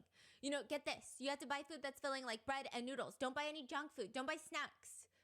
And netizens are like, why is she still acting like she has authority when she's the one that woke up late and couldn't even go to the grocery store? So she has all these people getting things for her. And before Lee, her husband, leaves the room, she does something that netizens found really odd. And I want to say odd because I think some of the hate towards Mai is very unwarranted. I think a lot of this show should be used as a reflection tool of how communication can be so incorrect at times. I don't think there's a reason for anyone to have such passionate feelings about any of these people on this show. It's not that serious. Sometimes it's 답답해 to watch, but we can just stop watching. We don't have to go comment something mean to them, right? But this one just blew a lot of people's minds. Okay. She looks at her husband before he leaves, and she's like, do I deserve a cup of coffee? And he's like, oh yeah, I have coffee in my room. It's on the shelf. And he's like gonna go to the room to help with the coffee to get it for Mai. And Eva is like, just go. Like, we'll do it ourselves later. Like, just go. Like, everybody's waiting for breakfast. And they're not gonna get breakfast until they come back from the grocery store. Yes. And the rest of the production activities do not go on until they have breakfast. Yes. So it's it's not this vibe where everyone's like, go, but it's definitely not a relaxed vibe. Yeah. And so Maya's like, before you leave, husband, do I deserve coffee? Like, meaning, can you give me a coffee? She just says, do I deserve coffee? Okay. So he takes it at, oh yeah, there's coffee in my room. And like, let me help you with it. Let me make you a cup of coffee. Okay. And Eva is like, just go. Like, come on. Telling the husband. Yeah, like, just go. I can help her with it. Like, we'll do it ourselves. Just go. Oh, Eva is saying the husband, don't get her the coffee. I will get her the coffee. Or like, we'll get it together, but you got to go to the grocery store. Right. You are holding everyone up by getting your wife some, like, go. It's just coffee. It's not the end of the world. Yes. And then he's like, oh, yes, okay, well, you can go look for it in my room. Like, the coffee's in my room. So then he's like about to leave, but he goes into like the living room and he's like getting a bunch of other things real quick and they're about to run out the door. And this seems like a very harmless interaction. If anything, it was almost kind of sweet that he's willing to hold everyone up to get his wife coffee. Yeah, that's crazy. And Mai looks at Eva and it's just them in the room. And she goes, they said they're going to go buy breakfast at the grocery store, right? And I just told him I wanted coffee. And Eva is like, yeah, he said it's in his room and you can go grab it. Yeah, but I don't think it's going to be the coffee that I want. And so Eva is like, oh, you want him to buy you a cup of coffee while he's at the grocery store? Oh my god, why didn't you just tell him? At my point. Jesus Christ. And Eva goes, I also didn't get it. You should just, oh my god. You should just tell him directly that you want a cup of coffee then. But I already said it. I said, do I deserve a cup of coffee? Bro, you're killing me. Oh my god, this is kind of horrifying. And Eva is like, just tell him. Girl, I'd hate a controlling partner. Me too. Get you a cup of coffee. Just tell what you want, please. So then she screams outside, go to the store and buy me a cup of coffee. Immediately, husband goes, okay. That's all. That's it. This whole thing of getting a fucking cup of coffee at the store. Yeah. Almost became a relationship fight. Yeah, that's crazy. Okay, I know this is not the same, and it's clearly not like how what's her name, Mai is doing it. But the you know, Kiwis? Yes. Communication from Walnut. This TikTok Felix. chat. This past 5 hours I've been listening to this podcast. No, actually, this past 2 hours. This is only a 2-hour podcast, but like this past 2 hours, my fucking brain. I almost ended stream earlier because of this podcast. Nothing against Stephanie, but this story, this bitch. Okay, the TikTok is husband is going to Costco. Makes me want to punch Wife something. shouts at him, "Oh yeah, I heard that the kiwis are on sale." He comes home. No kiwi. Son's kiwi. Is it a fight? Whose fault is it? Whose fault is it? I wanna cry. Whose fault is it? Yeah, Maya's a little crazy for Okay, sure. but the so. kiwi. Anyway, how are you? How are you again, Felix? It's not bad Welcome if back. the husband doesn't get the kiwi. But okay, let's say husband didn't get kiwi, but husband got you a favorite bread. yeah, I think husband not getting kiwis Yeah. is kind of like, damn, I picked one with a little lower EQ, but that's okay. He makes it up with IQ and love, okay? But like if husband gets the kiwi, okay, great. You picked one with a little more EQ, right? Yeah. There's not like a bad answer. It's just like, I guess everyone has a different preference. Yeah. But this one, Yeah. it it's would a have gone little over wild. my head. And I feel like I pick up on weird shit. No, I think the problem is he already said that, hey, there's coffee in my room, and he Yes. was gonna go get it. So it's like he's listening, he's Responding? taking care of you, Yes. he's ready to like help you. And if you think he didn't get it, then just thank you, like, but can you buy me Yeah. one from the store? I feel like that's perfect. Like, do I Yeah. deserve coffee? He's like, oh yeah, coffee's in my room. And she's like, oh, but I want one from the store. Yeah, Can you get me my favorite coffee I think from the that's store? that's the difference. Yeah. yeah. But she just kept, and then She's ready to go. no, but the way she told Eva about it was like, did you see that? He didn't get my point. And Eva's like, no, but I didn't either though. Like, really, Pop, I didn't either. Nobody got the point. If I had to rank Mai's performance on the show, because I don't want to say it's Mai, because I think in reality shows people are sleep deprived. I It's think I high need to- cortisol, it's I need to high walk, stress, chat. high I need tension to environment. walk. There's definitely editing, scripting. There's got to be some. I'm editing seeing manipulation also things. involved. So I don't. I wanna say think it's I think Mai, I think but my vision her is being double right actions that are now. depicted on this show. This is elementary school, bitch. Damn. This is no still way. this is still at the point where I go, I don't get why everyone's so upset with Mai. Up Really? until now, it's like, do I agree with her actions? No. Could I be friends with someone like her? No. Could I date someone like her? No. But do I think that we need to all like be upset? No. He's seeing red. That's what I thought, right? Not only red. That's what I thought until she thought the cameras were off. Oh. There is this moment. There's this moment where she thinks the cameras are not recording. Oh, and she okay. goes off. Not on her husband, but somebody else. You're gonna die. And that is it. I mean, you. No! I don't know if you do. It's or the if end, you want me chat. to go back to rapping on Rap of Chat. There's gonna be more in episode 2. But I hope you guys enjoyed today's episode. Take it easy. Get some rest after that one. That was a lot. But I'll see you in the next one. Bye. Yeah, I do need a walk. I'll be right back, chat. I'll be right back. Yeah, I need a walk.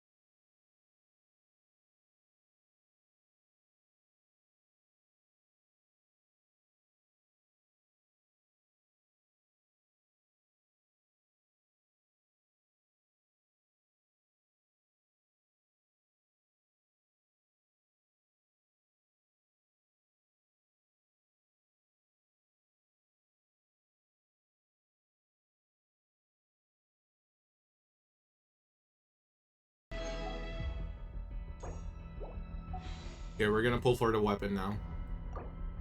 Please, please. Early? This early? No way.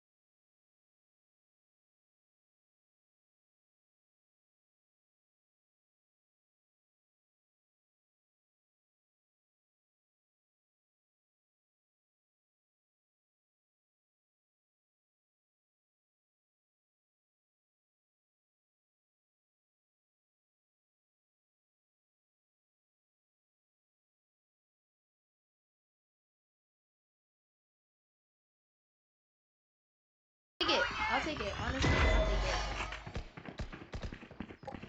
it. Careful. Oh, you're cringe, Kudo. Nice. Oh, hey, hello, hi. Oh, nice, nice. Oh, you got it. Oh, you got it. Nice! Got a headshot. Hey. Oh my god!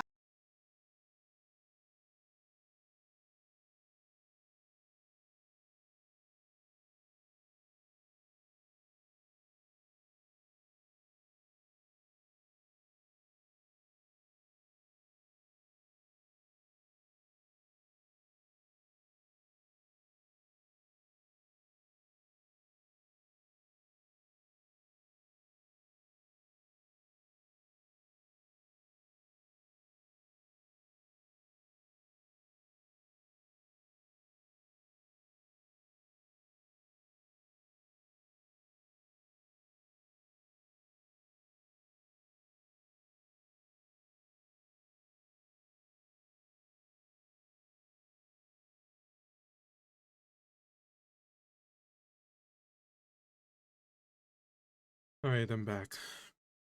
I got some food. Palate cleanser. Okay, you guys ready for more? Oh, that was 12 hours ago.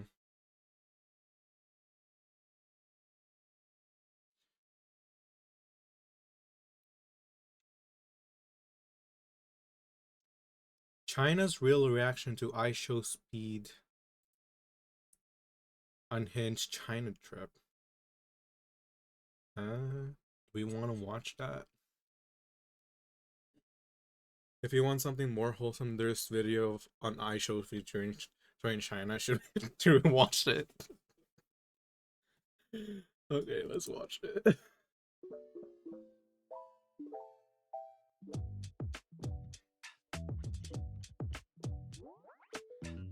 Let's see what this is all about.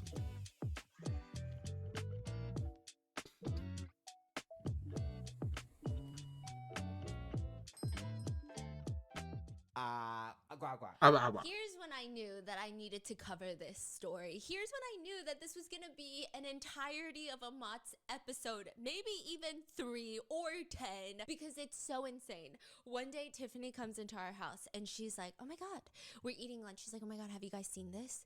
She's pulling up these Chinese articles and they're all in Chinese. So I'm like, I don't know what any of this is. And she's translating for me and she says, famous American streamer iShowSpeed bows at the Temple of Beijing. And so she's like, I mean, that's so respectful. Like, Chinese people love him. They're obsessed with him. He literally went to it says he went to the temple at Beijing and he bowed in respect because he was taken aback by the beauty of the temple. And then I'm like, you know, that's actually crazy because I don't know anything about iShowSpeed. I just didn't think he would be overcome with the beauty of architecture and history that he would bow immediately. Me neither. I don't know anything about him. Immediately. An hour later, she comes back up to us and goes, actually, I'm so sorry, it was fake news. And I said, what? What was fake news? So he didn't bow at the Temple of Beijing. He tripped. And wait, what? What? Someone took a screenshot of him tripping mid-trip, and it looked like a bow. And Chinese media ran with it. They said famous American. There's this guy named Ang who kept going to where Speed is going and giving him food, and he wasn't a cloud chaser. He just wanted to promote his hometown. Aww. Wait, I think that's the other video. The Chinese reaction. It's like two different worlds. It's two different worlds. Now, I need to get y'all caught up. Do you guys know iShowSpeed? I think everybody heard of him. Everybody knows iShowSpeed, but do I you don't. know iShowSpeed? But do you know? I know now because here's what I did. I went online and I typed in top iShowSpeed moments, and now I know this man. I know him inside and out. I feel like I understand his soul. So for example, in 2022, iShowSpeed goes viral because he decides very you know, it's so weird. iShowSpeed is one of those people where if you just watch one video, it's very easy to be like, another dumb American. But then you watch 3 videos and you go, he's so smart I'm scared. I'm scared. Because there's no way he's dumb. He's just too smart. So that makes you question every dumb thing he does. Because you're like, I see what you're doing.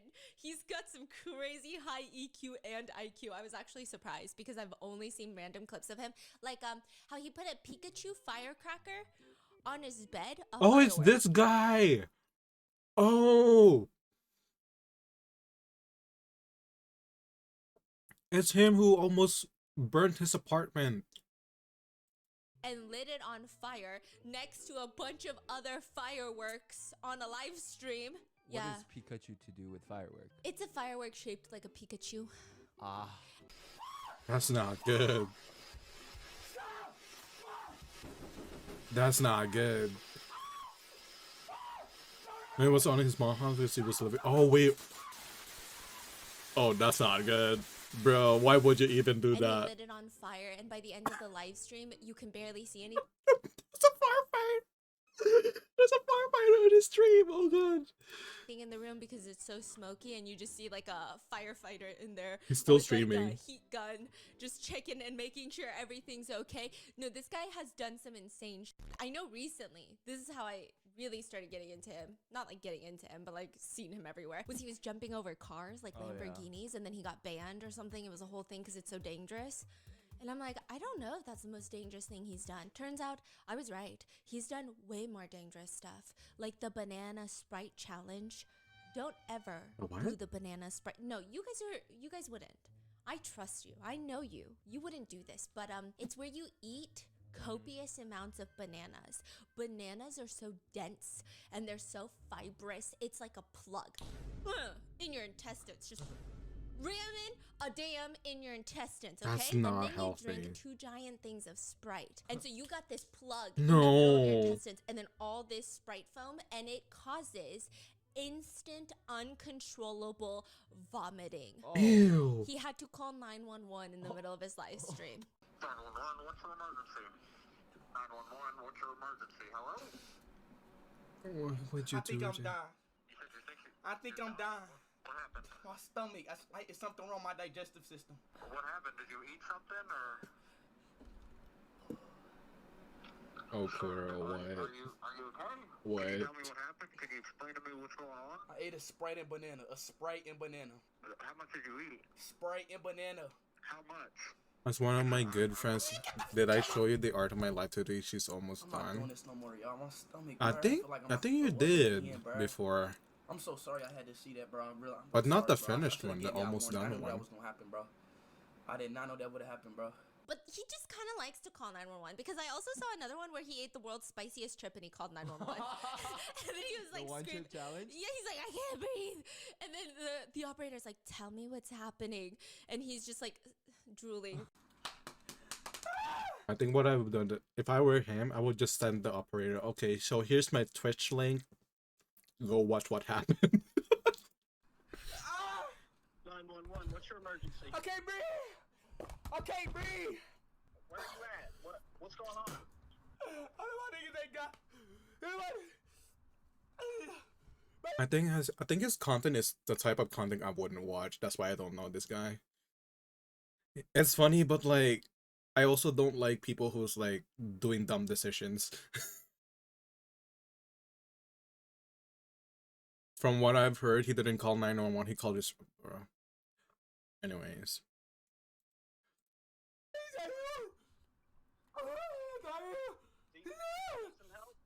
What happened? Can you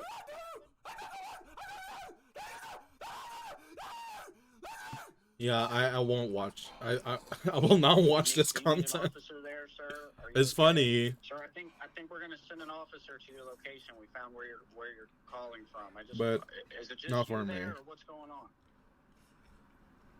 He did the Coke condom challenge. A what?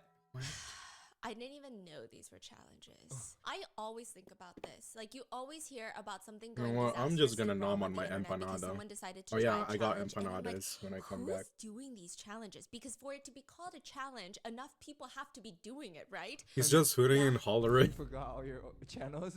Maybe we're not looking at the right clips, or maybe all the I clips are never like ate this. I don't know, copious man. amounts of banana and Sprite. I did do the one chip challenge, but I did not do it successfully. So I'm not part of that. I'm just kidding. Yeah, Mama is such a No, Filipino dangerous energy now. challenge, like this Ooh, let's dangerous go. challenges. I want to see. I feel like I didn't do many dangerous challenges. Did I do any dangerous challenges? I don't know, man. I feel like I'm just a dangerous person in my entity. Like I'm so incapable of keeping myself safe, but I think the challenges itself were not dangerous. Let me see. However, he puts a condom on his head. How yeah. does he breathe? Ooh, wait. Ooh, oh my god. Yo. Let's fucking go. Oh my god, I like the tattoo.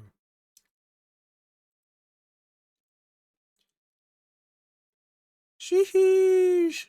Let's go. Oh my god, I'm so excited. He didn't think that through either. Because immediately he puts it on and he starts hyperventilating and freaking out, rips it off, and then he does another one. So he leaves a little opening for his mouth to breathe. What and then is he opens a doing? giant Coke bottle, throws in Mentos, and then tries to funnel it in to fill the whole That's helmet crazy. of protection with, and he almost died as well. You don't want to try that one? No. And so I was like, this guy is very interesting. And this guy is so famous in China.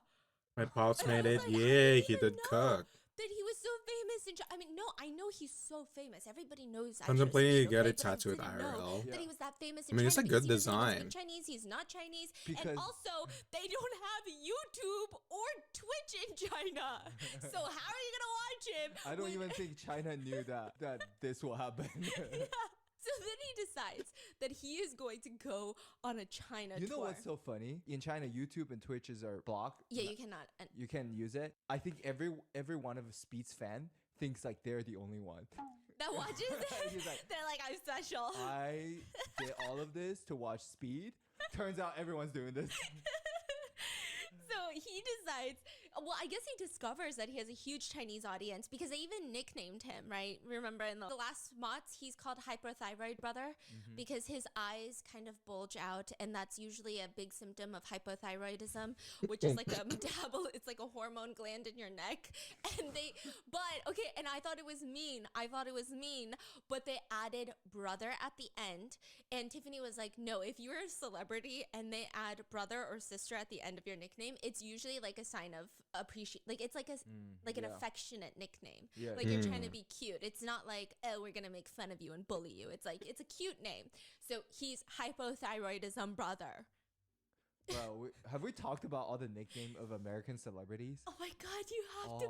We they're have to do a so whole good. mod. So good. Have we done it? No, right? Oh my god, no, your sister and my sister, we were sitting there. You would never guess mainstream celebrities Yeah. nickname in China. It's so random. It's really random. And even the pronunciation of non-nicknames is so crazy. Your sister and my sister were having a whole argument about this because your sister was showing her a TikTok from China. And then she was like, oh my god, look, it's Dumbledore. And my sister goes, what the and she goes, Dumbledore. And we said, Dumbledore from Harry Potter? And she's like, no, it's Dumbledore. And she's like, look at the spelling, Dumbledore. Even in English, it's pronounced Dumbledore. And I'm like, bitch, this is actually crazy. You got hypothyroidism, brother. And then we also know that iShowSpeed made a Chinese song go super viral. This song has been around for a really long time. I didn't know this. My husband was telling me how, that's a child, like from my childhood. Yeah. Rainbow Sunshine White Pony. Yeah, it's the one where, you know the one. It keeps saying the word that a lot. And in China, that is seen as like a filler word. Yeah. Like people will, like, cause you do that too, where you'll be on the phone and then you'll be like, okay, It's basically Yeah, it's like, that thing, that place that we went to. So he'll say that a lot, right? I've gotten used to it.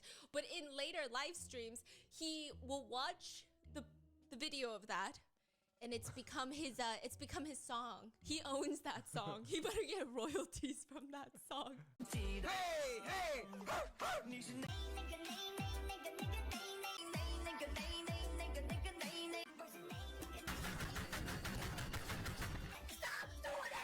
In later live streams, you know how people live stream themselves? I'm sleeping, flabbergasted. And then their fans can buy something where it wakes or it plays a sound really loudly.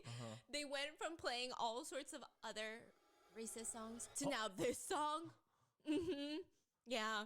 And so I Show Speed decided I am going to meet this man.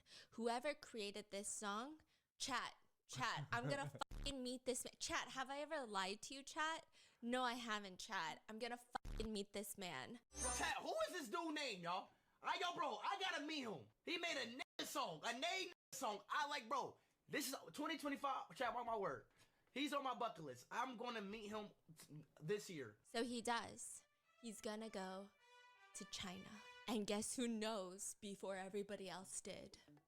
The Chinese embassy. 20-year-old popular American YouTuber hashtag IShowSpeed at IShowSpeed has kicked off a journey in hashtag China that has already garnered massive global attention, which indicates a broader trend of digital influencers bridging cultural gaps and creating alternative channels for foreign audiences to understand a vibrant China. No. So everyone's like, oh my god, this is about to be the craziest trip, because if the Chinese embassy knows about it, it's gonna be a crazy trip. Like, they're gonna be watching. They're looking at him like, okay, let's have fun. And it is fun. March 24th, he lands in Shanghai. He's got his whole team. He's got cameramen, tour managers. He's got these 2 bodyguards that become very famous in China. They even have nicknames. One of them is called Biggie.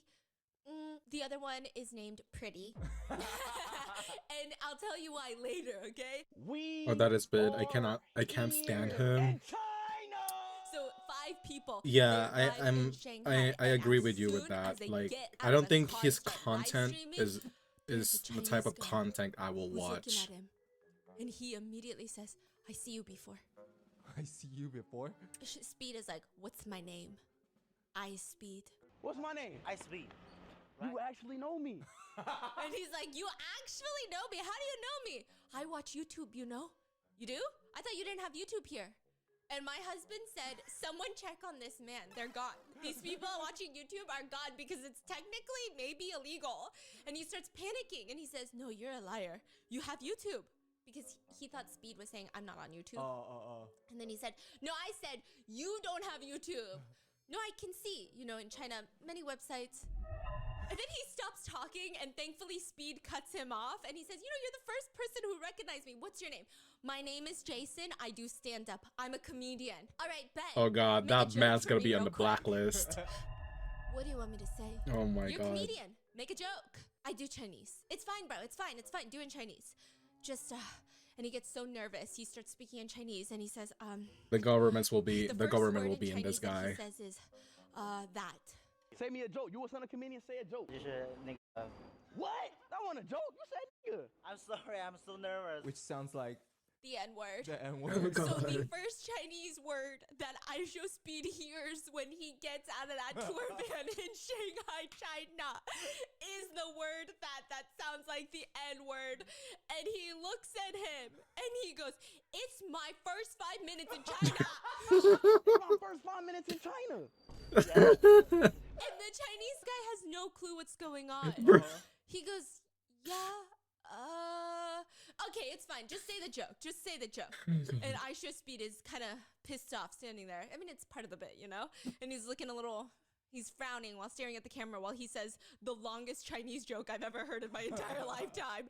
And it's just very uncomfortable. And he's like, okay, cool. Nice to meet you. And it's like the whole energy is this Chinese man didn't realize what just happened. And he's saying this joke now held hostage because he has no idea why IShowSpeed's energy just drastically changed.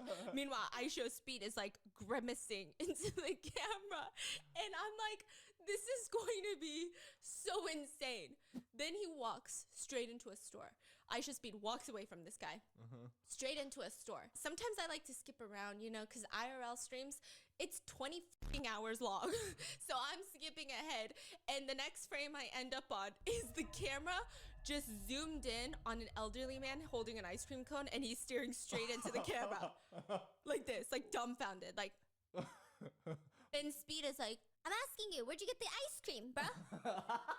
And he's just staring into the camera. He's not even looking at Speed. And then finally someone says like something, Bing Chiling? I know Bing Chiling.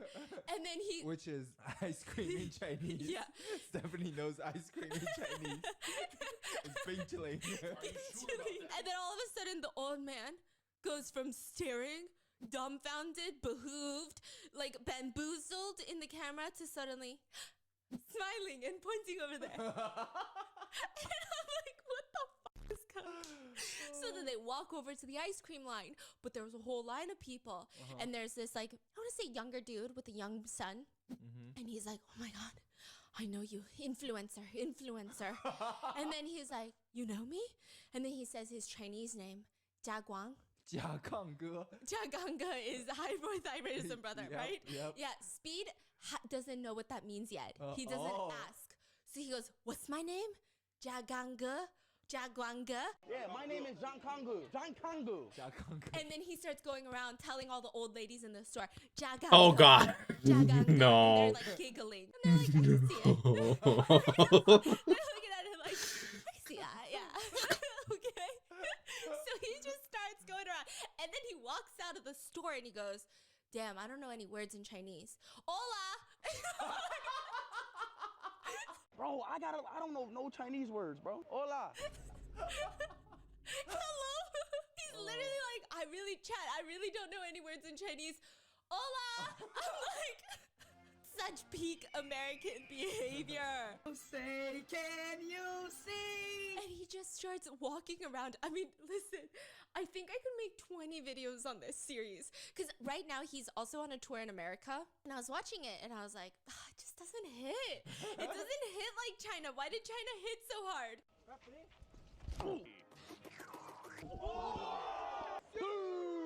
He starts walking around and he decides he's gonna make it fun. So he's just gonna start handing out 100 yuan bills, which is 14 US dollars, because conversion, but it's like 100 yuan, right?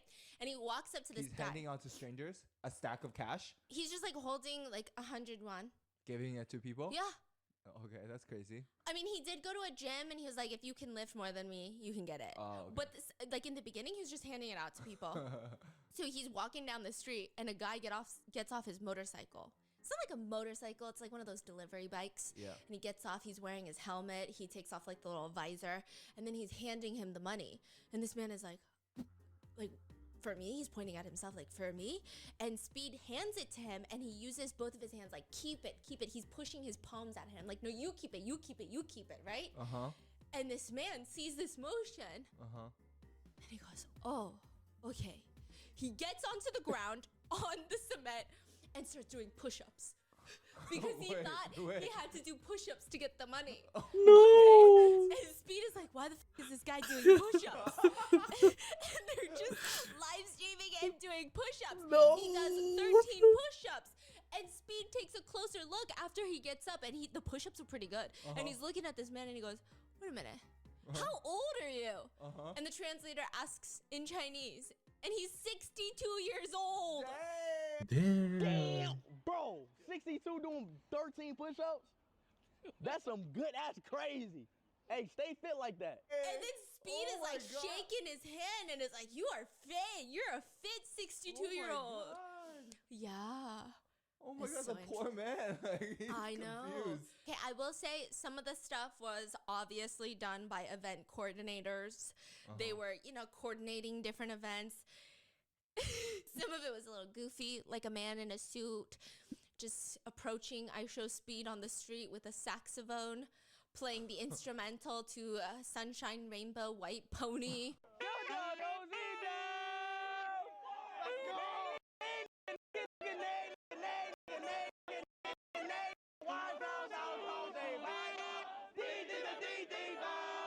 And people is like, okay, this is clearly a setup, but it's okay. It was kind of fun. It was kind of cute. Then he walks in to the Shanghai marriage market. Where the parents I saw go. that clip. So the setup is in Chinese parks. Every weekend, all the old parents will gather and they will have a board, right? What is it? Like a cardboard cutout. Yes. Like a list of their kids' criteria. So graduated here, height, how many houses do they own or the family owns, all the things that they can brag about. Yeah. Trying to match each other. And so the minute he walks into the marriage market, this one's clearly set up because it's a girl holding a sign with all the requirements needed for a husband that are written for Speed. Capable of backflips is the first one. I've never met a Chinese girl that was like, my #1 requirement is that he can do a backflip. Is it okay? Chinese or English? The board? I think it's in Chinese. Oh, okay. Yeah. Has a healthy skin color and a interesting personality. Interesting. Girl is looking for her husband. She's looking for a husband. Yeah, looking for her husband. She wants to find someone who can do the Capable of backflip, had a healthy skin color, and had an interesting personality. Okay. I believe that's you. Wait, is this real? Yeah, this is real. This is a marriage market. So I can do a backflip, and I have healthy skin, and I have an interesting personality. Oh, it's you. Wait, so It's scripted. wait, so you want to marry me? Yes. Like, how does this even work? Like, what do we do now? Kiss. What? No, bro, no, hey. A lot of people in China call him abstract as a compliment. They say he's very abstract, okay? So then he runs into her, and then that was like a cute little moment. But then he goes further into the park, and there's this girl. She seems shy, and she's holding up a board, covering her face with her hair. She's wearing like a Sailor Moon outfit, and Speed walks up to them. And it's like a really buff bodybuilder dude with a wig on. And it's like this very... Yeah, it's this very intimate moment where he's putting his arms around Speed. And then he's like, I can dance. And Speed is like, you can dance? Dance for me then. And he starts dancing in silence. And I was getting so uncomfortable. You don't look like that. Can I see your face? Oh my god. What am I watching, man? Huh? Kiss him. That's you?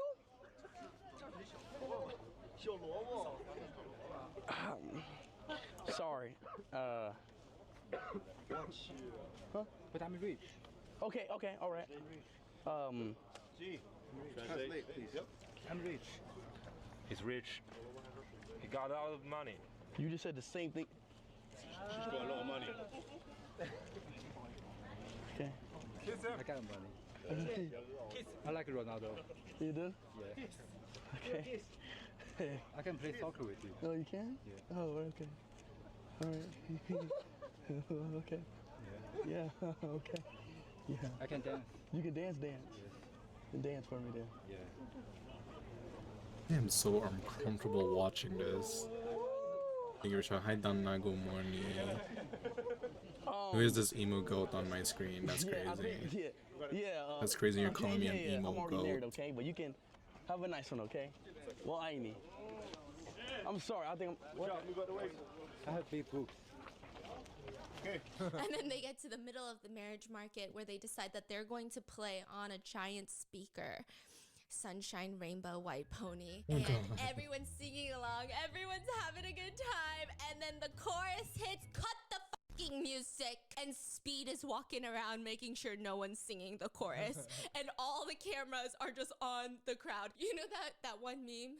It's like the soldier with like the 25 GoPros. Yeah. And it's like, hey, You call me what's the lyrics of stinky. this song? It's crazier. That's what he's doing. Why is that And he's like, crazy? okay. It's the truth. Okay, good. And then they start the song again. Play it back again. And it's just like the most intense, funny, hostage taking of a song concert in the park I have ever seen in my life, okay?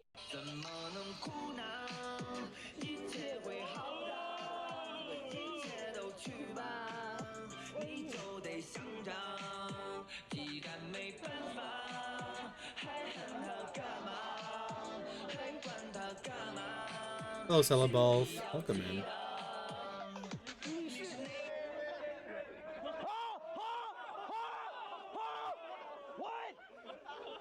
What? Huh? Play it back again.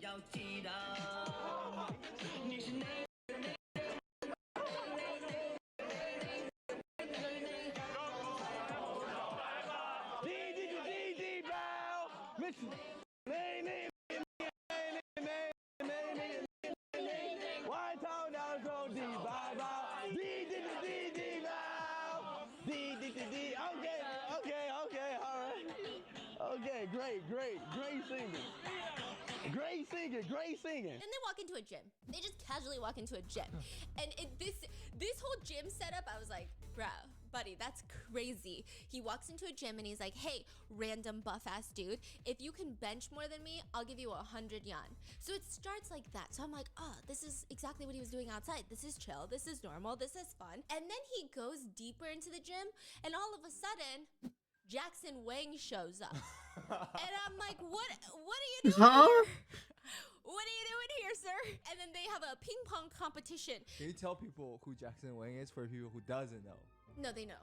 I mean, Y'all don't know Jackson There's gotta Wang? be some people though. Are you kidding? He's so famous. Are you look up Jackson Wang? You know Jackson Wang. Okay. Jackson Wang shows up and he's giving Aisha Speed a shirt with a Chinese flag on there. So I was like, what's going on? Okay, and they start playing ping pong and it's a ping pong competition. And Jackson Wang's pretty good at ping pong. I didn't even know he was that good at ping pong. He's like killing him in ping pong. And Speed is like, I don't know what's going on. I was just benching. He loses in ping pong. And then all of a sudden, 2 Shaolin monks appear. Monks, just monks. They're It's doing so random. fudging Tai Chi. What is Everyone curse when happening? I'm talking about monks, right? They're doing Tai Chi? What do monks do? Monks don't do Tai Chi. That's a different. They're doing Kung Fu. Yeah, Shaolin Kung Fu. Yeah. They're doing Shaolin Kung Fu. Tai Chi is from like Taoism. Oh, That's different. Yeah, it's fine. Am I canceled? No, they don't use the internet. It's fine. I'm kidding. They come in and they do Shaolin Kung Fu. Oh, wait, what the fuck? We about to fight? Oh, It's like a Chinese night festival, cultural event, you know what I mean, in this gym. Oh, hell no! Like, it's literally a cultural event starring Jackson Wang. I'm like, what's happening? And then This is on a gym. What is happening? I still don't know who Jackson Wang is. Me neither. I don't know they just who have that dinner is. set up in the gym. In the gym, like, I don't know if it's Heidi Lau. It's one of those famous hot pot places, and they got the dancing noodle guys, and it's just Jackson Wang on his right. And then all of a sudden, Rap of China makes an appearance. Rap of China? Fire Bro, rappers on his left. And this man is wearing a red Heidi Lau colored dress shirt, which is like the craziest. His name is No. Yeah, this is. KNOW. And this is Dan Dan's favorite. Yeah, Dan Dan loves. I put Dan on the song and he's like, okay. Okay, no. Okay, Mr. Bentley. Yeah, ooh, Mr. Bentley. That was him. So you should go listen, okay? But he's got the craziest tie I've ever seen in his life. And I was like, this man looks like he woke up and someone was like, get your ass down in the gym, okay? This is basically like a UN conference right now, okay? Get your ass in the gym and wear something appropriate for once. And that's what he put on. It's like the most insane outfit I've ever seen. And then they're eating hot pot. There's like 5 dancing noodle guys. And it's just, What is it's just in the happening? middle of the gym. And then afterwards, Yeah, this is on a gym. I gotta go. Like, I gotta go. This is crazy. So he leaves. I show Speed rolled up his pants all the way. I guess he was hot. So he just looks like he's wearing a diaper now. And it's like bootylicious. And he's just standing there in like the shortest shorts I've ever seen. And one of those Chinese opera performances comes up to him. And he starts getting a little freaked out. So he starts barking at them because that's his thing. He likes to bark. Whenever he's angry, stressed, scared. And so he's barking. They bark back. And I'm like, what the f*** is happening?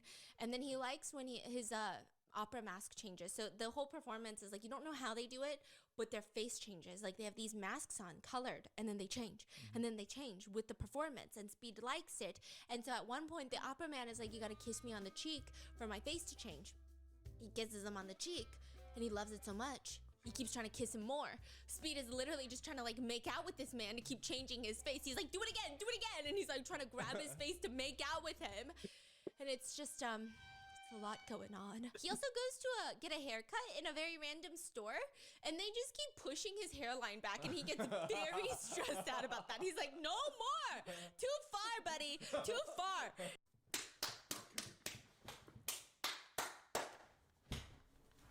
Okay. Another Chinese fan comes up to him, and he's got a watermelon. And I said, you better not.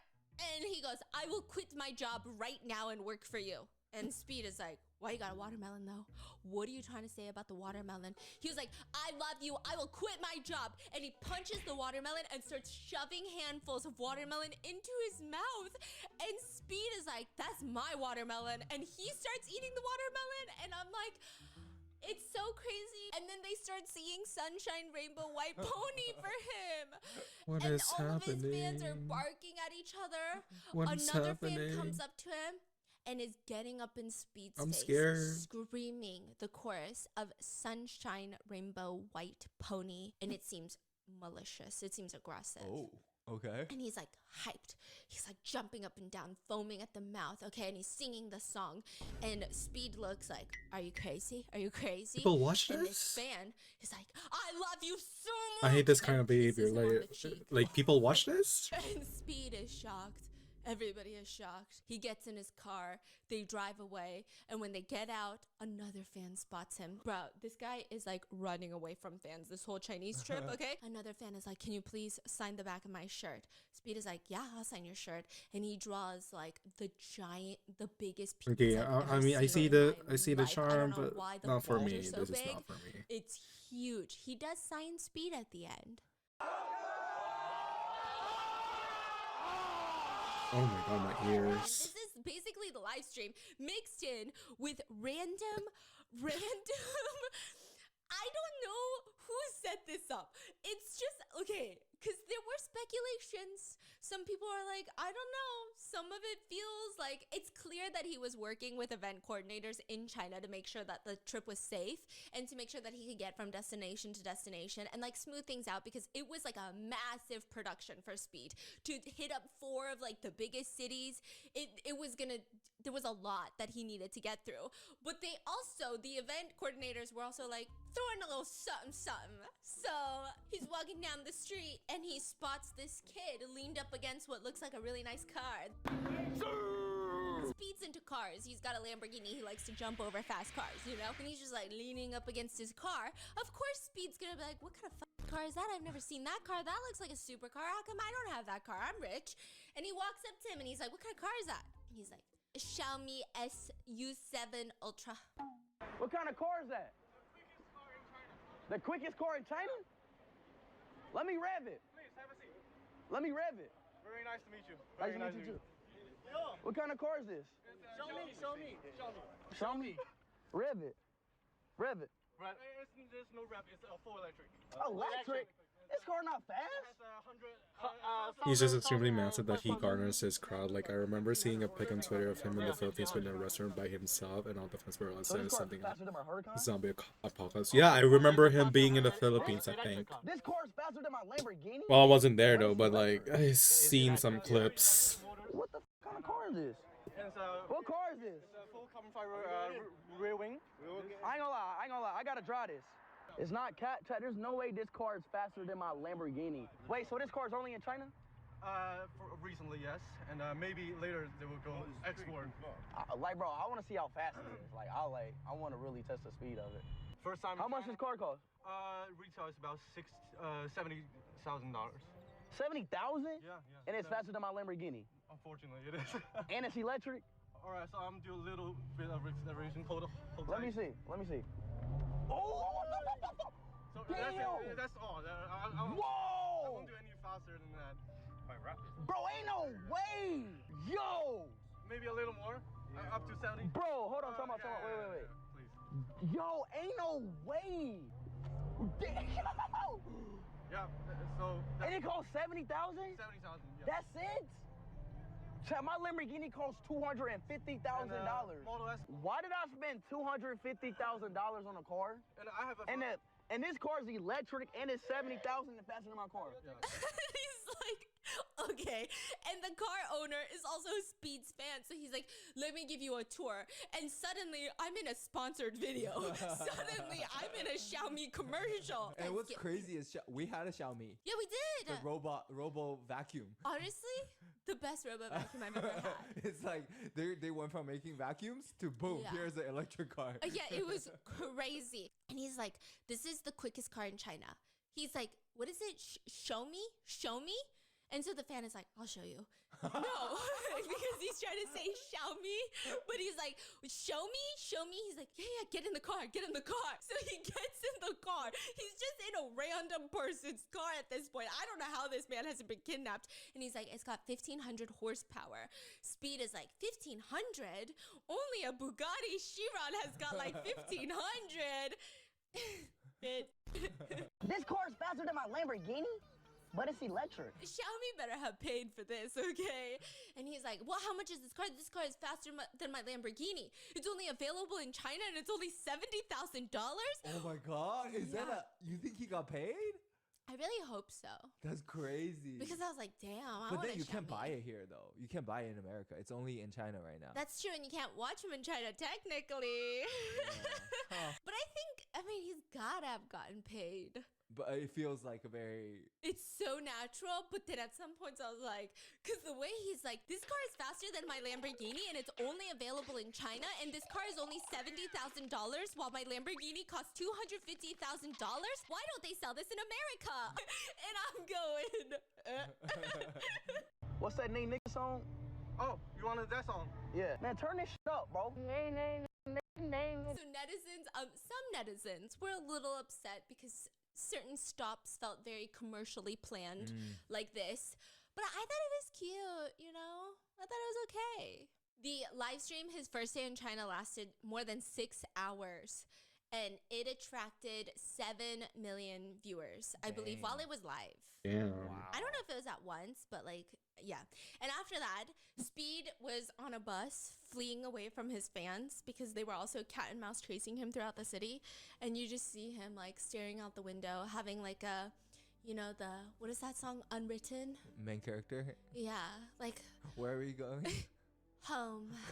You know, and he's just like looking out the window and looking at the Bund. You know the Bund? Oh yeah, the Shanghai bun. Yeah, I mean, he's from Shanghai and he's just like, wow, China looks better in the dark. That looks beautiful, bro. And all the comments were like, bro, I did not expect to like China. Because although these are Americans, and like, I don't know if my husband wasn't Chinese, I don't know if I would have fallen for all the propaganda. But like, there's lots of American propaganda where it's like, you get it. And there's bad things about every country, but it's so beautiful. It's literally so beautiful and so technologically advanced. Yeah. Like, everything is crazy. Tiffany was like, when I get home from Shanghai, I always feel like I'm going back to like the countryside. Yeah, it's like going back in time. So netizens are commenting, damn, Speed has done more for world peace than the last 4 US presidents. He should get a Nobel Peace Prize for his trip to China. Bing chilling. Bing chilling. Wait, what is Bing chilling? Okay, so his fans are obsessed with China. I will say it is kind of nice, especially because his fans, you know, I don't think he has like a predominantly Chinese American fan base. Does that make sense? Yeah, so these are probably like a lot of Americans who have never really thought about going to China. So it is cute. And then the next day, he's leaving Shanghai and he's gonna go to Beijing. He puts on the traditional Chinese red and green floral pattern and he arrives in the capital. And side note, I will say that I believe that pattern originated in Shanghai. I saw some comments of people being like, that's actually not a Beijing pattern, but it's like associated with I'm not trying to start fights. I'm not trying to start fights, please. So he's wearing those and he goes to the Forbidden City, the Palace Museum. In the Forbidden Palace. And this is where all the articles came about. That the first thing he did was bow deeply to the palace. He tripped, and he's okay, but he tripped. And so he's looking around the Forbidden Palace, which is 10,000 rooms, and he says, "This is bigger than my whole town." Okay, and it's got like 200,000 visitors per day, and he's just amazed. He's got a translator there giving him like a tour of the place, and the only thing that he's like holding on to, the only part of this, he's like, the emperor had how many wives? And she's like 3,000. He had 3,000 wives? Yes. 3,000 wives. And so he would, the emperor would sleep with a new wife every day. And Speed is like calculating. He's like, bro, that's 10 years. Chat, that's 10 years. A new woman every day for 10 years, chat. How long did these emperors live? And she's like, actually, they died really early because they were having too much sex. Okay, they would be dead. Bro, the emperor was moving mad. And he's like, Damn, chat. Chat, that's crazy, chat. Okay, every time I watch I Show Speed, half of my brain is so stimulated and the other half is like chat, drool, chat, drool. Like afterwards, I just want to stare at a wall and go chat. Chat, that's crazy, chat.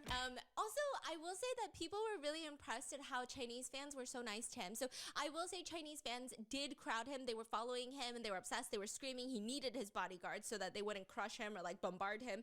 But they were comparing this to another incident that happened when he was traveling abroad in Europe. He had sprained his ankle. His bodyguard had to carry him out of the building into the car, and people were literally ripping his hair out, and they sold it on eBay. They sold one of his braids that they yanked off of his head, and they put it on eBay labeled hand-picked I Show Speed hair. What? Yeah, and in most cities in China, everybody was insane. really nice. Yeah.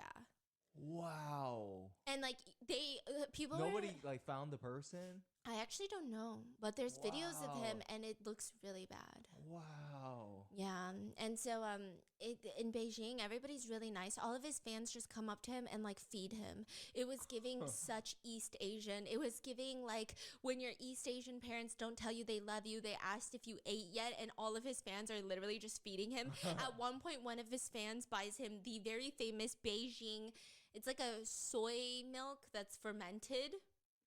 Okay, Tiffany was telling me about it, okay? And she said, it's actually like famously unique.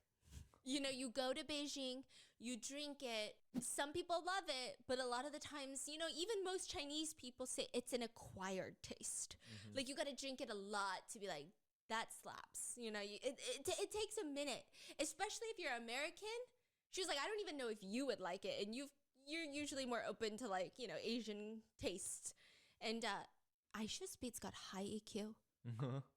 His fan gives it to him and they take it and Aisha Speed's eyes go wide. Okay.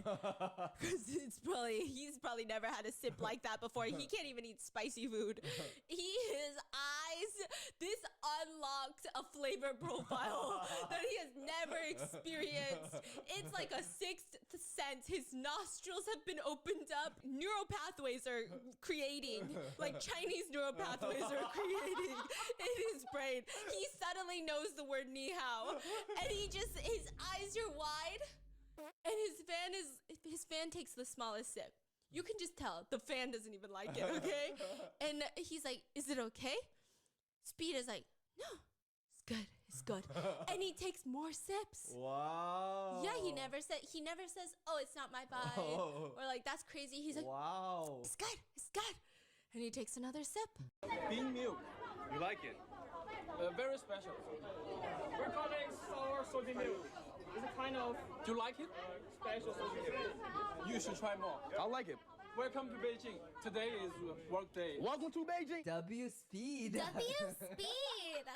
Yeah, and by the time he walks out of there, he's like, I got a squid in my pocket. I got this in my hand. Like, I need help. So his bodyguards are taking the food away from him, and he's just walking down the street. And I'm like, I don't know if, okay, I will say it seems like a good chunk of it are his fans that are buying stuff to feed him. Because like you'll just see random people run up and they're like, Aisha Speed, I love you, eat this. And Aisha Speed has no fear of being poisoned. He does not care for his livelihood or his safety. He just be eaten. He's just eaten. He's like, what the fuck is this? And his fan is like, Tanghulu. Okay. And he's like, you had real Tanghulu, right? The original. It's sour, right? Sour inside, sugar outside. Yeah, he was having a trip with Tanghulu. And I was like, buddy, Tanghulu? Damn. Then I just know that you have high EQ because that milk must have hit hard. If you are having a hard time with Tanghulu, because he was like, it's so sweet, and then now it's sour. It's sweet as hell. He was very confused by Tanghulu. So I'm like, that milk should have done a number on you if Tanghulu is doing a number on you. And then another fan is giving him like the blowing candy. Damn, we've done all of those in like Yeah. in the videos. And then later he sees a fan who flew halfway across to China to give him a portrait. He's like, I got a portrait for you. I flew halfway across the country. He's like from a different part of China to come meet you to give you this. And Speed, he has two of them. He's like, can you sign it? Can you sign it? And Speed is like, wait, so I don't get to keep them? I have to sign them? And he's like, no, you keep one and I keep one. And Speed is like, are you gonna sell it? Are you gonna sell it? And he's like, no, I will keep this for the rest of my life. I swear. Damn. I swear you're not gonna sell it. On God, you're gonna keep it. All right, I'll sign it. Damn, he's really popular, huh? If you keep that, you gotta keep it, bro. No, he just looks so cute. They're so cute. And then also, every time I saw it, my husband would be walking around because I'm like playing it and it's like a 20-hour live stream. So this has been my life for a minute. And my husband will stop by and he goes, I mean, they're just admitting they're on YouTube. You know? Is that okay? And I'm like, I don't know. You tell me, okay? He's like, I don't know. These people are crazy. And he's walking away. So he's going to keep the little sign thing. And then they got to get into a tunnel. An underground tunnel. It's like a high-speed train, super underground. So he gets in and Speed is stressing. Everybody's stressing. His tour manager's stressing. And they're like, okay.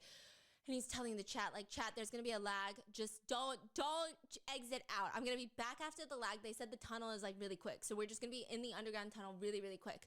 So they get there, and then he's, like, everyone's checking their phones. Like, is it lagging yet? Is it lagging? And then he's like, chat, are you still there? And he's like, are we lagging? And you can see in the back, it's a tunnel. Oh, we're lagging. We're gonna lag. We're underground. 9-5. Chat, if it lags, don't leave, okay? We're under tunnel. You can't get signal under the tunnel. We're actually not lagging? Yo, China's crazy. We're underground and we're not lagging.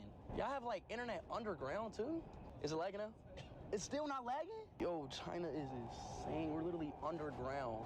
Chat, everybody spam W China in a chat, bro. W China in a chat. It's not lagging and we're underground. That's actually fire. 2K, 144 PhD, no lag, no fucking lag. Okay, you go to New York and you're gonna take the train.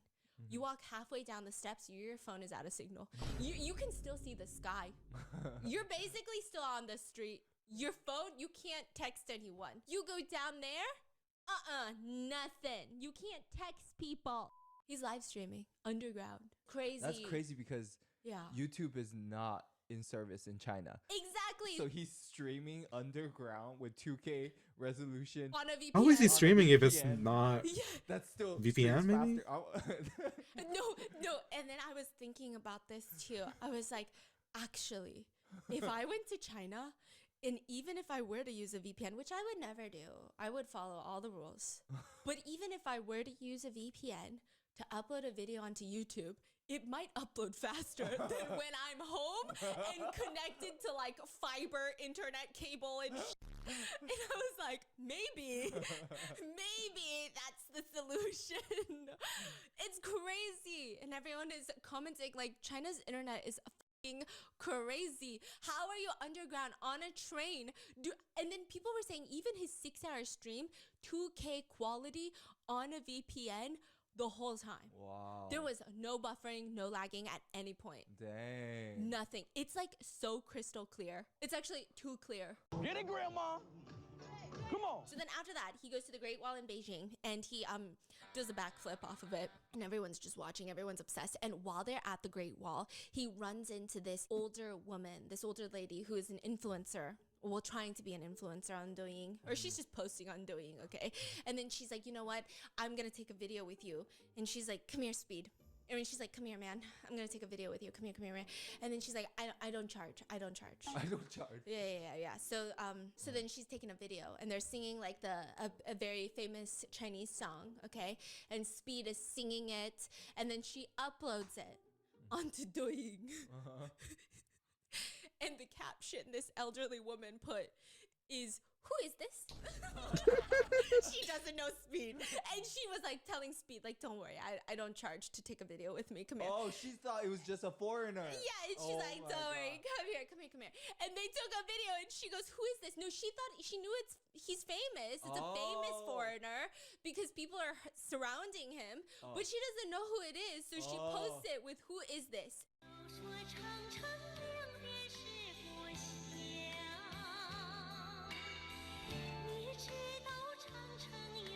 I don't know what's happening anymore.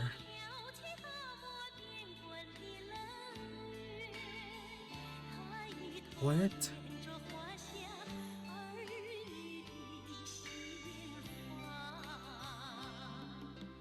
That video within hours gets like 3.3 million likes, not even views, likes. And you want to know why? Because people don't know for the first 5 minutes who the Speed is, because her filter made Speed look like an extraterrestrial alien. The way his chin could fit on the tippy top of a number 2 pencil. God. The way his face shape is completely a heart now. Even in the background, his big ass, buff ass, muscular bodyguard got some long lashes. That's why they call him Pretty. That's why his nickname is Pretty. Because in the back of he's very pretty. Yeah, and the other bodyguard wasn't in there, so he's biggie. But he looked very pretty. And he even made a douyin later, and he said, yeah, he made a Xiaohongshu later, and he said, hey, Xiaohongshu, I know y'all gave me a nickname, Pretty. Yeah, and he's feeling himself. Everyone's feeling himself, okay? Oh my God. They got followers in China. Yeah. Oh, we're going to get back to the bodyguards because the bodyguards become celebrities. Wow. It's so insane. Now people have nicknamed that woman. This is No Charge Filter Auntie. Yeah, she is also now famous. And they say that all of the heads on her video turn into like the rubber droppers, you know? You know, like those serum containers where you like you squeeze the top and it's like a heart-shaped top and you squeeze it. Oh, that's specific. Yeah, I mean, hypothyroidism, bro, is also specific. And so Speed doesn't know until he comes back to America and he's reacting to viral clips from China. And he looks at that video and he goes, bro, what the fuck is that filter? Bro, what the fuck is this filter? And people are obsessed. They're like, bro, this is crazy because in 2 days, in just Shanghai and Beijing, Americans are becoming obsessed with China. Like, people actually want to go to China. They're like, we want to go visit China. We want to go be a tourist over there. And they're like, everyone is saying, like, China's crazy. And I'm sure every country has very bad things about each country. People are like, whoa, we need to go there. I can stream under f***ing ground. So then he makes a last-minute trip to Henan, and the 6-hour live stream ends up being his most popular one with 7.26 million viewers because he decides that he wants to go to a Shaolin temple, and this is like the birthplace of Kung Fu. To show how serious it was, it starts with him wearing a bald cap. Oh my God, you know what's funny? What? You should do a story on Shaolin. Oh, the recent... So Shaolin is head dude in charge just got exposed. It's crazy. Wait, for like... haven't doing the dirty. Oh yeah, he does everything. He does all the dirties. Like, he'd be doing all the dirties. But also the crazy part. So Shaolin is always been around in the books, like throughout the history of China. But they kind of went a little bit more not distinct. Like nobody cares about them anymore. There's nobody in there. There's no money. The temples are getting really beat down. Yeah. He took it, treated it like a business. That's why he made it international. Now everybody, like American, everyone knows Shaolin Kung Fu. Wow. Like he made it famous. And he just got exposed after decades of running it. All I know is he'd be getting girls. That's all I heard. I'm sure it's way more serious, but of course the internet makes it so unserious. So all I've seen so far is he'd be getting a lot of girls. That's all I know, but we'll see. Maybe there's crimes, maybe there's something. We'll see where it goes. But he decides he's going to go to the Shaolin temple and he wants to learn Kung Fu. So he's wearing a bald cap and a monk robe. He shows up like that. And I'm like, what the f is happening? I want to learn some kung fu, bro. And he spends 2 hours in the mountains asking passerbys for directions to find the temple. They're getting fucking lost in the mountains. I'm very nervous right now. And finally, they find a temple, and he's so excited. He's on his knees. He's begging them, train me, please, master, train me. And there's this picture I'm going to insert for you. It's just like his booty's popped out. He's on all fours. And there's just like a Chinese old guy sitting like, what the fuck is happening? And the monk tells him in Chinese. And the translator is like, okay, let me translate this for you. Because he's like, please train me, master. Please, I will do anything. I want to be just like you. Train me, master. And the Chinese monk tells him, find inner peace. Keep this inside. Don't be so excited. He's like, shut the fuck up. And he goes, train me, please. And so they do all this like kung fu, you know, and it's like very lame. He's just had to like frog jump and go up and down the mountain for like an hour. Go! Go! Oh. No. Yeah. Oh, shit. Oh, beautiful. Oh, fuck. And then do like the horse stance until his legs start cramping. And then after hours of doing like the most basic stuff that really doesn't even matter, they tell him, hey, this is like a business. This is a private kung fu training school. It's not a temple. And he's like, what the fuck? I thought I was getting trained by a high Guru Go, hello like a Ash. master monk. Good morning. What the fork is happening? Oh, go. So then he gets back out, and turns out the passerbys, they didn't understand what he was asking for. He just kept saying he wanted to learn kung fu, so they sent him to the private business. So then he has to go and look for the real temple. He finds the real temple. God bless America. Local officials had to step in to show him which ones were the real temples. Also, Aqua, I because they were jump with you. It's "Oh, crazy. Wow, you jump with you're looking for Aqua. a real temple? Okay, I guess we'll show you because it's like in the mountains. What's happening? And he goes and he meets Master Liang at the Shaolin Temple. And you already know that this is the real master because every time Speed tries to bow or kneel, the master is like very upset, like telling him to get up. And then he's also on his knees. Why? I guess they don't like being kneeled down to. So anytime Speed kneels, he's kneeling. And honestly, I love this man. I love this man. The monk? Yeah. Okay, Well, why? I don't think he's a monk. He's got hair. I mean, some monk can have hair. Oh, okay. Well, he's got a lot of it. Master Liang. Master Leon. Please teach me kung fu. Okay, no problem. And he's teaching him kung fu, and he said kung fu is not just fighting. Kung fu is training your mind. Kung fu is not full of power. You need to leave some power to save yourself. Not just hurt the enemy. Very much You after need you power rated to me in save some of the yourself. worst Aqua puns known I'm to learning man. kung fu, please. Aqua Speed is pun. like, Oh I want to god. learn nunchucks. 1, 2.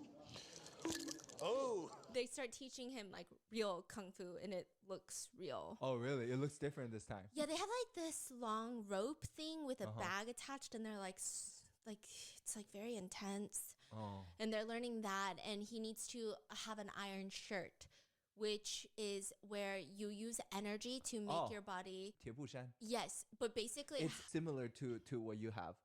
朱砂掌.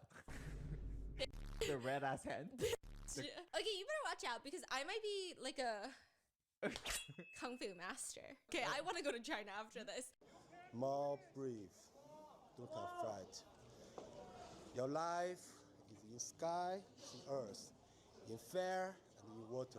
And so they said he needs to have an iron shirt, and the only way to get it is to get beat up. Hey, I'm ready. Come on, y'all. Come on. I'm ready. Let's go. So, so the master and him are doing like the energy movements, and then a monk comes up to him and slams a giant wooden stick on his arm until it breaks. And like that's how you learn how to hold this energy and stuff. And I will say it looks very painful, and Speed is like dying after the first one on his arm.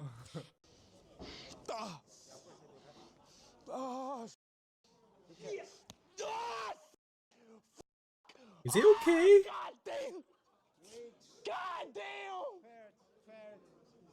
God damn, master! Also dreamt Kuro was in my JP class in Japan. I was in Japan. He knows how to say Bro, you always no. dreamt about me. What the I hell? think it did something to him. In And Japanese in this, class like, specifically. philosophy clip Like, what did I goes do? up on Doing because as Nia he's might go, swinging, yeah, I'm working the on monk is Nia's on the ground tarot with him card. and says, "It is pain, but it is life.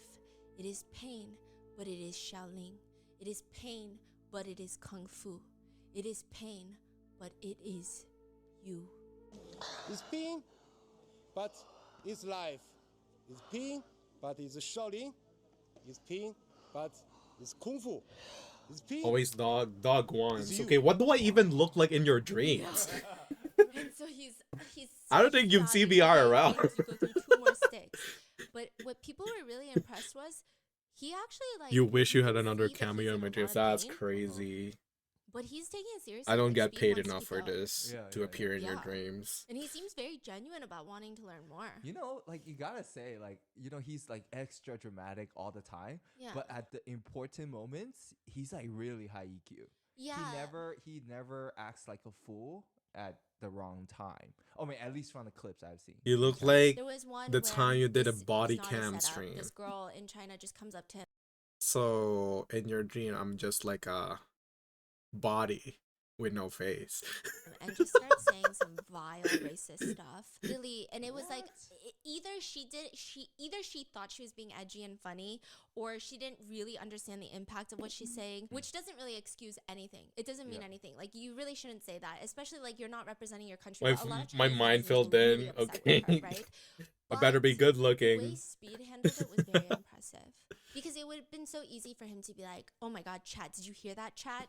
Right? But instead, he was like, "Guys, I don't think she knew what she was saying." Slap the black mask Like, I on think it, she was black just hair, saying call it a what day. was That's said. crazy. So, like, he's even still trying to like protect her from his own chat.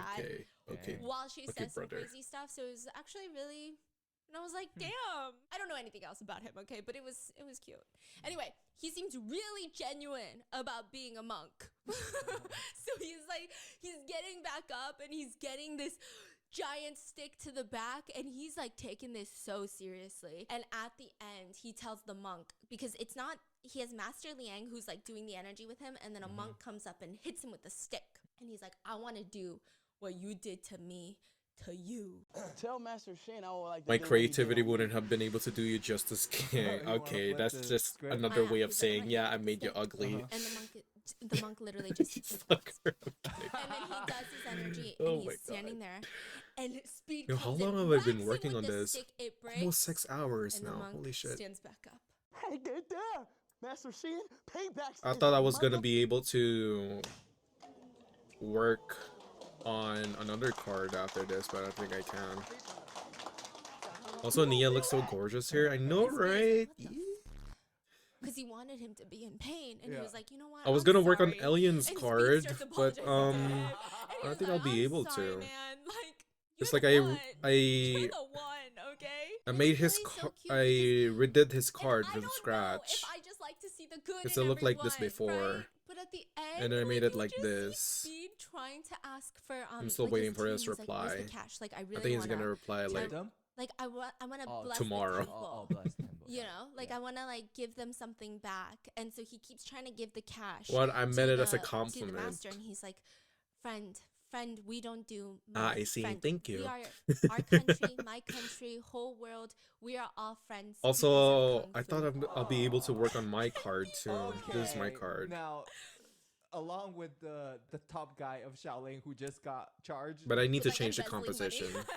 Okay. I mean, I think he's streaming right now, so that's probably. Yeah, I know. It was so sweet.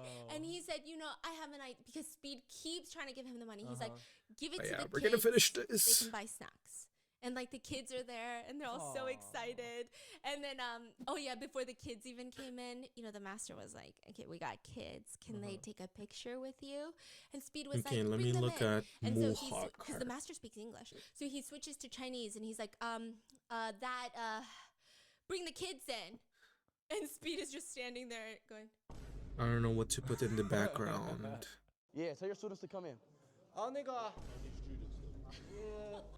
after all that great bonding, okay? So all the comments But I are, cherish your "This is- card Speed a has lot. Thank finally you. No experienced problem. Classic Chinese story. Go through days of difficulties, finally find the master. Yeah. It's so cute. It honestly What was design are we gonna adorable. put in this So one then though? he goes to Chengdu. Chengdu is often called the panda base because it's the only region where the wild giant pandas I think I'm are gonna put naturally ice found. creams on the So circle. naturally, Speed But in the decides that middle, he's I gonna kind of get want panda to have a makeup floral look fire on motif, teeth. but I I don't look know too what much like a flower panda, to though. and turn himself into a panda. to put for Which he Nia. does I don't take know what off her favorite eventually, flower and he's just wearing a is. panda headband with like pandas. And the city is surrounded by bamboo forests. It's a really beautiful area, and Speed is very excited for Panda Land. They putting needles in my body, bro. And he goes to this like traditional Chinese medicine clinic, and the traditional I think we're to medicine hydrate. practitioner I don't is have checking Tro his open right pulse, now. and he proudly announces, "You do not have hypothyroidism." And everyone's clapping like, yeah! And it's just like the cutest little, everything is turning into like a variety show. This is like the cutest, most wholesome live stream that I've ever seen in my life, although there is some drama. But people were saying, is this all like so set up? Is this also propaganda?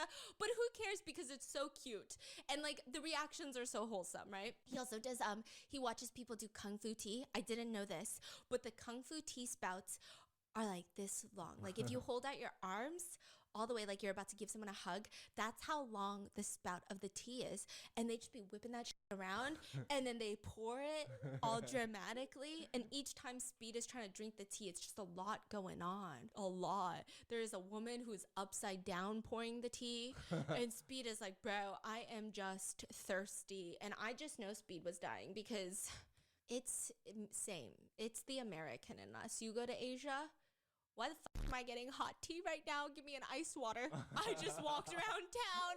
Get me a fucking ice water, please. Okay, so he's dying, but he's still trying all the tea. Very sweet. And by this point, Speed's two bodyguards start think I'm going just gonna put crazy. You know, they cherry start getting blossoms or viral on something. Douyin, on Chinese social media, because even like Chinese mainstream news are covering little bits of Speed's trip.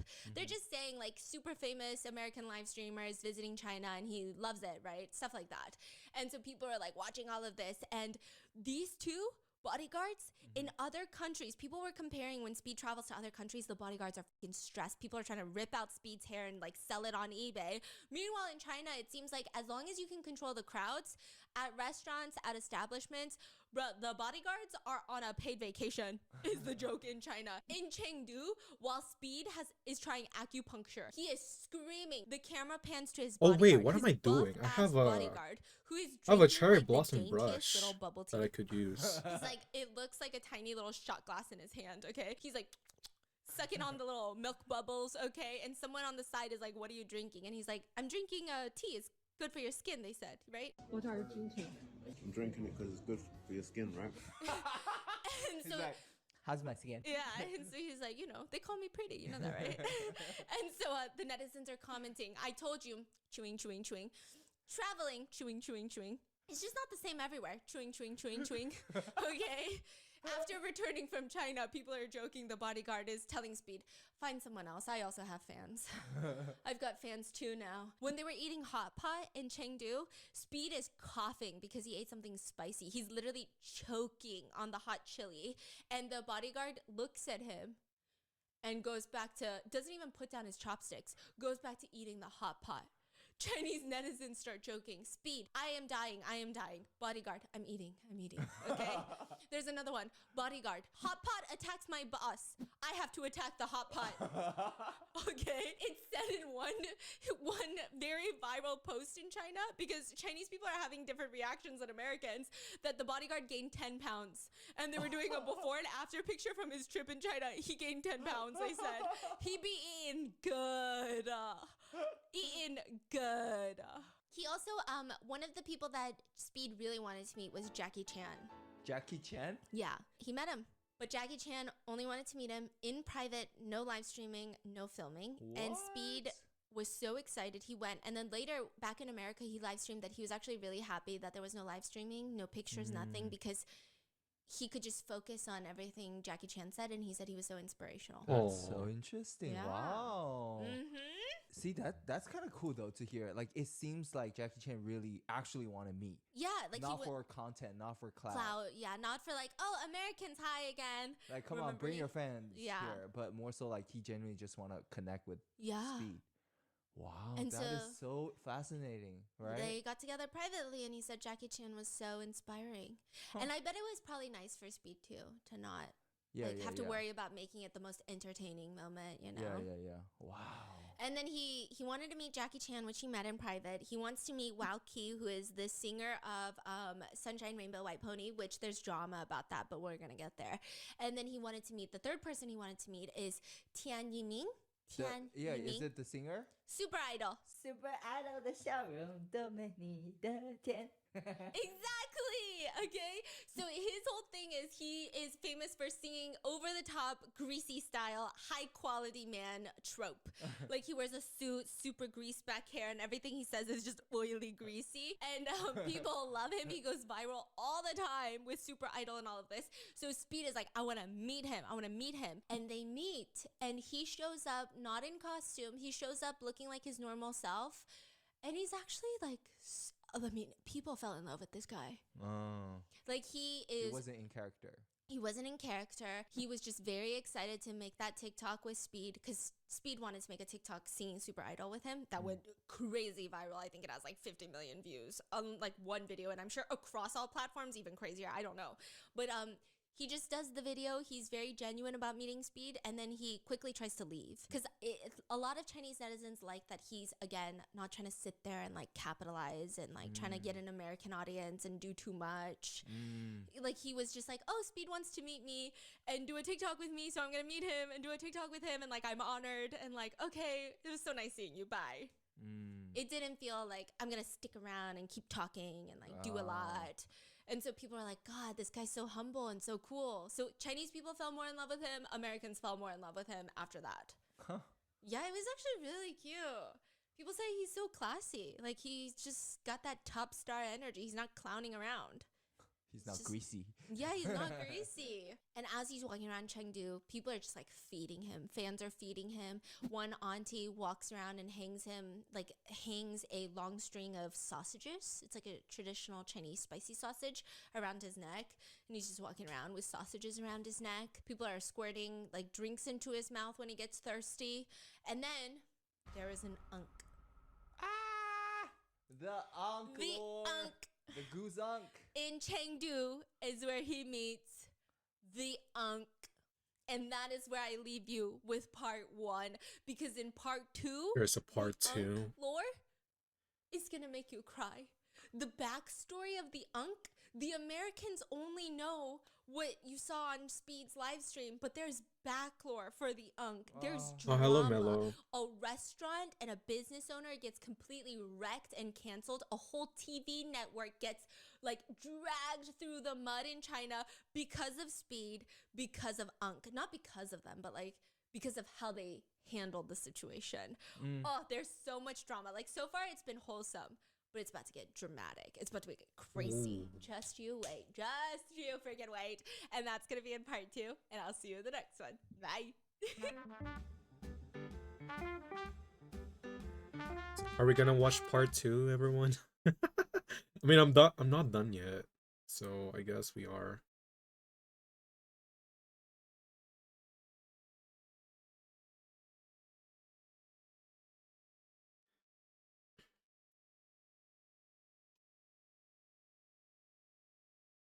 Part 3 is where the wholesome stuff is. Okay. I guess we gotta watch it.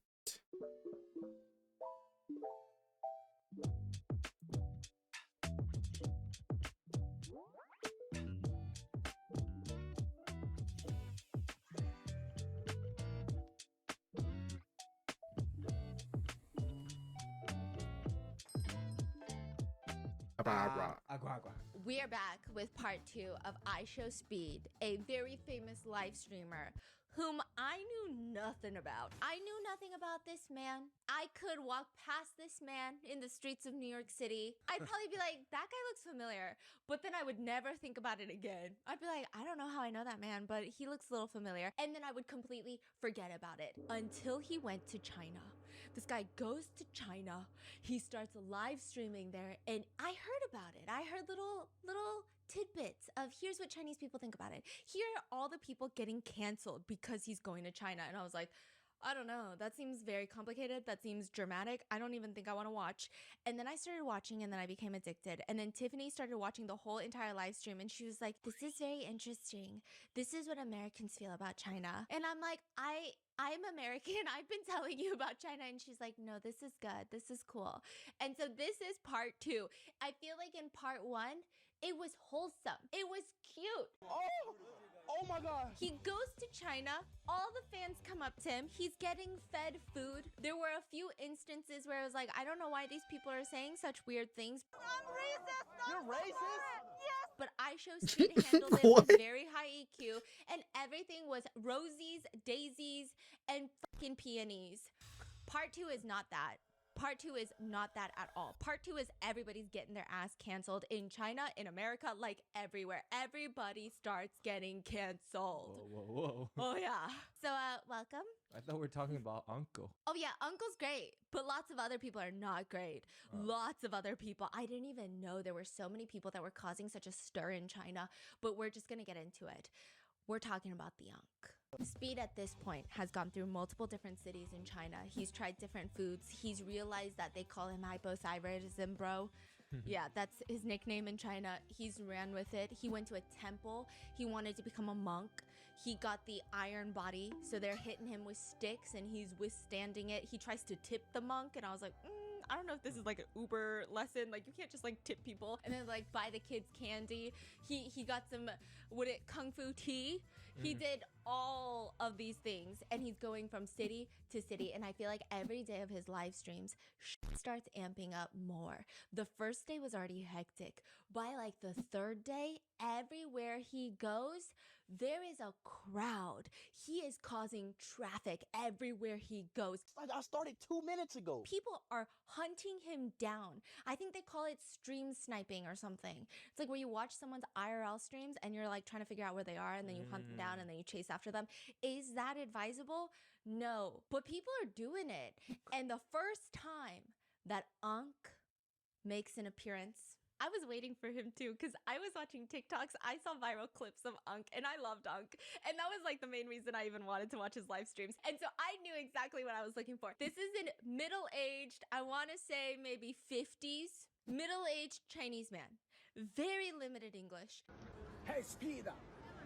It's me, Zhongchang Zhengge. We are brother. This is Zhongchang, Bruce Goose. In Chengdu, eat. I need to sleep for work. Bye, take care, Korean Burbs. Bye bye, Angel. Thank you for stopping by and hanging out with us. 又给你重新带了一只，我希望你能把一整只吃完。我还给你准备了一个大大惊喜，你敢挑战吗 ？Respect。 But he's like that wholesome vibe. So he's wearing this very traditional red and green floral cotton jacket, and immediately he sticks out in a crowd. He's like an arm's length away from Speed. Speed's managers are like pushing people to the side. The bodyguards, remember them? They're nicknamed Biggie and Pretty in China. One of them is nicknamed Pretty because he got caught on a beauty cam filter where it just like warped his face into an ET, like V-shaped perfect chin, and so they called him Pretty. They became famous in their own right, so they made their own Red Notebook accounts. 小红书. Yeah, they made their own 小红书. So Unc is like, come, and he's like stretching out his arm, and finally Speed is like, okay, what's in your hand? And he sees it's a whole braised goose inside of a plastic bag, like a rotisserie chicken, but a goose. Don't judge. The fact that we put rotisserie chickens in plastic bags is also weird, okay? So he's like, let me give you a bite of this. Speed looks a little bit confused. Unc is getting a little bit nervous. He also ends up, he's so nervous that he calls the goose a chicken, but that's okay. And so he's trying to feed Speed the goose, and he's like explaining that this goose is from his hometown in Rongcheng. Yeah, that's his hometown. And he's like saying it, he's shouting it in his dialect, like it's like that hometown pride. He's like, try my chicken. It's a goose. And he's like, just please give it a try, bro. Please, just give it a try. Please, this is like the best goose. It's braised Speed. Like, welcome to China. Welcome to Chongqing. But like, please, this is from my hometown. Please give the goose a try. What the f did you? Man, what the f? Go get me a hole, And so this is Unc's first time showing up with a fucking goose. So some people call him Uncle Goose in China. That's what they call him in China. I don't know what they call him in America. I think we just call him Unc in America. And so the bodyguards are like trying to push him to the side. But Speed is like, you know what? Let me take a bite of what I think is braised chicken, but it's braised goose. And then he's like, is it spicy? Is it spicy? And he's like, no spicy. So he already knows Speed cannot handle spice at all whatsoever. There is one clip of Speed where he does eat something spicy and he's like throwing up on the ground. And some people try to use it as like Americans are disgusting and vile and like we should never be able to travel outside of the country. I will say, was it a little melodramatic? Yes. Could he have handled it better? Yes. But like also He threw up though. Okay, he was like spitting out stuff. Some people thought it was really rude. But I will say most Chinese netizens were actually more understanding than American netizens. Like American netizens were like, this is actually filthy and disgusting and like you should be ashamed of yourself. And they were like just commenting some vile shit. And then I was like, oh, like Tiffany, were Chinese netizens really mad? And they were like, no, they just thought it was interesting. He cannot eat any spice. Like none. So Not that deep. I mean, they were like not offended though. They just thought like, wow, he really was not lying about he cannot eat spice. And so he's like, I know you can't eat spice. Please eat it. 重庆中场不是故事啊，是你的意思啊。Oh no. Okay. Hell yeah. Yes, yes. 打我肩啊，打我肩啊。Get me home. Thank you, thank you. Welcome to China. Welcome to Chongqing. Go, bro. Go. So he eats it and he's like, good, bye, moving on. And I was like, that's it? I've heard so much about Unc. He's just gone. Speed moves on and he's in Chongqing. This is Cyberpunk City. Oof. You have seen the TikToks. Tiffany went. She said, never get into a taxi at Chongqing. And I said, what do you mean?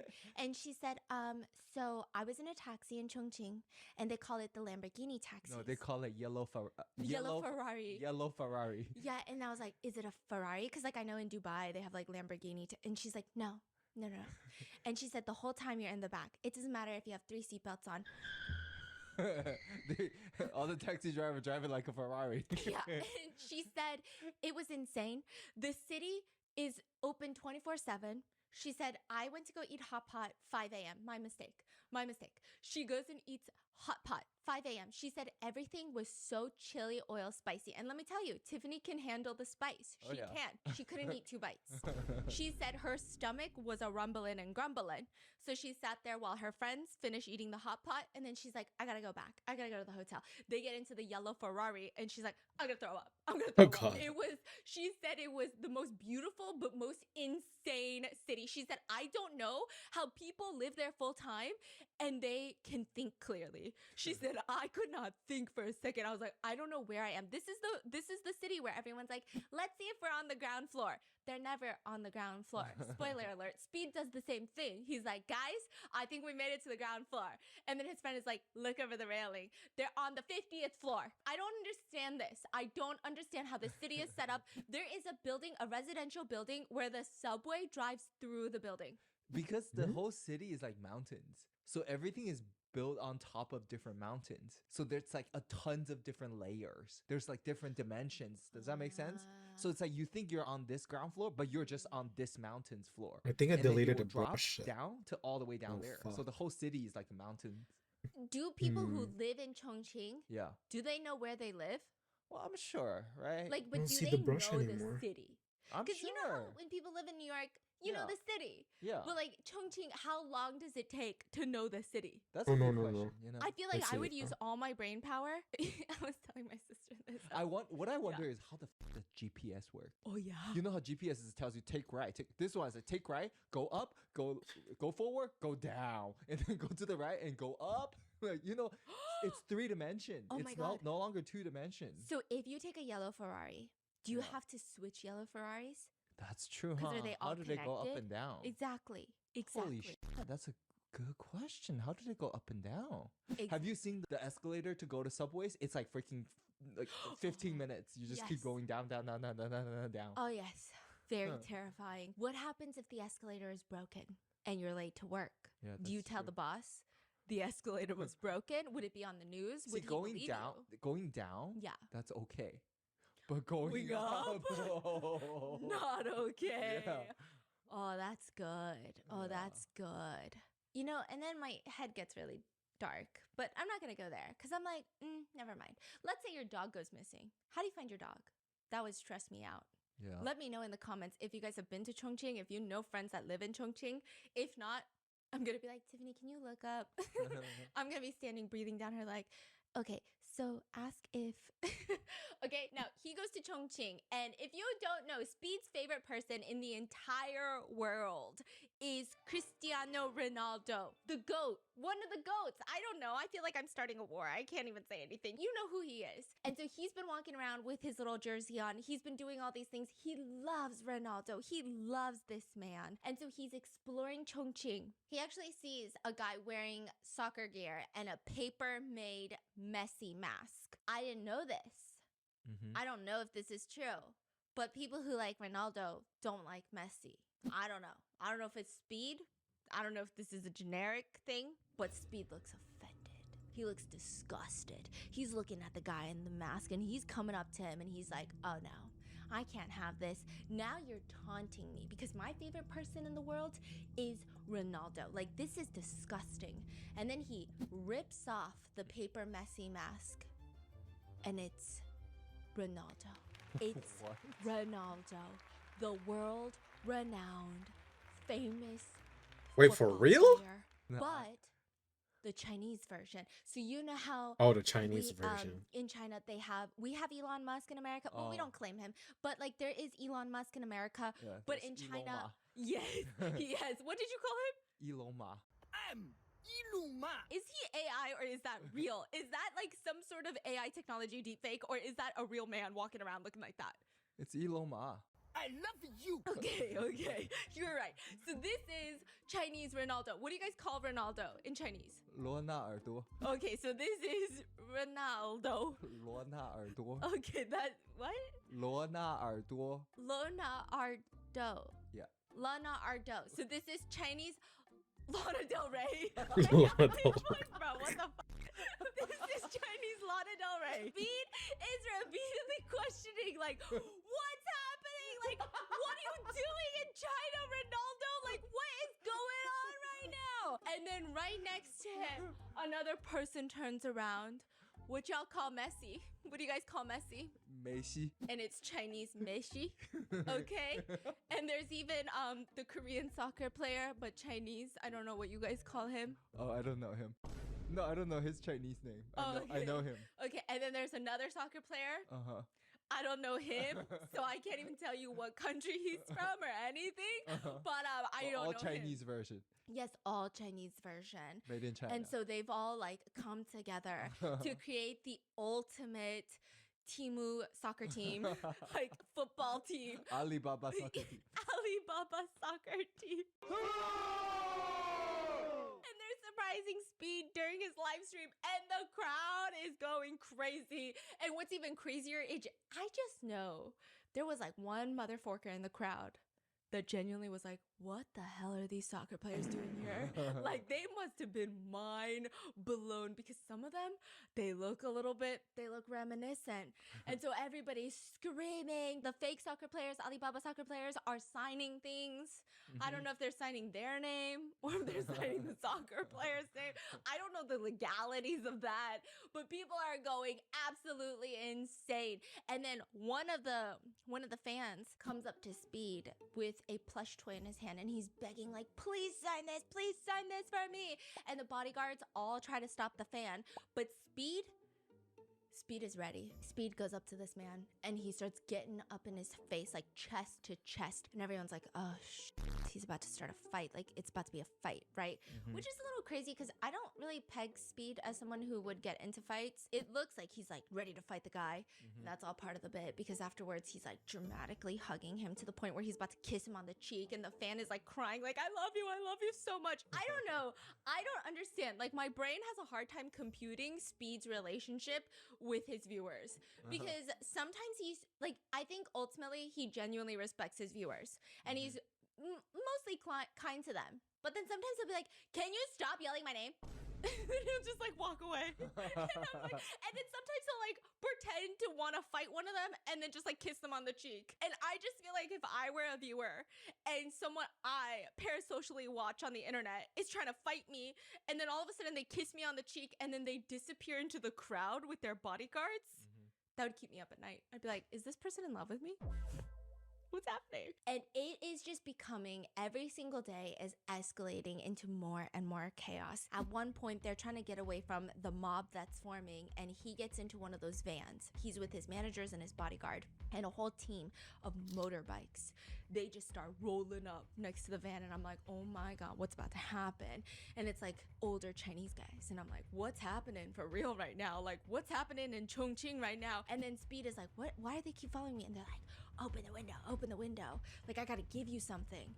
And they're like just driving on the highway. Speed opens the van door and they pass him envelopes. He takes it, closes the door. It's just cash. They just gave him red envelopes. And he's like, I am so confused. Why did these people give me cash? And people are just like, it is the Chinese way.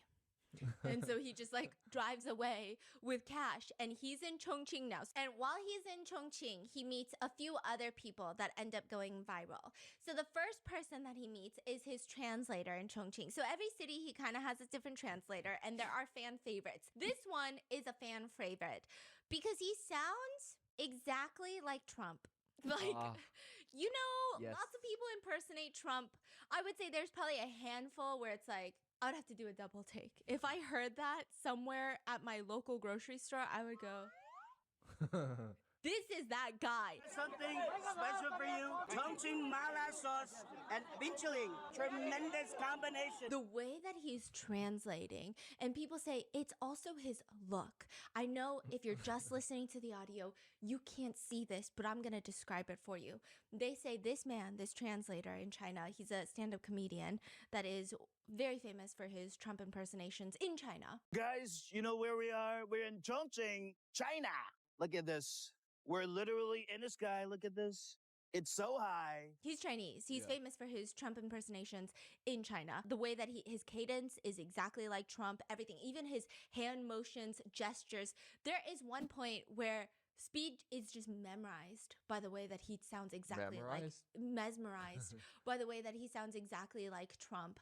Just, it's crazy. He even sings Super Idol, the Chinese song, in Trump's in Trump's voice. I gotta hear that. Super Idol 的笑容，多美丽的天，8月正午的阳光，多美丽耀眼。 It's good. Super Idol. I mean, I can't imagine what that sounds like. Super Idol 的笑容，多美丽的天。 That's crazy. That's crazy. Is he not so good? That's good. That's good. Oh, also, you just saw what he looked like, right? Yeah. And so lots of comments are I know what saying, he looks like. this is actually crazy. He hit the trifecta. He hit the trifecta of guys that do a lot in the world. Whatever that means to you, right? They just do a lot. Yeah. He got all three of them. Can you guess the three? They say he got a Kim Jong-un body, an Elon Musk face, and a Trump voice. They said it's actually crazy. It's kind of valid. Oh my God, he sang the whole song? Oh Yeah. my gosh. Yeah. And That's so good. people are like, they say he does the hand motions the same. They say that his body is like Kim Jong-un. They say it's Kim Jong-Trump. They say, imagine if like Speed was actually just in North Korea right now, which is like a crazy comment. Oh my God, imagine he does a North Korea thing. Don't give him ideas. That's crazy. So when the night comes, Speed has this very eventful day in Chongqing, and he's just sitting on like the cable car, and he sees the entire city lit up. And I will say there are moments where a lot of Chinese netizens felt a lot of Chinese pride because I think a lot of them are just used to their country. They're used to it. They're like used to China, right? Because they live in China and they're Chinese netizens. But there's this one moment where it just felt so pure. He's on a boat and he keeps, you just hear the audio because they had connected the live stream to the drone footage. And he's like, hurry, hurry, show them, like pan out, show the whole city, show the whole city. And they like zoom out and it's the whole fucking Chongqing city. Wow. And it's the Lit most up. insane view ever. It looks insane. So then after he meets Chinese Trump, he meets What's up, homie? It's your bro, Tony. No, no, no, Wait, no. What's up, homie? My name's Tony. No, What is it? What's up, homie? I'm Tony. What's up, homie? Wait, I feel like he changes it. Yeah, no, I'm being gaslit. This is the what do you call it? The butterfly effect. No, not the butterfly effect. This is Not interested. Now we are in the showroom of LC Sign Factory. Tony from LED Signs. Does he Oh, have this some guy. controversial TikToks? Yes. Did I know about those?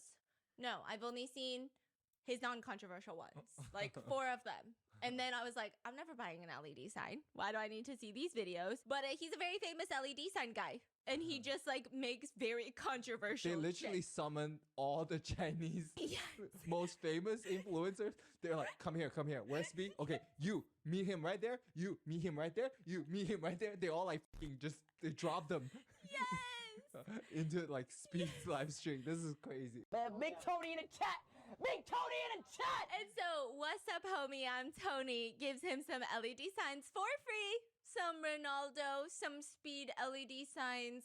And Tony looks all nervy. It's cute. Tony looking very nervy. And the 2 of them, Chinese Trump and Tony Trump, have like a Trump off competition just like in the middle of nowhere. Oh, Tony does Trump too? Yeah, but remember in some of his TikToks he does it? China, China, China. If the USA is great again, then why did someone invented a USB? Oh. You see, they have like a Trump off Who's better? competition. Chinese Trump is definitely better. Yeah, he's definitely better. And he's got the build. You know what I mean? Like he has embodied. He's like method acting sometimes, you know. It's not just the voice, it's about the visuals too. The visuals, yeah. Whereas like Tony is like, he's more what's up, homie, I'm Tony, right? And so they do that whole thing, and Speed is just like enjoying them. It's like entertainers are being spawned for Tony at this, or not for Tony, for Speed at this point. And this is Chongqing. W in the chat for Ryan. W in the chat for Tony. Well, you guys decide who's better, you know? But Ryan got it, bro. I'm sorry. And all of a sudden, they see a man wearing a red and green floral jacket. Just they saw whistling. this man. Wait, what? Like, you know, just like out of the crowd, no? Did you just say whistling? What is it? Like wiggling? Wiggling? Is it- Wizarding? What do you? I don't even know. I don't even know what I'm saying. Like, And so Unk in Chongqing gives him another goose. He takes another bite, and then Unk just like disappears into the crowd. And then he's just kind of following Speed around. Later, he is caught on a motorcycle following Speed. And like when I say following Speed, it sounds creepy, but I think that was like the culture of the live streaming. Like everybody was following Speed. So it's not like I'm gonna stalk him. It was part of the vibe. And Speed, every time he saw Unk, he got progressively more excited every single time he saw him, because it was like, oh, you're not just like a random person giving me a roasted duck. Like you just be showing up everywhere and like, who are you? Are you my biggest fan?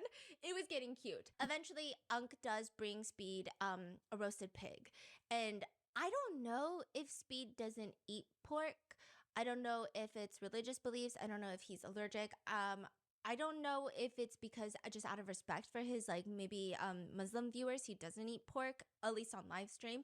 He doesn't drink alcohol and he does not eat pork during live streams. So he does not accept the roasted pork or the roasted pig. And a lot of viewers in China started getting upset with Unk briefly.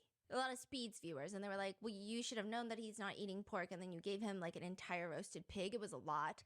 And so he made a formal apology, but it was like a very small thing. Like not many people were mad at him. Nobody really was like dogging on him, but it was like a brief little blip where he had to apologize. And the next time he sees Speed, he's apologizing. And like he's just following Speed every single day, day and night, sweating in his like little red and green floral jacket.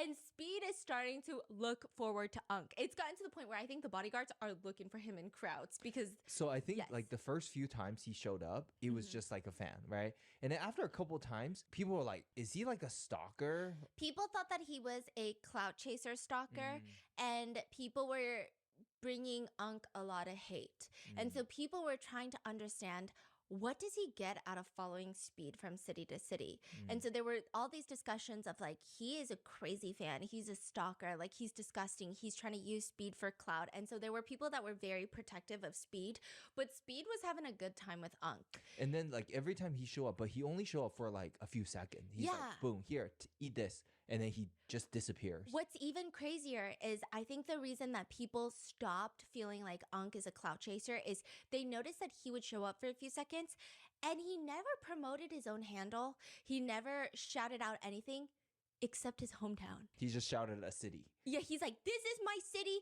This is our pride food of our city. Like, what does he get out of that? Literally nothing. So it's like, people were like, wait, he's not a clout chaser because he's not getting anything out of this. I mean, sometimes he would be live streaming himself, showing Speed the duck and stuff, but it was never that like, oh, guys, I'm going to find Speed again. So it was interesting. Then they get to Hong Kong and Unk shows up again. So just to give you an idea, he saw them the first time in Chengdu, he saw them in Chongqing, and now in Hong Kong. And these cities are like not right next to each other from what I know. It's not like, oh, just a 30-minute drive. Yeah. They're pretty far from each other. So then he goes to Hong Kong, and Hong Kong was like a really intense part of the stream because people, like, I don't know if it was like every day the stream amps up and people had a better idea of where he was going next. Hong Kong was like a flood of people. This was probably the most people surrounding Speed in any city so far. So it was like really hectic. I don't even know if the bodyguards were prepared. He really only had like 2 bodyguards. And so they're just navigating the sea of people in Hong Kong. And then shows up. How you keep coming? Chicken. So just to give you an idea, he saw them in Chengdu, Chongqing, and now How is he Hong fighting Kong. him? Oh my He's like this tiny man. Like he's like short.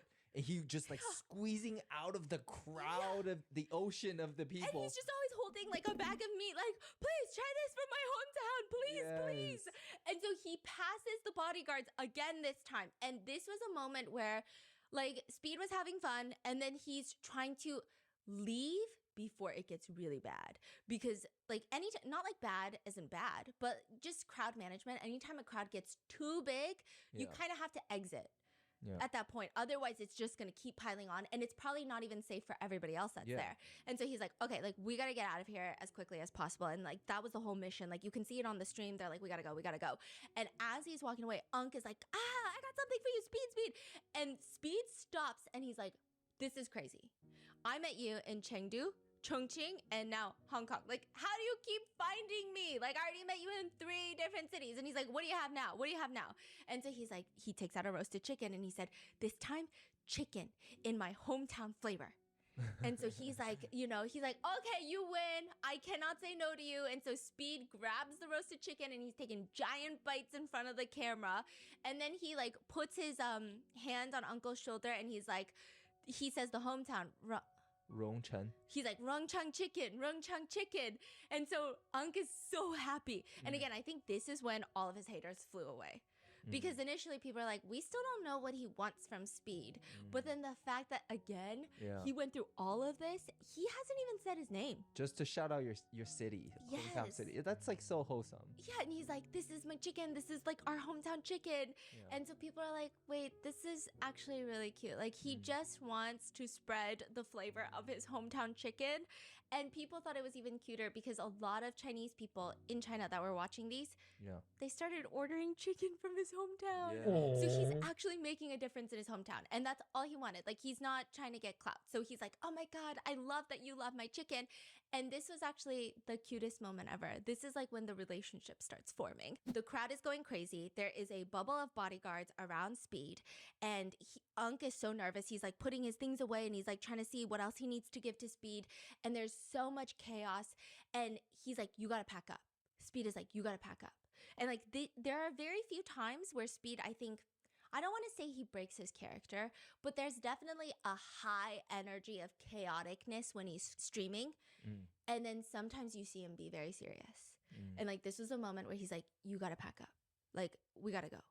I got to go, but you got to pack up. Because if Unk has his stuff on the floor and he's bending down and Speed walks away, the crowd could just like stampede him. So like Speed is standing there waiting for him to pack up. And he's like, I know, like it's so nice to meet you. I love you too, but like you gotta pack up. Wow. Like we gotta go. Like I really gotta go, but you like we gotta wait for you to pack up. Yeah. And so it was like the first moment where it was really cute. Like it just felt like, oh, okay, they seem like they're having some sort of connection beyond the, hey, I saw you in 3 cities. It was like a very caring moment. Yeah, and so this is like the part where fans are like, I ship him, make an edit. Wait. No, not Hold really. on. Not Hold on. really. But like you get the vibe. They were like, this is so cute. Like make an edit. This is adorable. So then finally he leaves. Unk is there. He leaves Unk and he gets on a boat in Hong Kong. And there's like random civilians on a boat. And he meets Anime Girl. That's what everyone calls her. She has the cutest voice that I've ever heard in the history of my life. And he just like randomly sits next to a girl. And then she just starts talking and he's like, what the is that voice? It sounds like an anime voice, literally. And she speaks English and she's like, you know, people didn't really like my voice. And so I used to get upset when I was a kid, but like, it's fine. And he's like, oh no, you have a nice voice. Like, don't listen to them. Hold on, wait, go Super Saiyan again? But some people don't like this voice. Nah. You have a nice voice. Don't listen to the people. You have a nice voice. And they start, dare I say, if it was cute. It was cute interactions, but not cute as in I shipped them, but cute as in like, it was just so wholesome. It was so wholesome. And Speed is like, you know, people used to make fun of me too when I was a kid, but like, you gotta be strong. You don't have to care about what other people think. People laugh at you. And like, it again felt like he was just being so real. Like so chill. And so people loved this moment. And he finds out that it's actually her birthday. Or like in a few days, it's gonna be her birthday. And he whips out of his pocket like a small little Luffy figure. Wow. And he like looks at it. Cause I also think that Speed has this thing where I'm sure this happens often where people sell stuff of his. Like they sold his hair that he ripped out. Like they ripped out, remember? They were like hand-picked hair. You know, every time he signs something, he's like, okay, promise me you're not gonna sell it. And so he's like looking at it and then he gives it to her. And then he's like, you know, because this is going to be your birthday. And I want something that's cute for you to remember me by. And then she's like so cute. She takes it and she's like, I will always remember you. Like she's saying like, even without this, I would have always remembered you. And she's like genuinely loves it so much. And then she's with her mom. So she's like talking to her mom in Chinese and she's like, give me my bag, give me my bag. And she starts going through her bag, like very stressed. She looks so stressed, right? And then like I was showing Tiffany because I'm like, there's no subtitles for when she speaks Chinese. And she was just like really stressed out because she had nothing to give Speed. And in Chinese culture, it's like you never want to just receive a gift. And so then eventually she's like, I don't have anything to give you. Wow. And they were like just so comfortable. They felt like friends for a really long time. It was really cute. It was so cute. And so people said this was like one of the best parts. This and Unk were such genuine moments of like, especially this girl because she barely knows Speed. Yeah. And Because so it seems like everybody's like screaming when they see him. Like, ah!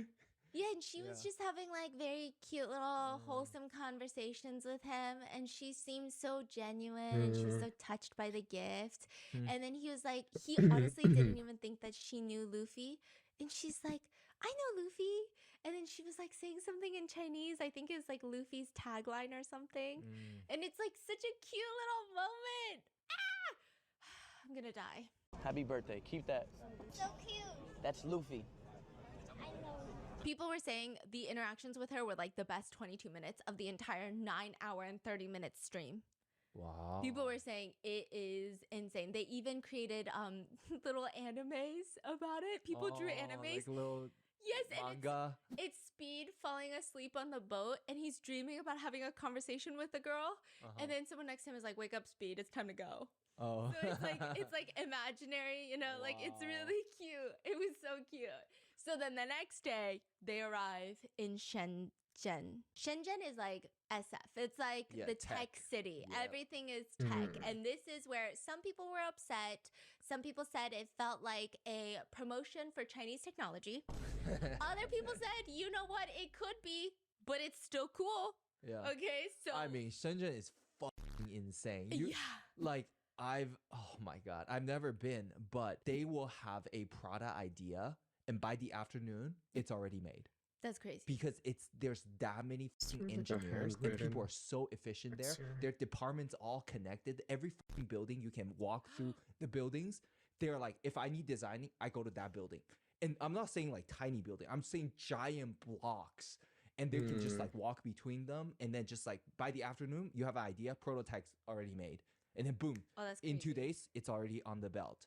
Yeah, no, it's insane. It's crazy because when he is going through the city, I've never seen stuff like this because recently I was amazed by the tech in the US, and I was like, that's cool. I can have a screen inside of my eyeglasses. That's super cool. And then he's doing a dance off with a robot, and the robot is like breakdancing, and this is like just bare minimum, okay? The robot's breakdancing. I will say, to be fair, is the robot the best robot in the world? I don't know, because mid-dancing competition, it does a backflip and it just decapitates itself. Like it just stands back up. Classic. No head. Classic. No head. Decapitated. And so he's like, what the f? That's crazy. All right, guys, this is the most advanced robot in China. Let's go. You just did a flip.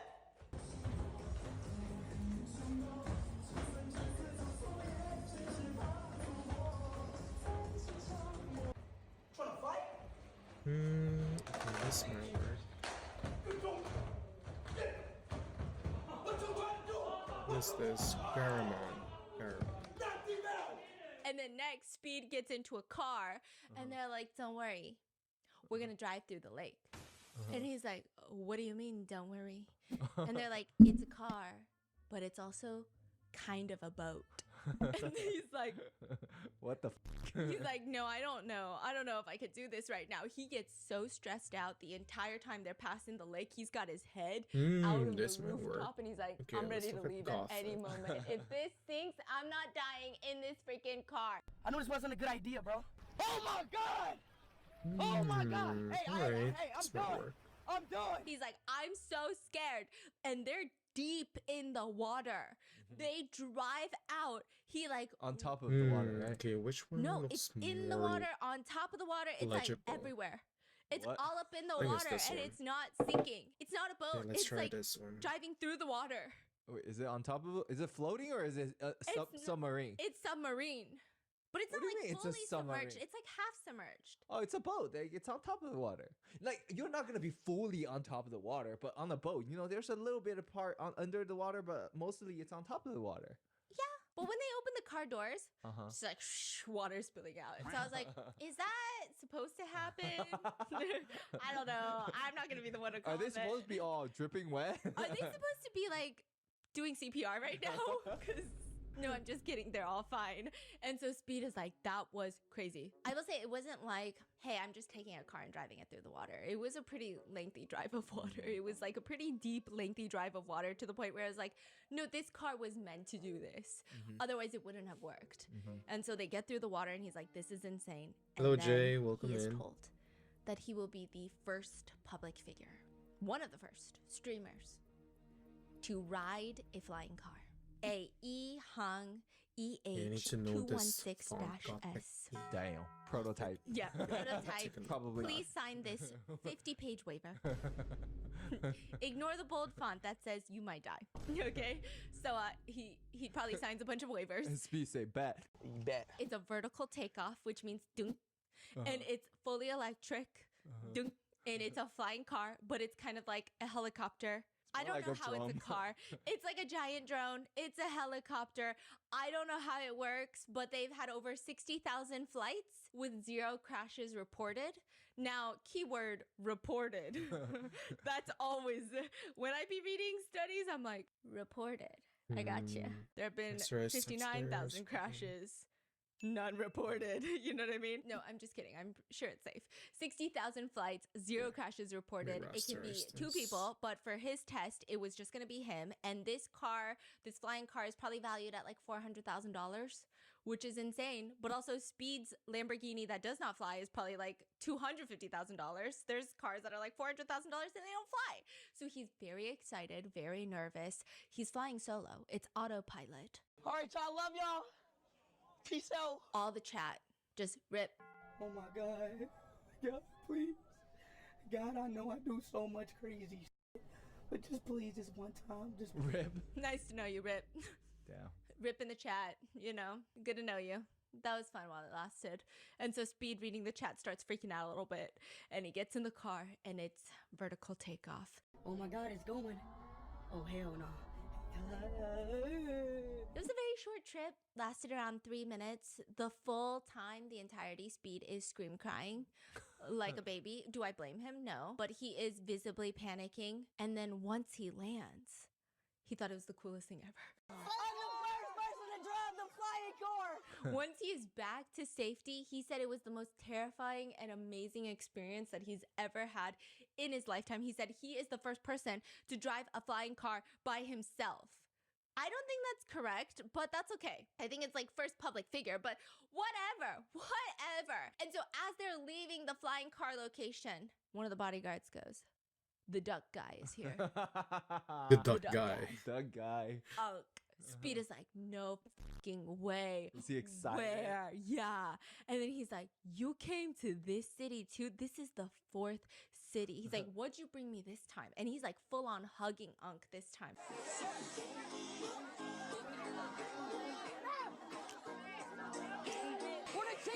And he's like pulling out porcelain, a folding fan. He's giving, and he's like, "Drink." And he brought drinks for all the team members. And Speed's like, "I don't even know your name. What's your name?" And he says, "My name is Janga." What's your name? My name is Zhongcheng Jianga. So Jang is his first name. Ge means big brother, and it's like usually you say that when you're very close to someone. So it's showing like he feels close to Speed. So it's like a good thing, right? And so Speed is like, "Yeah, okay, I'm gonna call you Unk." Zhongcheng Jianga. Uncle Zo. I'm gonna call you Uncle Zo. So he's like, Chad, do I bring Unk in the car?" Chat, should we bring him in the car? Hey, Unk, you trying to come with us, Unk? Okay. Dang. And then they're like, "We love Unk." They're like, "Yes." He has been hunting down Speed for 11 days through like 5 different cities.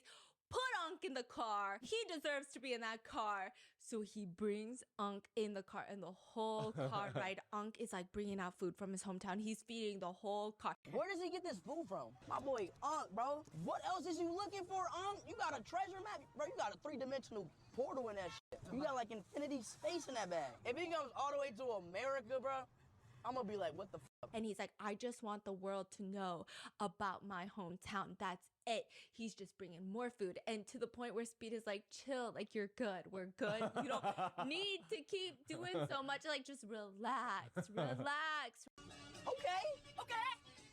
Hell yeah.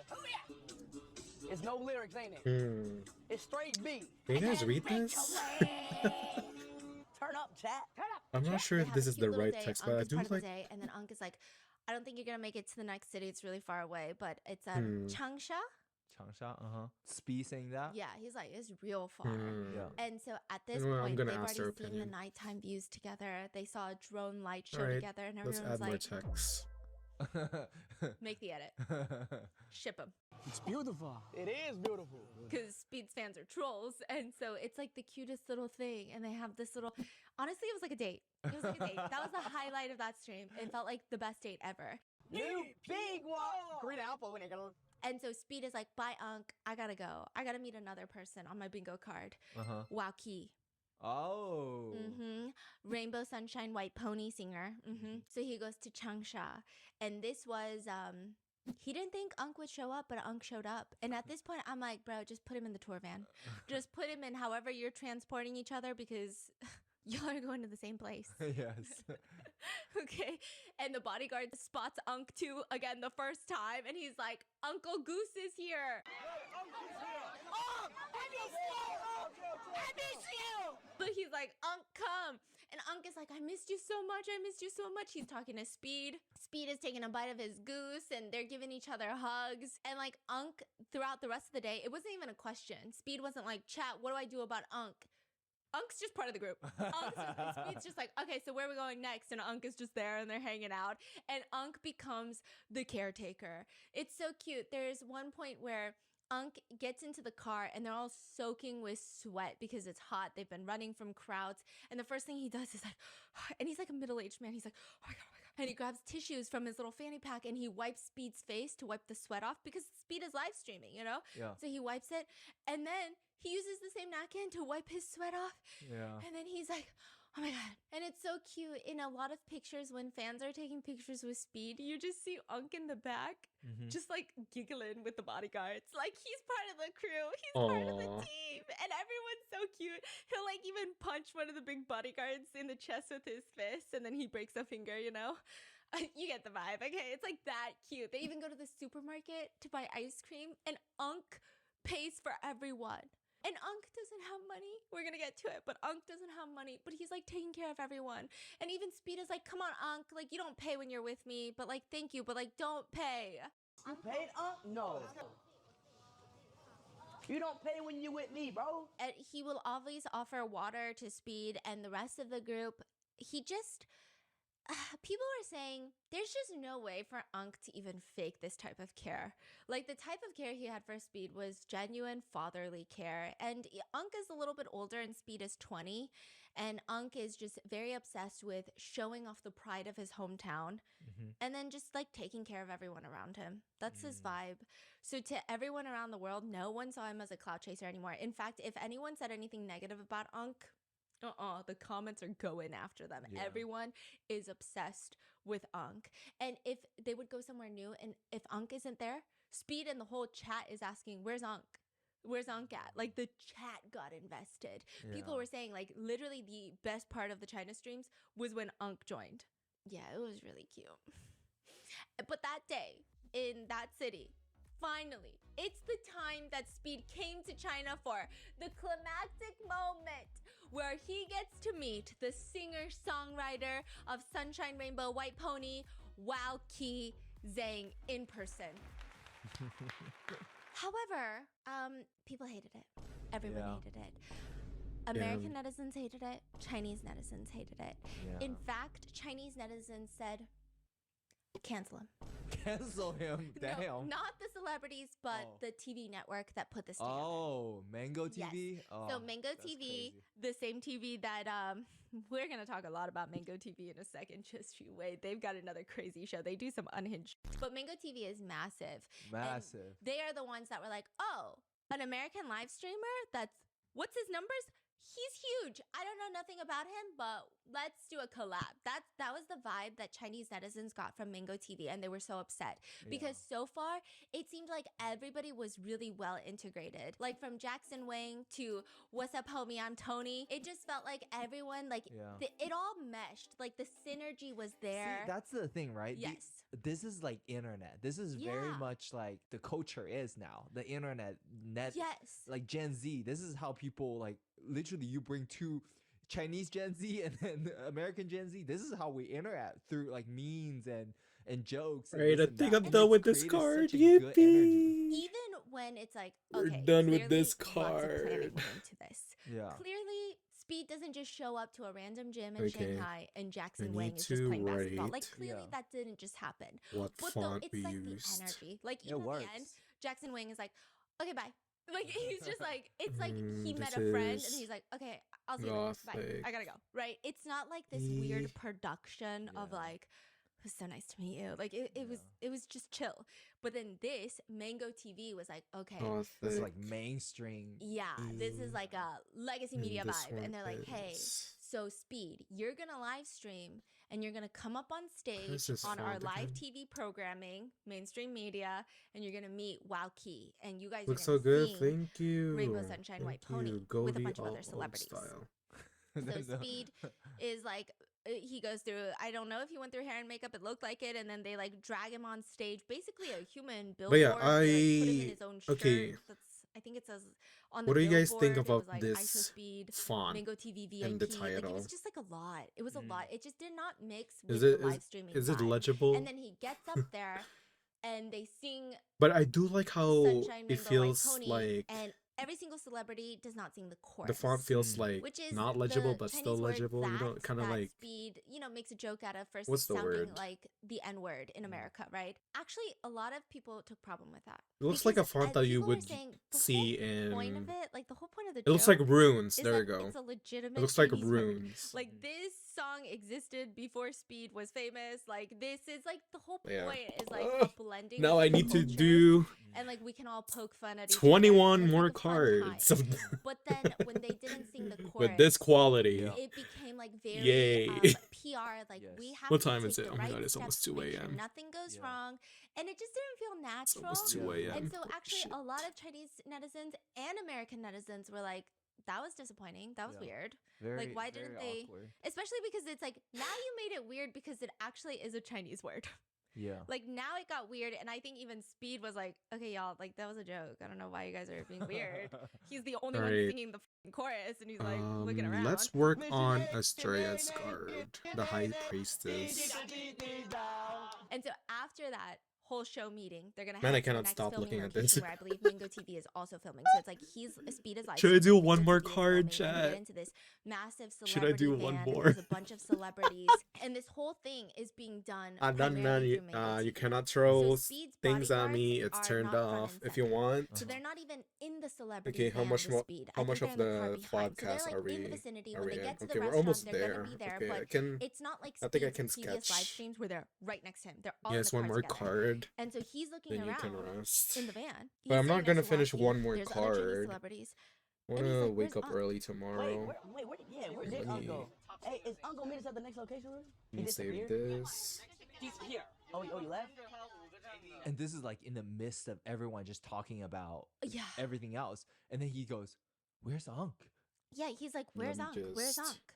And the producers literally kicked Unc out of the van. They're like, "You can't get on the van. Like, go find your own space. Like, we don't have space for you." And they were pretty mean about it, apparently. And That's crazy. Speed is just like, "Where's Unc?" And it seemed like everyone got weird. Literally in the car, the celebrities are all talking about Unc because they say Unc, and they were like, "Oh yeah, I saw him in Chinese. Like, oh, he was right there. He trying to get on. He followed everywhere. I saw the string. He was there with him all day." And then I they're shall all head like, to "Oh, bed. Unc is BBG, happy tired." Halloween. And Have they an turn amazing around, rest yeah, of Unc your is tired. Thank you, Unc went Yasu. home. Yeah, so they tell Speed Unc is tired and he went home to rest.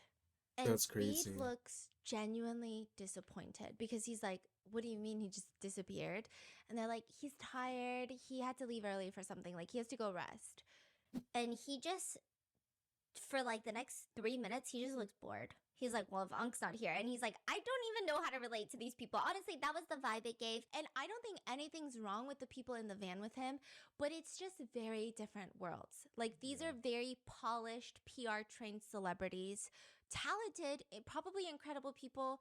But it was just not the world that Speed is in, and I don't think he wants to be part of Okay. that world. Like, I he need just to didn't rest look for a into it. bit. He looked bored, and And then we're gonna Wowkey go is sketch actually the next next to him, and card. he was like, "I actually think he's behind us. He's behind us." And so Okay. Speed looks out the window. What's up, and boss? Hello, Unc is just Snuggle. chasing How are you the doing? van like crazy Welcome in. on foot.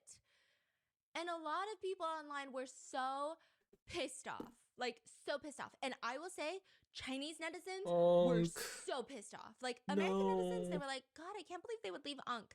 Chinese netizens were ready to go to war. They were Damn. fucking canceling Mango TV. They were like, "No, not my Unc." They were like saying, "This is insane. This is such a true moment. Celebrities are sitting in an air-conditioned van, giggling and laughing, acting all high and mighty, and Unc is just running after the car and they don't care." Like, people were mad. Chinese netizens were even mad at the celebrities. Like, people were That's pissed. And they were crazy. also saying it felt like Mango TV only cared about Speed's stats, like his numbers, and they don't even know Speed. Like, they didn't even care to research him. They didn't even care to try to cater to his style or to his audience. Like, it just felt fake. So people were really mad about all of this. Like, just so mad. Damn. And, Mango TV asked Speed where he wanted to live in China. And they were like, "Oh, in Changsha, which is the city." And Speed just goes, "Chongqing." And everyone just goes silent. I don't know why. Chongqing. Nightlife. Damn. Like, is that a thing? Like, Hello, damn. Ray. Like, damn. Hello. Okay. And so Welcome in. Chinese netizens were like, "God damn." Okay. Like, I didn't know we had to all live in one city where Mango TV resides. Like, holy cow. Like, what? All right, time So to during do the my whole card. car ride, a lot of I'm gonna Chinese change this netizens were composition. also really annoyed. I will say Chinese netizens were probably the hardest on all the Chinese guests, which makes sense because I mean, I think that happens all the time. Hello, It's it's like you Anna. don't Unfortunately, want people to get awake. the wrong impression of Good Chinese people or morning. even China, and these are people that are indirectly Yeah, I'm still representing awake. the entire country or the entire demographic of Right. people. So like obviously I've they been- don't want I've been anything to go drawing awry. And they were just saying for it's 6 cringe. Like it hours, just and felt I like a just lot of the finished Chinese this card. celebrities kept saying the word that on purpose. 什么每一站都会拿着特殊的那个有特点的美食，然后给他来。就是那个穿那个花棉袄。是的，是的。哦。My brain is not functioning anymore. 刚刚来我们演播厅了，刚刚来我们演播厅，还以为他是什么。 It looks amazing. Thank you. Thank you. I hope she Like a lot of likes Chinese this. netizens, I mean, I wouldn't Because I know don't want to because repeat all I any know of is this. That is used often as a filler word, but some Chinese netizens were like, if you watch these celebrities, they practice not using filler Alright, words. They're PR let me trained, look they're for media a trained. They speak without, you know, composition using filler words like a lot of normal for people. my card. Their cadence is usually really sharp, but it seems Can we like chain they're this curl trying and to make use him it. stay longer? Whoa. No, Not to no. insult, but I think it's like, oh, let's make viral moments vibe. They're not trying to be racist. I don't want to. That was not the I accusation don't by Chinese want to. netizens. The accusation is like Actually, they're like cringy. let's do trying to Estrella's make a card moment. first before mine. Trying to make like a viral moment. That was what Chinese netizens are Let's saying. make the I High don't Priestess understand Chinese, so I card. couldn't tell you if it sounded natural or not. But I didn't see a lot of American netizens pointing it out. Wow. So Chinese netizens were getting annoyed. Yeah, I gotta watch that clip Yeah. again. So Chinese netizens were like, they're not mad, but they're just like, it just on top of everything Straight. already, it just makes us annoyed. That's what they were feeling like. Ugh. So then they arrive at this new place for dinner, and the whole chat is blowing up Speed. Like, where's Unk? Where's Unk? And he's like, chat, like, Unk is taking a rest, apparently. So apparently he got into another car, and I think he said that he was going to rest or something like that. Yeah, Unk is taking a rest. And they're walking through this town together, and Speed just looks uncomfortable. The other celebrities, they're just not, they're like, again, from two different worlds. And so he just feels unnatural. Yeah. And so he's just live streaming. He's just like, oh, cool, cool. And then all of a sudden, Unk shows up. Speed is back. Let's go. Speed is back. He's like, you know what? I love Unk. I'm happy. And he just seems so genuinely happy and relieved that Unk is back. And so they all sit Let's down make for a dinner. Stray's Everyone else, card. they're like Let me talking read about on the her performance thing. of the show. Like they're talking Construction. about the show a lot. Unk only cares about what Speed is eating. He's not talking about the TV numbers. He's not talking about live stream numbers. He's just telling Speed which dishes are spicy. And he's like, oh, I know you don't eat seafood, so like don't eat those. And then he's even help serving food to Speed's team members that are not directly sitting near them. So it's like harder for them to get food. And he's just like, and someone at one point tries to pass Speed a glass of alcohol, and Unk is like, oh no, like he doesn't drink that. Like stop trying to push that. He doesn't That's drink. crazy. And so it felt so wholesome because all of the celebrities, yeah, there is a language barrier, but same with Unk, but it just didn't seem like they genuinely care for Speed as a person. I think a lot of it is like industry professionals, you know? I'm intrigued by your industry. I'm intrigued by you as a celebrity. But Unk is like, hey, I care about you as a human, so don't eat that because you're gonna on the toilet because that's spicy. Like, it was just very genuine. It was really good, and it was really cute. And even Speed, it started going both ways. So at first, it's like mainly Unk taking care of Speed, and then Speed would eat something, and then he'll tap Unk on the shoulder, and then he'll be like, try that one. That one's good. Try that one. Oh. Because like he just ate that one, and then he's like, oh yeah, that one's good. And so people started, Chinese netizens, trending list. Mango TV cringe. Like in Chinese, yeah. Yeah. And so people are like, it was just gross. They did not like it at all. It was, people, they were roasting it. They said they ruined the entire live stream. Like, this is the live stream that Speed had been waiting for to meet Wowkey, and Mango TV ruins all of them. Like, all of it. But it still was cute, I think. I think most of it was cute because of Unk. And then, this is the first major cancellation.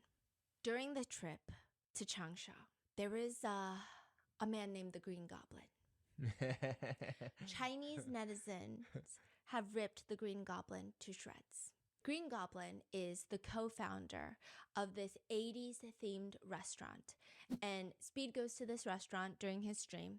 The restaurant owner, co-founder, Green Goblin shows up, showing Speed throughout the place. Side note, he's called the Green Goblin because netizens say he looks like a freaking elf. That's not me saying that. And he wears green. So they're like, what are you, Santa's elf? Okay. That's Chinese netizens, and they're getting upset. And while Unk is sitting next to Speed, Green Goblin comes up, and you just know some people have a smile where it's like, yikes, you're not really smiling, are you? And so Green Goblin is smiling, and this is his chance to make sure that everyone around the world knows his restaurant. So he's very upset. And so he's looking at Unk, and he's like, get up. I'm boss, yes. 我们都是做餐饮的，我们希望我们是朋友，但是我们可以在床上互相尊重。OK， 你可以起来一下，我要介绍一下啊，不然我明天就。In Chinese, right? Yeah, he's like in Chinese. So Speed doesn't understand. Most of his live chat doesn't understand because a lot of his viewers are still American, right? There's Chinese netizens, but he's like in Chinese, get up. Get up. Yeah, fuck that guy. Wait, what happened? So, this is the restaurant business. Sorry, I don't understand what happened. Is Unk getting kicked out? And, get up. I want to introduce myself. Because the Green Goblin want to take the Unk seat. Yes, and which sit is front and center. right next to Speed. Okay, and then Unk is just like looking at him like, am I supposed to get up? Because I also don't want this threatening Green Goblin to be sitting next to Speed because like, geez. And then he's like, if you don't get up, I'm gonna go to your city and I'm gonna find you. Damn. And that's like a straight That's up crazy. It's a threat. Yeah. That's crazy. And so Unk just gets up and he just like stands on the side, and all the comments. Okay.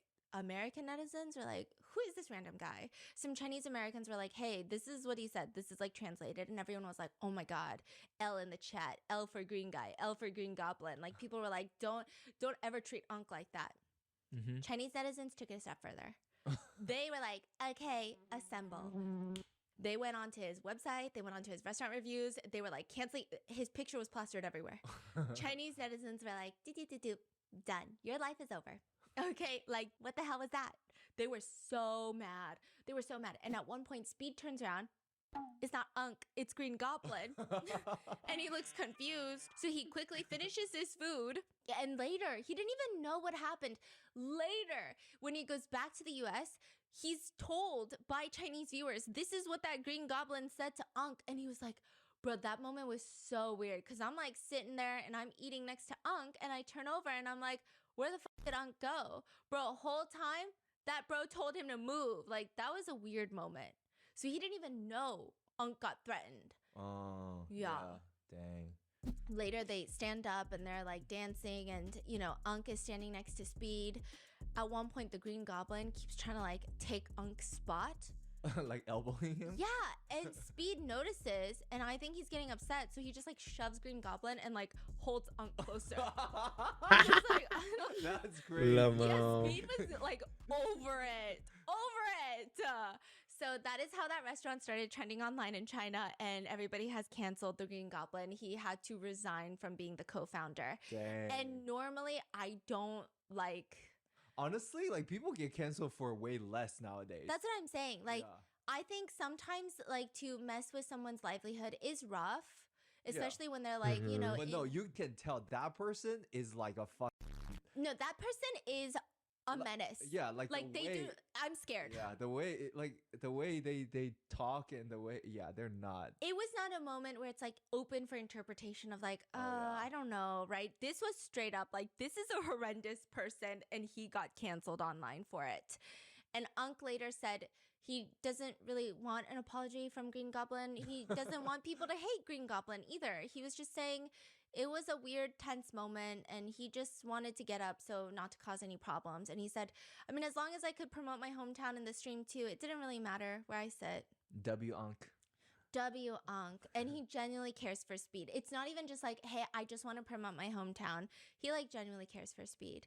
And in China, Speed said to Unk, you're my Chinese uncle. Like, you gotta visit in the US. And he was like, I promise to cover all your costs. Oh. I met you on the way on a journey. I gotta bring you to America. You come USA. That's cute. Yeah, and then even when he went back to America, Speed was like, don't worry, guys. One day I'm going to bring Unk here. And you guys know I keep my promises. So, Dang. it's really cute. It's really cute. 3, 2, 1. Jinping! And fans saw him. Fans saw Speed walking through the airport in China. And this is the day that he's leaving China. So he said bye to Unk and everything. And the only thing he's carrying in his hand is like a framed photo from Unk of the two of them. Dang. Yeah, it was That's really crazy. cute. And I love them together. And like anytime he sees edits of him and Unk, he's like, bruh, I miss my uncle. And like he's saying like, I promise you guys, I'm gonna bring Unk back to America. Like, and I don't break promises. He's saying, I just love Unk. Like, it was dead ass genuine. He kept finding us. Like, he was pulling up with his local traditional food. Like, chat, Unk is the GOAT. And chat, I'm proud of your chat. I'm gonna bring Unk to America, y'all. I'm gonna bring Unk to America and he gonna make me some dishes. Like, chat, like, bro, I promise y'all, I'm gonna bring Unk to America. I don't break promises. And just to give you a little bit of background, he's a 49-year-old man. And I believe online he goes by Rong Chang's Roasted Goose Brother. But people started trying to dig up dirt on him. Because, you know, that's what people do. The excavation team comes in. They said, hey, you're a nice person on the internet. Dig a grave. Let's dig a grave and then dig another one. Let's see what's wrong with this motherfucker. And here's what they dug up. He regularly visits and cares for elderly people in nursing homes. Yeah. Last year, he actually jumped into a body of water to save a kid who was drowning. Wow. Yes. He also does wildfire rescue. So he volunteers in the wildfire rescue team. Wow. He donates supplies to healthcare workers during the pandemic. He helped raise funds in the 2023 floods and the 2025 earthquake. Also, he's very poor and he gives every penny that he has for helping farmers and small businesses. He works as an influencer where he literally just promotes businesses, small businesses, like mom and pop businesses that might close down tomorrow from his hometown. And he'll even, if their businesses aren't doing well, he will promote them through videos, but he will also go and physically help them with labor. Wow. He helps elderly people sell their sugar cane undoing because, you know, they're like elderly farmers and they don't know how to sell undoing. So he sets it up for them. And he's actually really well known in the area by even the local officials because he does a lot of charity work. Yeah. Dang. Yeah. Unk. Yeah. Come on. And he just like mainly shares all of his hometown snacks. Oh my god, what the fork? Yeah, and to the point where even Speed was very moved and he said roasted goose is a famous local delicacy in Rongchang. And I was like, my man. And he tries to pay We for need his more own people travel. like Unk He tries to for buy real. delicious food to meet Speed, and to make it easier, he usually stays like near the bus, like sometimes at the bus station, sometimes at a really cheap motel near the bus station. I heard like he wasn't doing financially well at all. Like he has no money. He was broke. Yeah. So he like bet everything on this trip, right? Yeah. He was like trying to follow Speed Yeah. just to get some like eyeballs. He was staying at friends' houses, and it was just like a lot.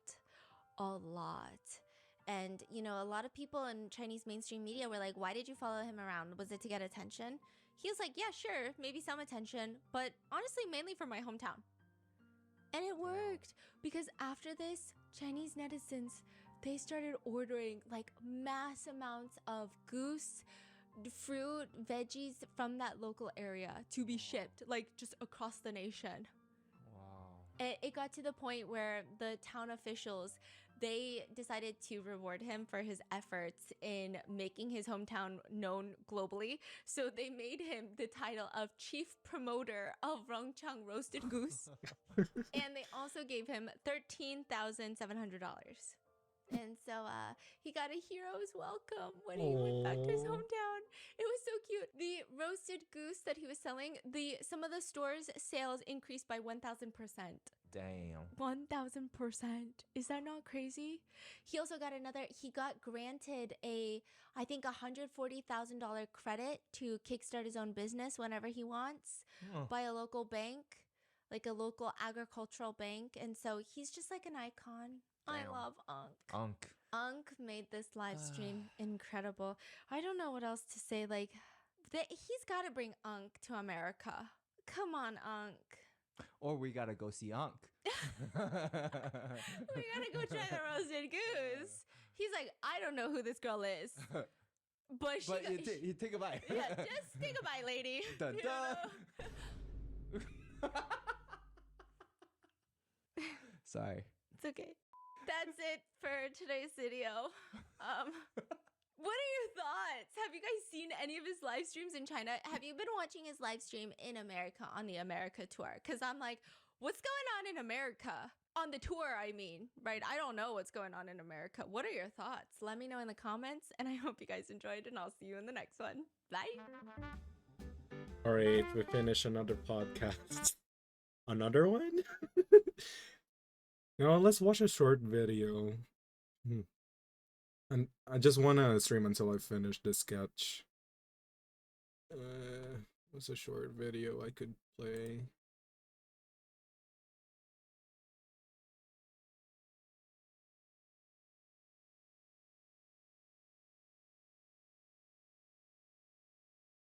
Sino and Enough are getting rage baited by flames. Ooh, Spilled Ink. Okay, we can watch Spilled Ink. Farming games are ruining our life. Okay. Ditus. And Emily!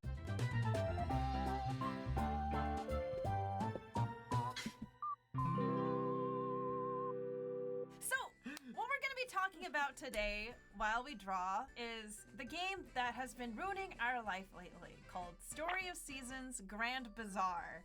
Yep, and that's what basically this whole episode is going to be about, just yapping about the game. Yeah, and I feel like people aren't Bro, hello, cool. I know, it's very small niche. Also, we're not sponsored. Hello, by welcome We're not sponsored? God, I wish. But the problem is we put too many hours into this game. It was like literally the most addictive formula. Yeah, you could so we're think going to of. be talking about Story of Seasons, and then we're just going to be talking about like cozy games, like farming games in general, and like because we both kind of like have a history with them. So, we basically drew our love interests that we picked from Story of Seasons. So in most of these farming games, there's always candidates, the wedding candidates, or like marriage candidates. What do you call bachelors? Yeah, bachelors and bachelorettes. Literally, bachelors. So the fun part about these farming games is you get to pick like which one you would like to marry. So I picked this girl named June. And she's a fashionista, I guess. She's a village tsundere. Yeah, she's a tsundere. She got me. That's why you picked her. Yeah. So why did you pick these? And why is there two? I couldn't decide. Two men. I couldn't decide. I have a lot of thoughts about the Bachelors, actually. So I'm down to start inking while we talk about it. But yeah, for me, my main men was Jules and Arata. And I was really torn between them. And then my disappointment in one of them ended up making me turn the other way. Are you wearing a different outfit? Yes, This I is am. the This is my avatar for the Halloween game. You getup. have to make your own avatar. That's Farmer Imimi. Farmer Imimi. That's her. Yeah. With a nosebleed. She's cute.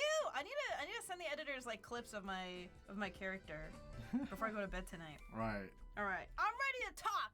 I'm ready to talk about Story of Seasons. You know what's funny? Okay, go on. I can't get into games anymore. I feel like every time I get into a game, it just consumes my life. That's a good thing, in a way. It's not good. It's not good, especially when you're drowned with commissions. But I'm neglecting everything else in my guys. You don't understand. I started playing this game like a little It's over just a like week me, ago, for and real. I have like 70 hours logged. It's bad. It's bad. I forget to eat because of this game. I don't sleep because of this game. Oh, can I just say, in your defense, it's really hard for you to find a game that you really like. That's true. And So what basically happened is That's like, so pretty. Thank Sydney, you. so You want to see a Snap, finished one? She is always been obsessed with farming. This games. is a finished We card always that I just bonded did. over, farming games because back in my day, I used to play Harvest Moon 64. Oh, I love and Harvest that was Moon. honestly like one of my core memories. And I haven't played a Harvest Moon Yeah, game that is since a probably card that I just Wonderful finished Life. earlier. But basically, somehow she kept messaging me, be like, "You should try the game," and I'm like, well, I haven't played since GameCube. And now we're working on the and High I Priestess felt card. Like I was just like burnt out on the formula. I felt like. Because there's been like a lot of cozy games. Yeah, if you saw like Nintendo Directs or whatever, it was always like a line of just farming cozy games, and I'm like, I don't know. I had my fill from Animal Crossing and all that stuff. But anyways, one day you were gone to China. Yep. You were in China, Shanghai, and I was like, you know what? I'll give it a shot. I'll give it a shot. Maybe it'll like bring back some memories from like the good old days of playing Harvest Moon 64 and all that stuff, right?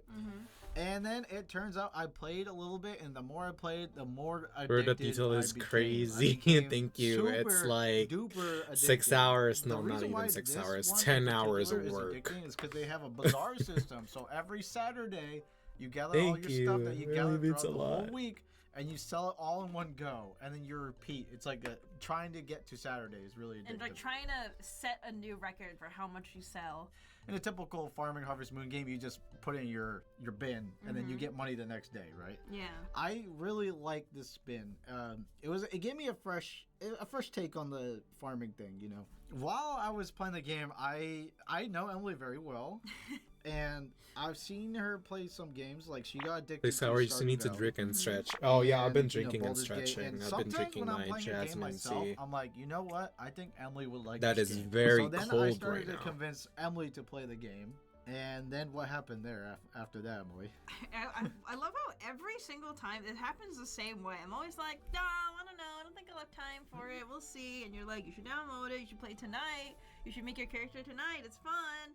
And guess what? I have 70 hours on this game, and I've only been playing it for like a little over a week. So yeah, we both became addicted. No, but it's so much fun. It's so good. It does have flaws, but I honestly, it might be a game of the year for me only because it just like enticed me so much. Like especially the beginning hours. Oh, it's like it's so good. I need everyone watching this to play Story of Seasons. Please play it. It's so good.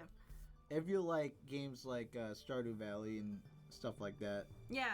Harvest Moon, God, Animal it's Crossing. So good. It's such a good game. I think part of the fun too in every one of these the farming games is finding out what your spouse or wife is gonna be. You know, of course. It's just fun. And in this game, in like most Harvest Moon games, they have confession scenes where if you get them.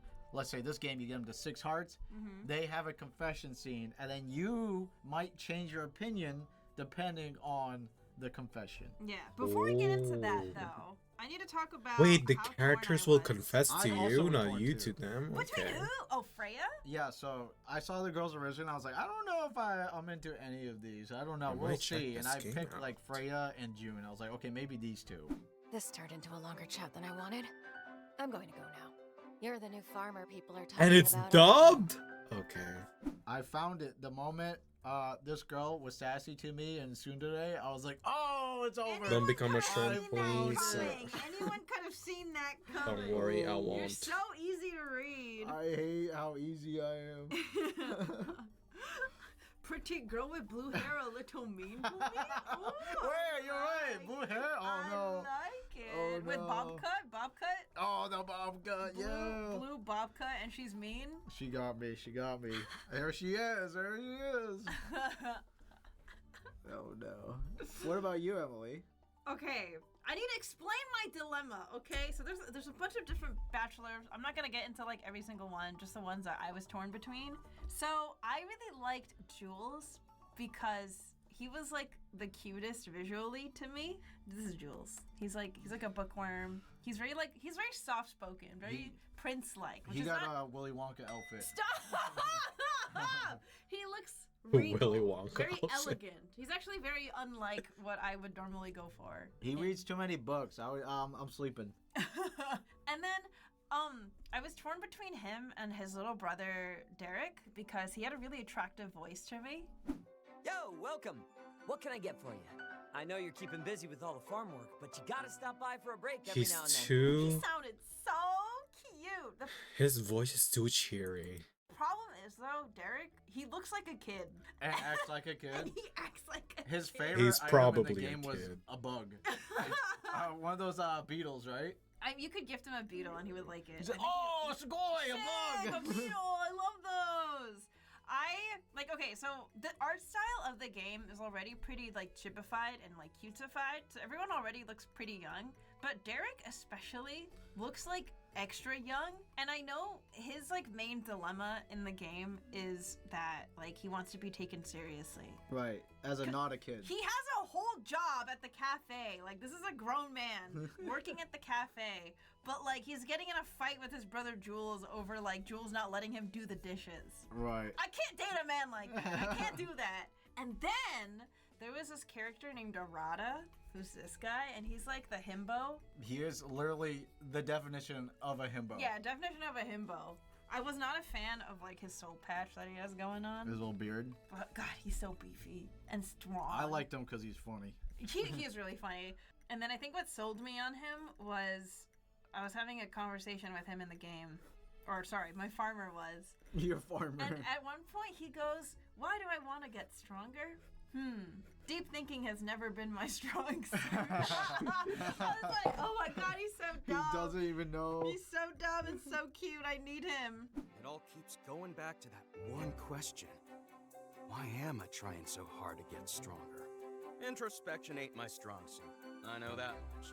Do you like himbos? I love himbos. You like Kronk? I do.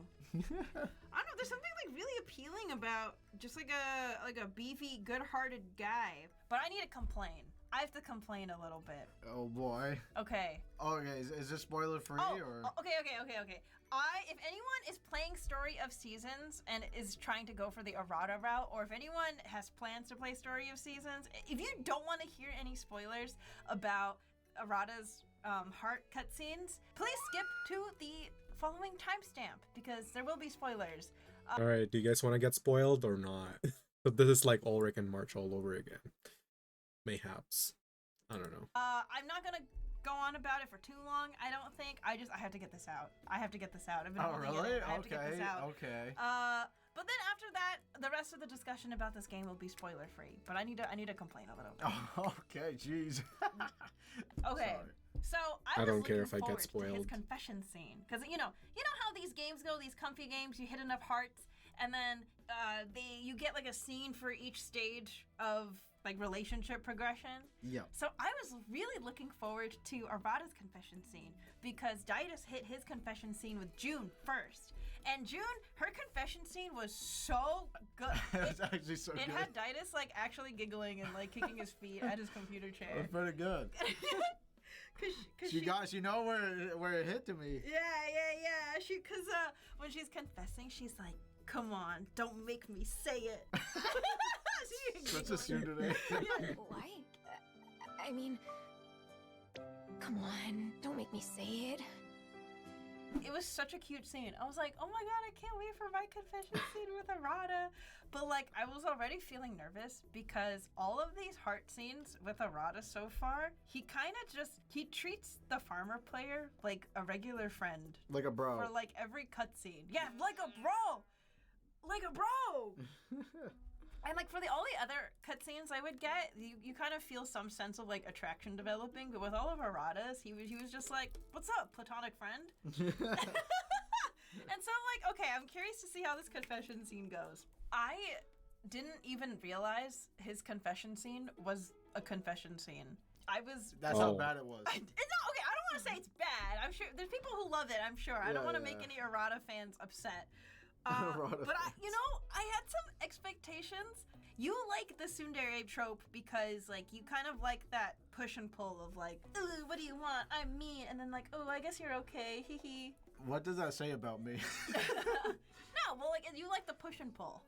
Sure. That's pretty toxic, I guess. I really like, for me, I really like sort of like that moe gap when it comes to like guy love interests in games. I like when they have a particular personality type, but you make them break. I see. Or like you, the player character, make them stumble a bit. Right. I eat it up. I eat that trope up. It's that kind of like... I can fix him? No, not I can fix him, but like they're confident or they have like some kind of strong personality, but you turn them into like a puddle of mush. I see, okay. You know, I don't know how to describe it. Can someone in the comments, can you... Do you know what I'm talking about? Do you know what I mean? Anyways, I was hoping that like... Because Arata is so, like, confident in the way he interacts with people, I was hoping that with the farmer, when he liked the farmer, he would be like, oh, I'm shy all of a sudden. Like, I'm this beefy himbo who's, like, really strong, but I feel weak to my knee. You know what I mean? Mm-hmm. Am I making sense? I sound deranged right now, probably. Oh. Anyways, in his confession scene, he's literally like, hey, let's go on a run. And then I'm like, oh, okay, this is just like a normal friend cutscene. And then he goes, okay, so like, how do you feel about us? I was like, what? After you're like, it's tired of running and like catching your breath and I'm like, sweaty. What? That's so funny.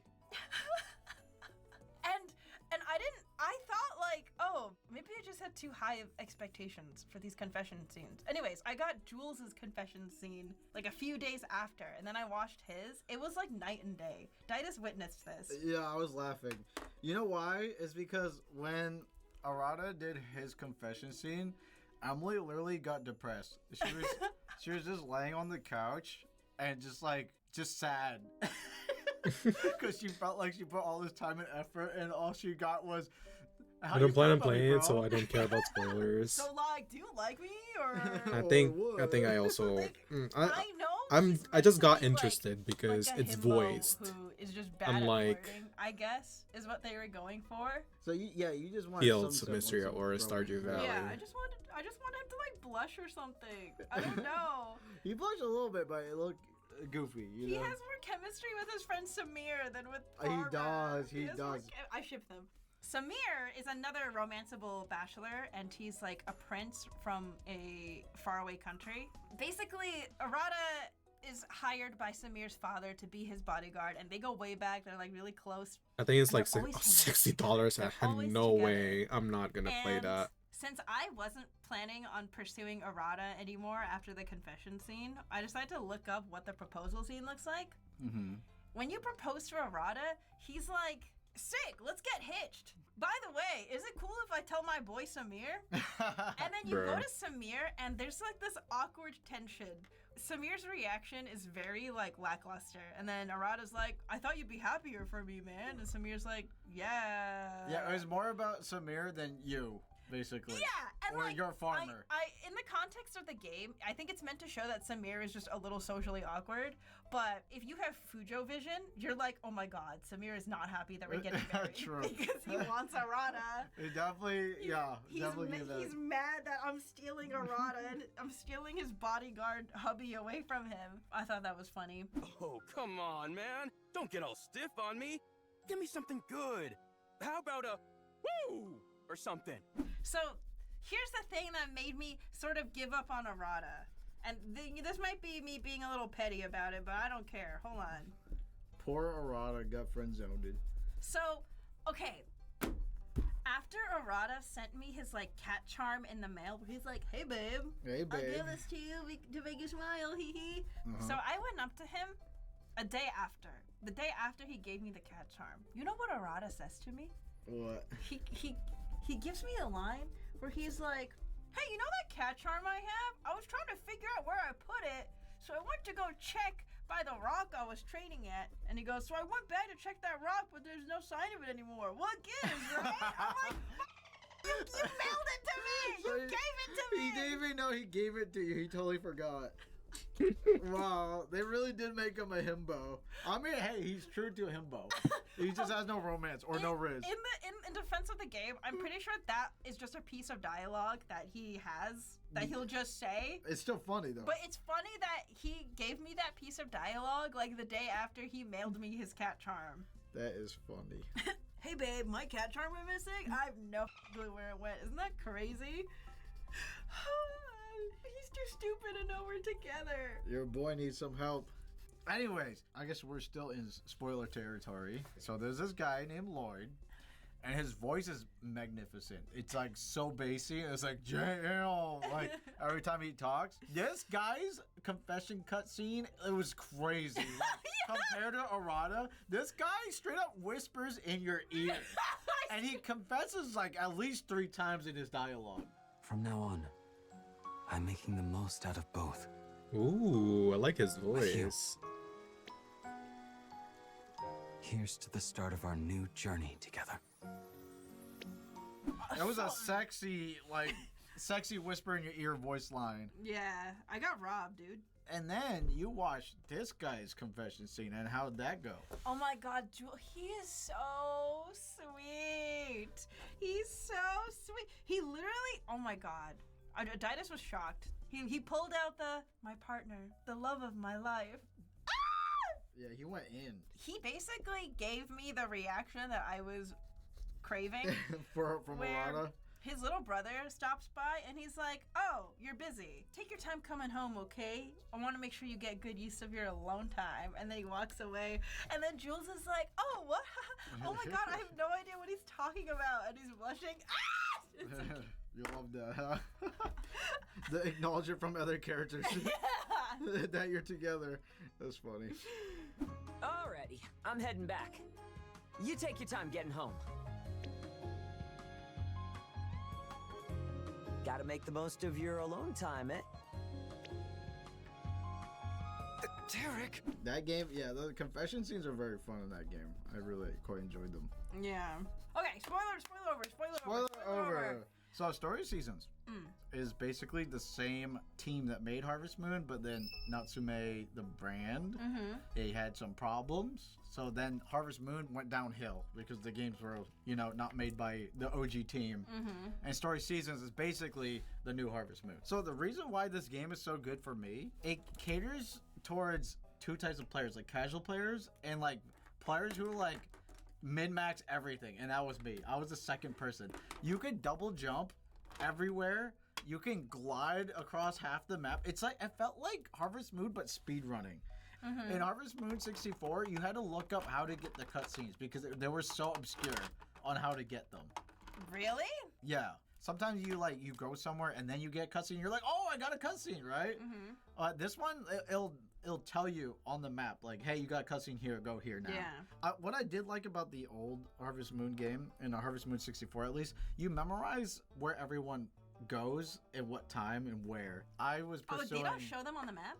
No, there was no map. So you had to memorize. So you have to memorize their pathing? So I went for this girl named Karen, and she was a drinker. So I would go to the bar at night, and there she would be. You know what I mean? I know where this alcoholic baddie is. Yeah. But with this game, the mini-map tells you everything. So it does help the speed running aspect of it, but it does, kind of ruin the mystery, I think. Yeah. Yeah, so your first farming game technically was Stardew Valley. I guess so, because Animal Crossing doesn't really count, right? I guess that's a cozy game. I don't think that's a true, Yeah. My first cozy game, technically, was Animal Crossing New Leaf, which I started playing in college. And I was, oh my god, I was addicted. Damn, I was addicted. That was my first Animal Crossing game ever. But yeah, my first farming game was actually Stardew Valley. And that was introduced to me by Sydney. And So Sydney's getting us into all these dangerous games. Yeah. So it's her fault, basically. And Stardew Valley, I also got horribly addicted to. Yeah. Why are you laughing? I know, I was there. You're very addicted to it. You'd wake up in the morning and I would just be playing Stardew Valley first thing in the morning. I tried to get into it, I just couldn't. But like you said, you're probably just tired of farming games at the time. I was definitely burnt out at the time. And I also played Wonderful Life for the GameCube, which was completely different from those games, actually. Because it's you live out, it was 3D, first of all. It was fully, you control the camera and everything, and you die as an old person. So you're on a time limit. Yeah, you're on a time limit. That's basically. scary. Okay, Didas, question. So, If you were a romanceable character, like a romanceable NPC in a cozy farming simulator, what kind of character would you be? I would definitely be like probably the lazy type. You wouldn't have a job or anything? I'd be like a wanderer, and I'd just be like, I'd be relaxing all the time. I'd be like, isn't this relaxing? You would be the homeless bachelor. You would And- be the errata. And I'd be like, did you bring food? All your quests are food. Yeah, it's all food related. Did you bring it? There's an artist in the game named Gabriel, and he's just a moocher, and he's an artist. And I was like, this guy reminds He's me not of a me. moocher. What do you mean? Are you kidding me? He ate all that food at the restaurant, and he didn't pay it back his homie. Oh wait, yeah. Yeah, remember that? I forgot. Remember that? He was a gluttony.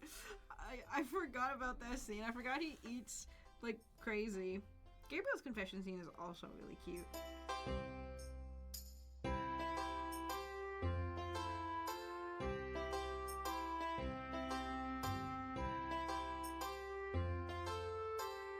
Remember back in the day where, you couldn't just look up how the game was online, and you're just like, what is this game? And you judge the games by its cover. Right. And I remember, this is a core memory when I was like little. I had the N64.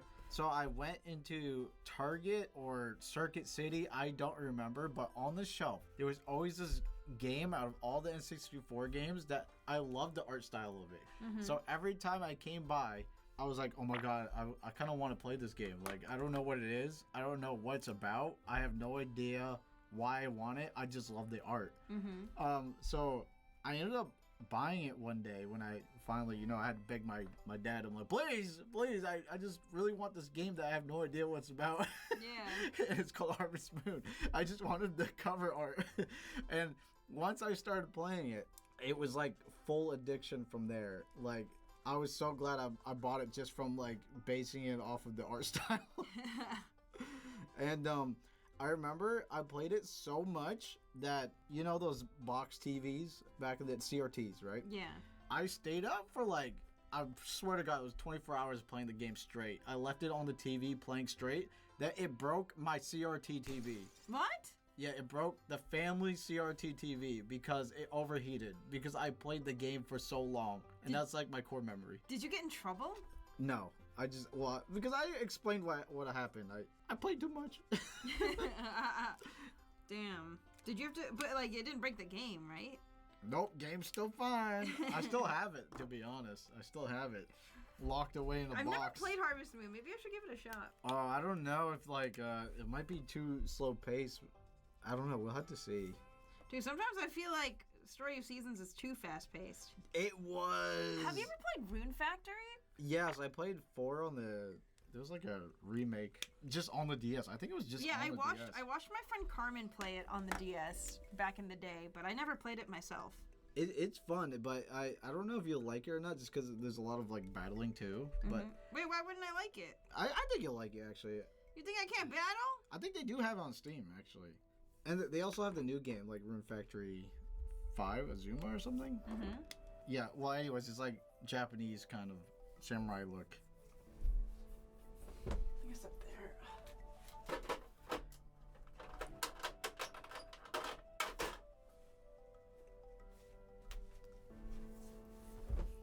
Whoa, that looks good. Whoa! How are you doing that? That like gradient effect with the eyes. That looks great. She looks so vampy. She do be a vampy girl. She's very vampy. She basically wears like this like I feel like her eyeliner could be heavier. I'm gonna. That's why. Oh, I see. Gonna go. I'm work in progress. Yeah. Doing her makeup right now. Basically, I that's why I also chose to do fan art of her, because she has a lot of makeup on and it's fun, you know, when you get to paint that.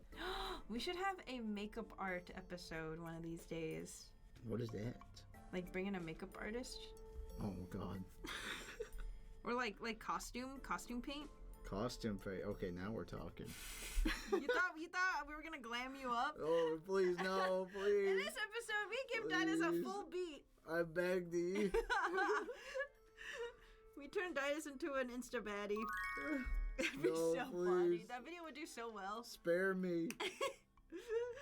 Damn! Wait, color add so much. She got what that the heck? makeup. She got purple lipstick. See, that's fun. That's fun. Now I feel. You know, lame I for like just doing glamming ink. up in illustrations. I don't want to glam up in real life. Get out of here. I feel lame for just doing ink. Nah, you're doing the ink life. I hate that this farmer just looks like Emerichu. What do you mean? It's a persona. You know in But that that's literally in that game you can decorate your that's avatar. literally what she looks like. Yeah, it's perfect. It looks like you. What do you mean? Emerichu coded farmer. My farmer just looks like Didas, basically. Oh yeah. Got the blue hair and everything. The orange shirt.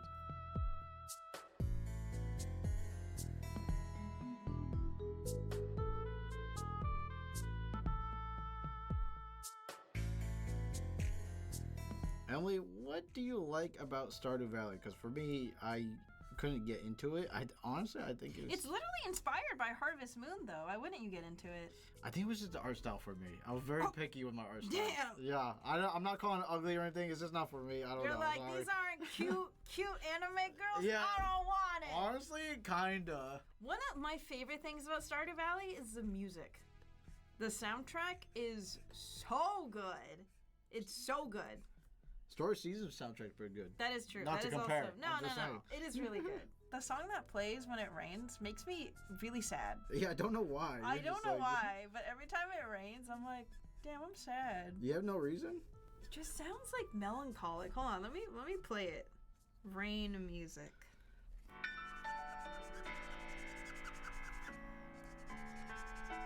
It's beautiful.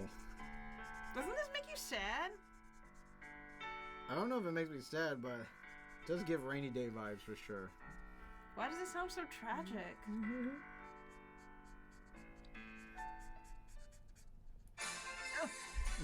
Jump scare.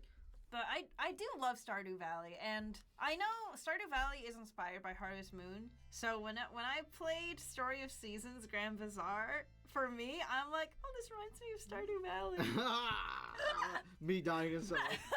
I'm I happy think for I it. think for me the most fun part about Stardew Valley was actually the caverns where you have to like fight stuff. Right, and that's mine definitely for like ore. a Stardew Valley thing. Oh really? That wasn't Harvest Moon? Nah, you just got rocked. You were playing so much. I told you, I'm like all or nothing when it comes to a game. Which is why I'm trying to avoid playing games now, because I need to get stuff done.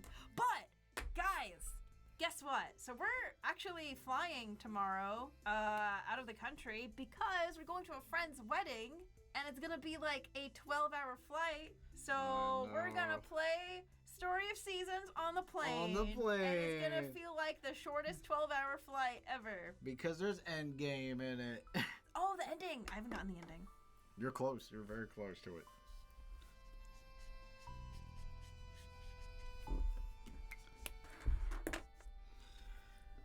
Copex is so hard and scary.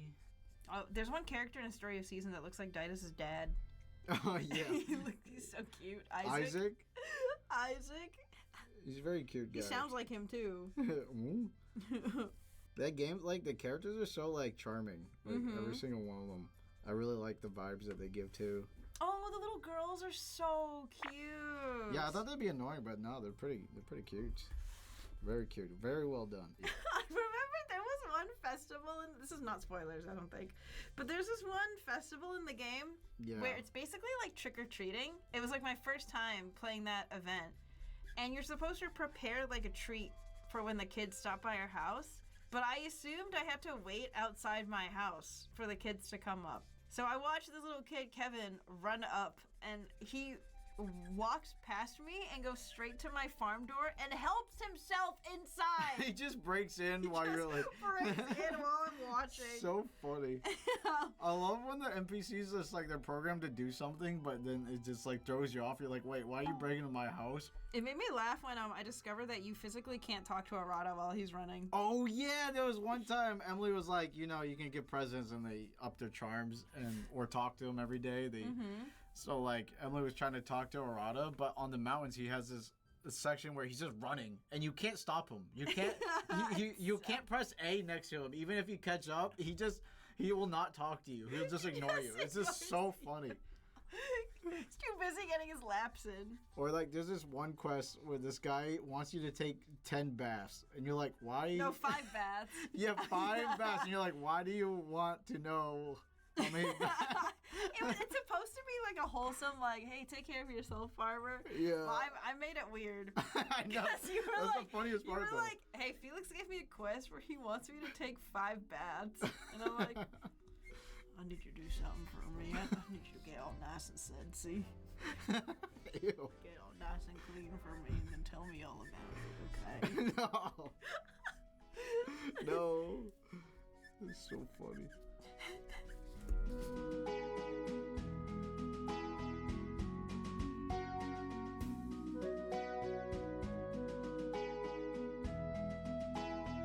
Damn, that looks good! What the heck? Really? Yes! I'm shocked. Not that I had any doubts, but like... I wonder, how do I You were so scared of Copics. I'm still scared of Copics. How do I make the skin lighter? Or is it too late? No, it's okay. It looks nice and bright. I like it. Well, I wanted like some highlights, like on the cheek or something. Are you gonna give her blush? Yeah. Oh yeah, that's true, yeah. One thing at a time, one thing at a time. I'm making good progress. How about you, Emily? Yeah. What was that?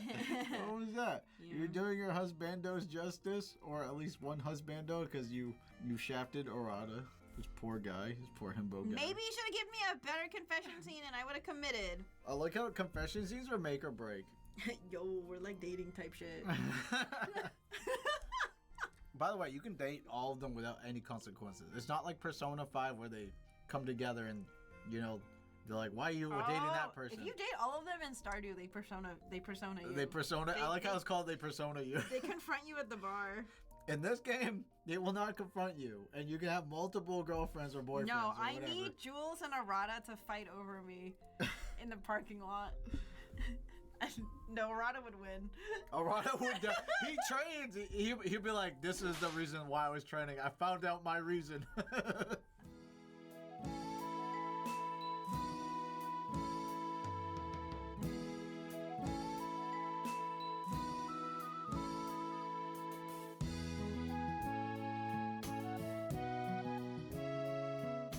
What's the appeal of like cozy farming games, do you think?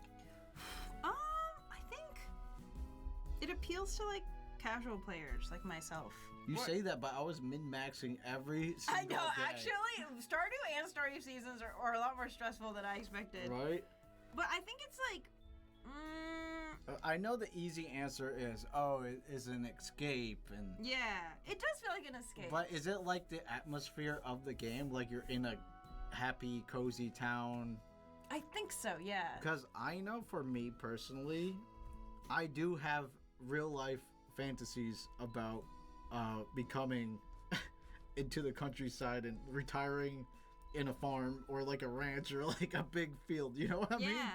No, I feel like most guys have that too. Our boss, Maylene, she moved to the countryside like last year. Yeah, she's living that life right now. And she's literally every time I see her Instagram story, it's literally Stardew Valley or Harvest Moon. Like I saw one where she was like, "Oh, they're having a guess the pumpkins weight contest at the community center right now." Yeah, I was that like, does. That what sounds- is this side quest you're on, Maylene?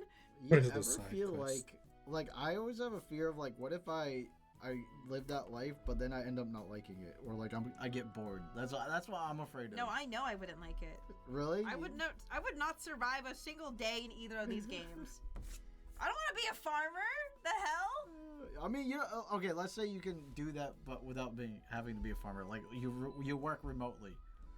See, it works when you live in a cute little fantasy town where everyone's really wholesome and sweet. Mm-hmm. But I feel like realistically, if you move to a town that small, it would just be like drama. Drama, all the you time. think? Yeah. All the bored old ladies would just start shit constantly. I know. That's what I'm afraid of. You know.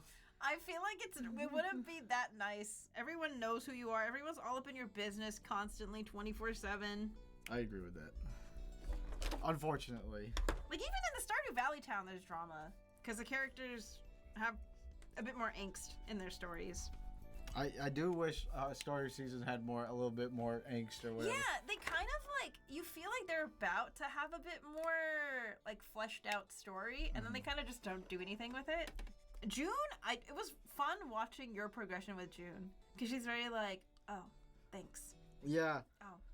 And there's one option in her confession scene. I'm not gonna spoil.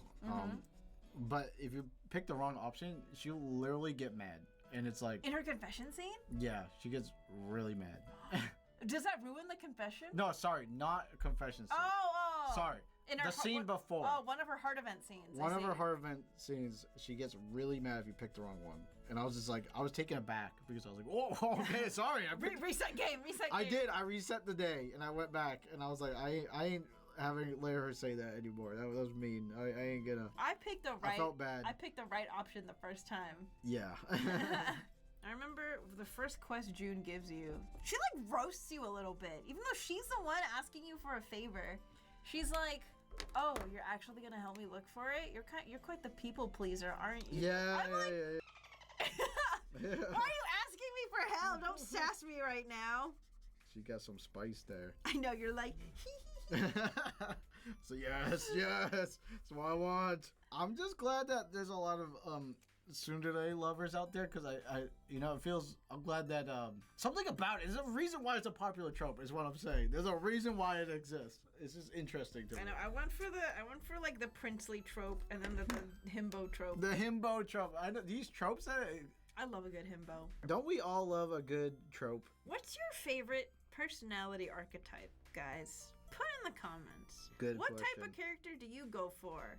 I went for Sebastian in Stardew Valley. Sebastian. He's like the town emo. Didn't you say he was like a little bit like me? Yeah. He had a little gamer PC. His pathing is his computer, his own voice. Oh, hi, ladies.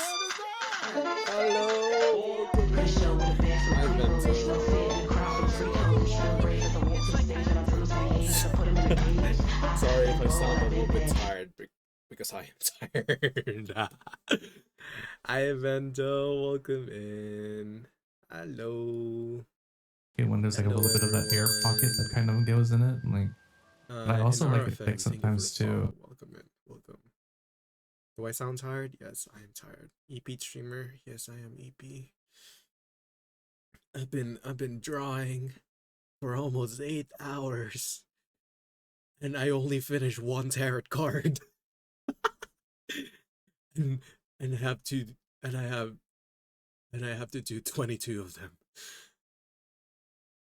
Yes. But yeah, hello everyone. My name is Kurotomura, Crow Gang Boss, variety streamer and VTuber artist. We usually stream art on this channel, but we also play a variety of games ranging from FPS, gacha games, horror games, and many more. Right now, I am working on a tarot card commission.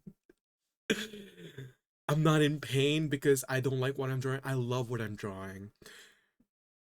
But I've been at it since hours ago.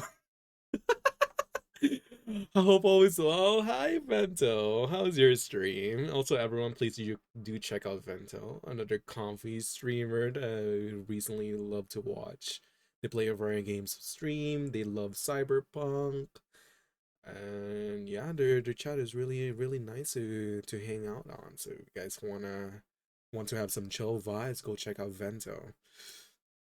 But yeah, hellos. Hello, Avaloon and Inafrim. Welcome in. I'm so sorry. I hope you charge appropriately for 8 hours per card. I think they're charged fairly. It was fun, just a little crazy, kind of went insane. What are you guys up to? What do you guys play? Also, I need to show you guys the card that I finished. This one is just a sketch for the High Priestess card. I kind of went ham over it. I love the roses.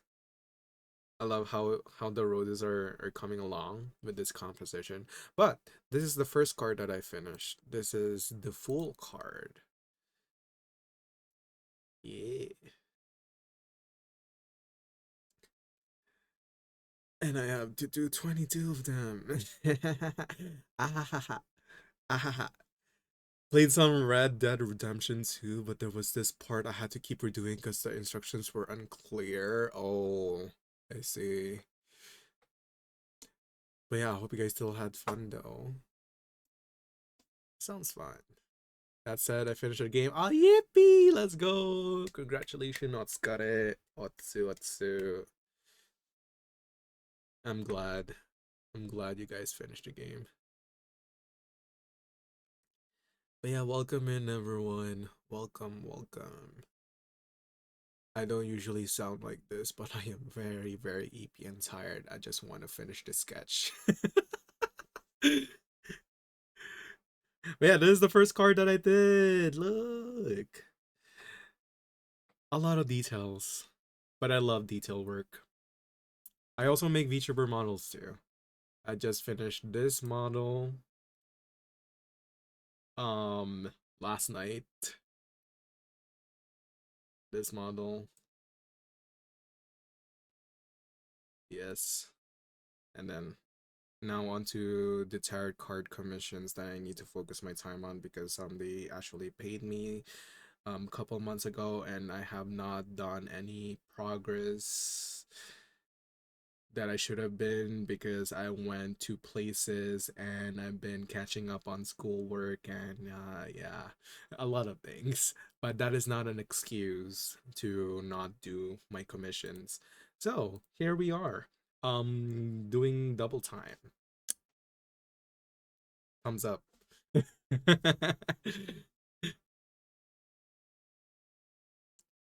I heard full card and then the full card reveal. I'm like, oh yeah, the full card. This one is wait, did I say which card this is? Can you guys take a guess which card this is? I don't remember anymore if I say which card this is. Anger emoji, the card looks so good. Thank you, Vento. Thank you. Is that pre? Oh yes. See, I don't even remember. I don't even remember. Also, I'm in my Halloween getup, so I don't usually look like this. I'm just in my Halloween getup. Yeah, I am a demonic priest for Halloween. Just a repurposed costume from last year.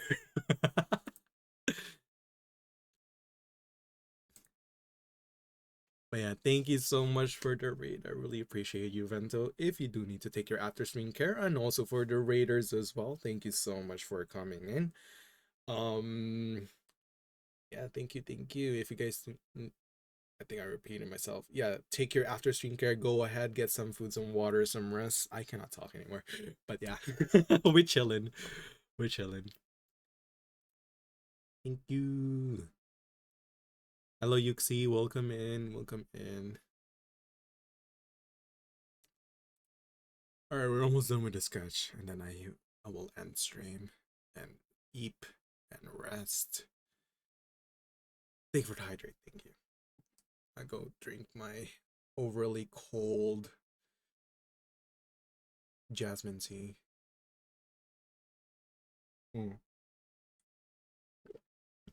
Yeah, I'll be lurking and relaxing for a while I wind down, but please do get some rest soon too. Yeah, I need to sleep soon because I'm going to the gym this early morning. Later. Oh God, it's already 3 a.m. Oh, I do need to finish this. Okay. With him because All right. you can't enter his room unless back you to have, the like, video and back to sketching. with him. But yeah. But like, how do you talk to him? And then Persevere on Friday streaming, nights, he just hangs out at the bar with his three friends. And then his motivation If there's is, one like, trait that I can be proud of is Yo, that was literally my us. tenacity to finish yeah, stuff. literally me, So. bro. Yeah. I feel like Ryan I Gosling. thank you for the was this follow, guy. Foxes. Welcome in. You're officially Aw, part bro, of you the should name it Crow Frog. Gang. yeah, he finds a frog and you adopt it. Aw. Also, What a just a guy. reminder to everyone, if you guys do want to lurk and chill with us, Sebastian, please make sure to refresh your I'm stream. gonna be cringe if I go for And it. then you'll be one of the birds Yeah, that I'll go will for be it. walking I on the did. screen. Who do you think I would like? Oh, in Stardew? Yeah. I don't know. No one's really outwardly tsundere. Don't. I ain't playing a game. Trash. Done. Get me out. With my anime tropes. No! Haley. You'd go for Haley. Haley's like Mean Girl, though. Not really tsundere. Mean Girl. She's like, oh, you're wearing that? Ew. Well, that's kind of fun. I ain't gonna lie. That's kind of fun.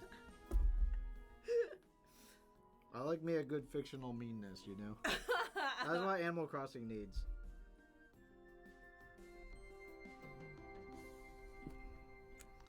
Can I tell you what never fails to make me laugh if I'm having a bad day?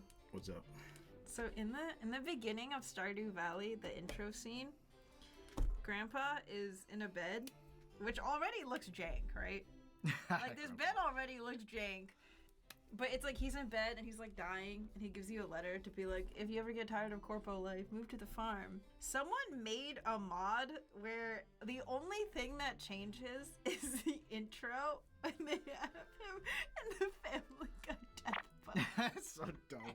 What a mod. What a mod. In the beginning of the intro when he gives so funny. Yeah, that's pretty funny, like using a whole ass mod just for that. Just for that. That is kind of funny. That's a fun community right there. And then there's another mod where he's in the Yamcha death pose. Oh my. It's so funny. Choose your pick. There's one mod where he is the bed. Bro, what is this? I love it. That's pretty funny. That's so funny. I love these nonsensical mods. So funny.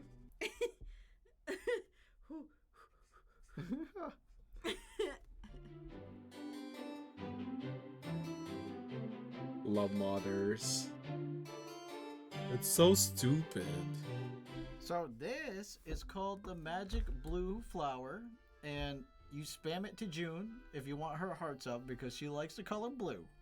And it's easy to forage because all you do is cut it and then you get it for free. You don't have to grow it, which is great. And I picked up like hundreds of these and I just kept giving it to her. So Oh my god. my strat. I just realized my phone died. Harvest Moon game Yes. where you could just show Yes. a dog. Yes, how'd you know? Who told you that? Who told you that? You. I told you that? You told me about Oh it. my god. Okay. All right. Now you're bringing me back. So, That's so cheap. okay, you know how hard you have to work at Harvest Moon 64 to get someone to like you? Wait, really? It was hard? Oh, it's tough. It takes a very long time. Anyways, exactly what you said. You show your dog to her, and they didn't program it, so it resets. So you can stand there for a full day just pressing A, and she's like, cute dog, cute dog, cute dog. Then her heart goes to, like, instantly in love with you. That's so cheap. I only did it when I was desperate, okay? I did it, Which character is this? Karen. Oh. So Karen is The alcoholic. the alcoholic, and she's never home. I swear to God, I picked the worst girls in every farming game. So in Wonderful Life, I pick a girl with red hair. Her name is Nami. She left town all the time. I think she drank a lot, or she's just gone. It's insinuated that she drinks. Why And do you keep picking the I picked the worst girls. alcoholics? So even when you have a kid, she's never home. She's just never there. And Canonically a deadbeat. yeah, she was literally a deadbeat. I swear to God, she was the worst. She was the worst wife. I loved it. I loved it. Nami was terrible. Why did you like that? I just thought it was funny. It reminds me of in Stardew, if you get it, because Shane is like the town hot mess. He's like the town alcoholic. Oh yeah. And one of the heart scenes, you see him passed out with a bunch of beer cans, like by the cliff. Oh, that's so funny. No, it's sad. It's a really I mean, sad that's scene. sad. Yeah, totally. Yeah.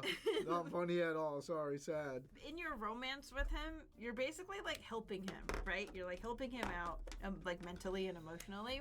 And when a love interest moves in with you on your farm, they add their own decorations. Mhm. So for Sebastian, he has his own like gamer side of the room that he transforms into like little man cave with like the frog tank. Oh, that's cute. But Shane, for Okay, some what reason, number I don't is know the why high they did high this to him. priestess? When you marry him, the addition Number 2, he adds to your house are dirty footprints I'm and gonna add beer the cans. numbers now. Oh my God, and that's the fun. titles. I'd marry that guy. No, it's sad. 'Cause it's like, why is he relapsing after we married? No, that's awesome. No. I love that. That would be my guy. No, it's so depressing because it's like, wait, I thought you got better. What is this? That's funny. Should I No, make that it looks so Roman good. numerals or? Man, I didn't color. I didn't want to color 3 characters. Yeah, no, I get you. I wouldn't want to do that either. Yeah, I like your storyline though. You got a storyline going. My on love there. triangle. Yeah, and it explains everything that you were thinking about and wanted to complain about. You were so devastated. I was really sad. I was like, does Arata, is he even into me? You don't understand. Like, she has a video due, and she was just too depressed at work. She was just like, You make me sound pathetic! I know, it's just so funny though. Alright, almost done. Almost done. I gotta do the blushies.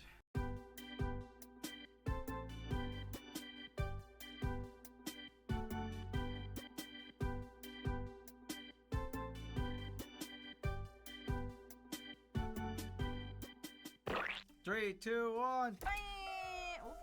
Isn't it beautiful? Wait, wait a second. Is that your first version? Damn!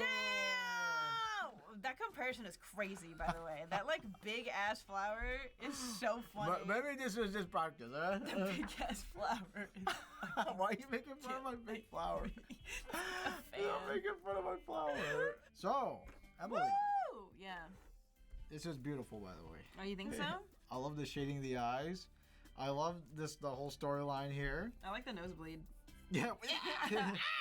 It's so funny. Yeah, a lot of the times you're just like, who should I go for? Who should I go for? You didn't even know who to go for until like the very last like couple of hours. You're like, But yeah, that's Mimi, the farmer. me. And she doesn't know who to choose. Best of both worlds. Well, luckily in the game you can date more than one, so yeah, enjoy that. I know this would look better if I colored it, but we were in a rush. We're going to play in like 5 hours, and you haven't seen how much time I spent on the rough here. I spent like it's not plus as 6 good as more the hours other than one. Emily on the rough because I was just like, yeah, let's talk about it. You should be proud of this. I was too busy drawing this and this. This looks great. I like it a lot. I do. I know. Wow, he actually likes his artwork. But if I were to nitpick though, I forgot that you have to do all the skin tones before it dries. I think I'm just gonna stick with the I just Arabic did numbers. one lapse and I moved on to something else, and I forgot that I was supposed to do like hardcore like blending while the face was drying. I also use color pencil. And I just forgot to do that. So I brought out the color pencil because I figured it would give nice texture to the, nice texture. Yeah. To the face. But yeah, I'm happy with it. Yeah, I like this great. fading thing I did by accident. Yeah. Because it kind of fits with the hand. Gotta put I was- her name Hey in. guys, let me know in the comments. Do you guys know how to do physical media blur? Because realistically, if this was digital, I would make this blur. I think it would depend on the medium. I feel like it'd be hard once you ink it. Right, because It's I like a want it hard like a camera trick kind of look. Yeah, I wonder if it's there's a easier way. in painting. Yeah, I don't know. Probably just a digital blur thing, huh? Oh, just use a blur filter. Just put the blur. Put it into Photoshop and whoop. Editors, can you slightly blur this? Yeah. Yeah. Okay. Hey guys, play Story Seasons, but be careful because you might lose your life to it for at least 2 weeks. Yeah, if not more. And yeah, thank you guys so much for watching. I hope you enjoyed our little conversation about cozy games. And thank you to our patrons who got to watch this episode early and comment early. And if you like those same privileges, please check out the link in the description down below. And also don't forget to like and subscribe. Yay! Yay! All right, goodbye. Bye. Alright, I think that's enough for videos. Hello, welcome to another episode. I said that's enough for videos. Oh my god. Okay. Ooh. And then we add the title. Okay, I'm just gonna add the title for this card and then we're good. We're good.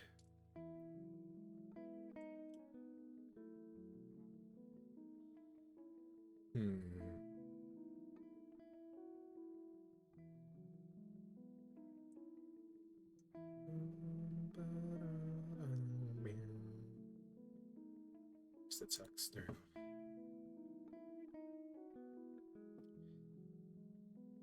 Should I put the? Oh yeah, it includes the High Priestess.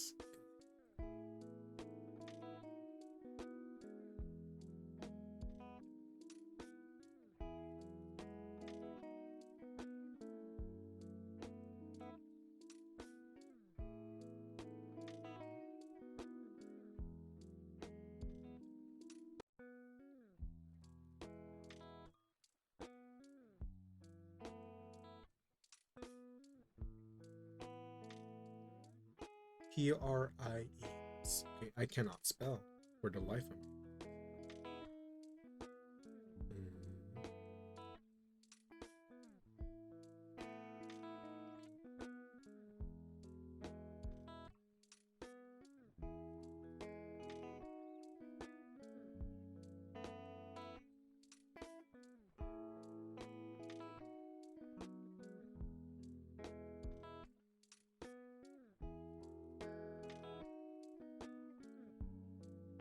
No, I didn't type the priestess part.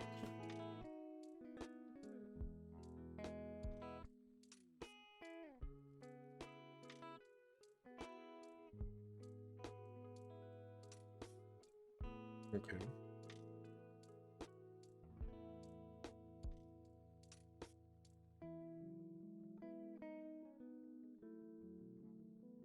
Me?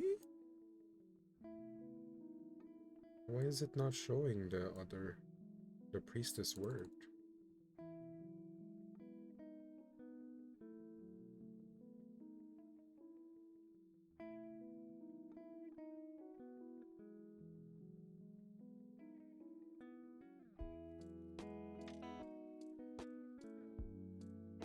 Okay. It's kind of like a long title. Yeah, I'm gonna hide that for now. All right, I think that's gonna be it for tonight. Thank you guys.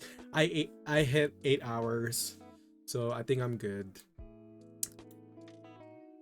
Atsu, everyone. Thank you for all the raids. Thank you.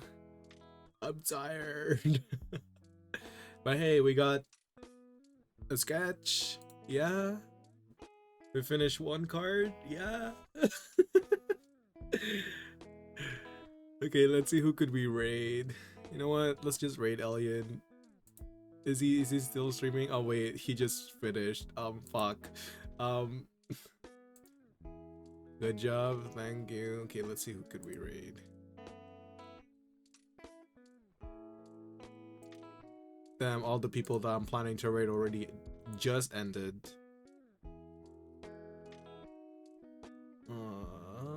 Let's see.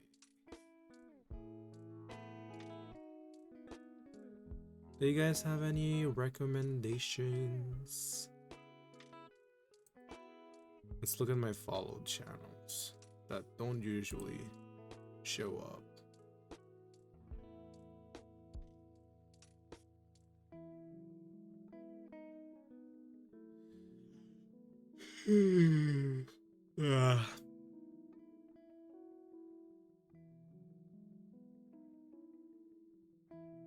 Oh, let's look at the art category. Let's see if we could meet any new artists tonight.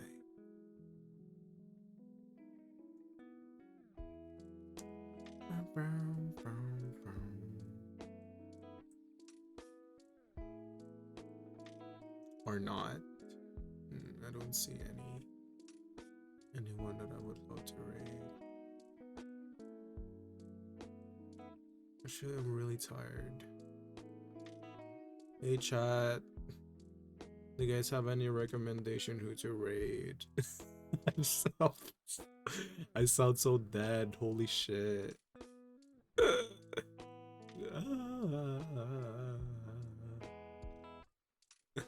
Wee. I got no one, sorry.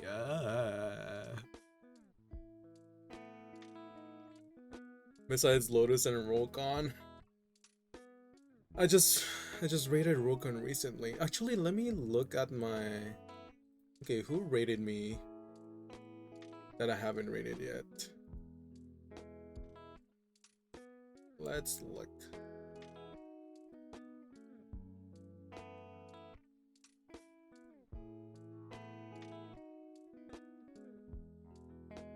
Are they live?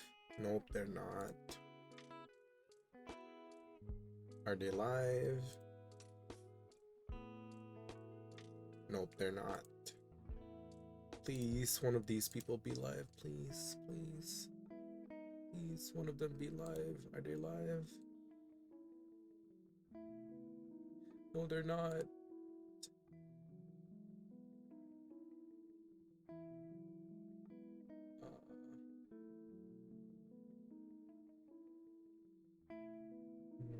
Cards analytics. Let's look at my analytics overview. Search. Units from summary.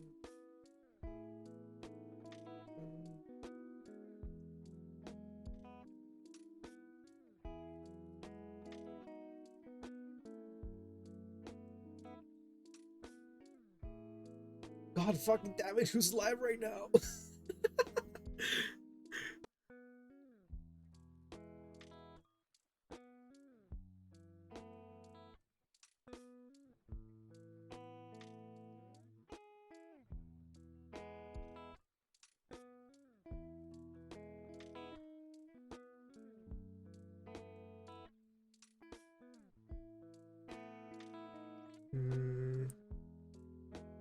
Alright, let's pick someone to raid. You know, in the past, I usually don't have a problem who to raid because by this time Spinner was streaming. I miss that guy.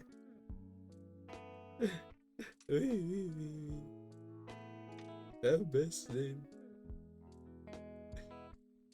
He's usually streaming around this time. And then I could just raid him. And now he's gone. No, he's not dead yet. He's just not streaming. But anyways, he's gone. It's not the blue moon yet. And, you know.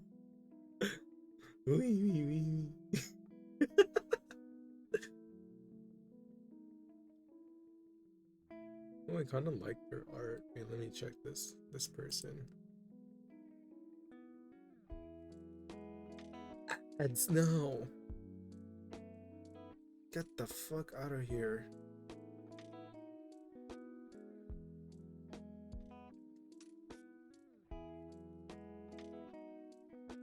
Yeah, let's look for more potential people. All the people who are live right now are like still good at art.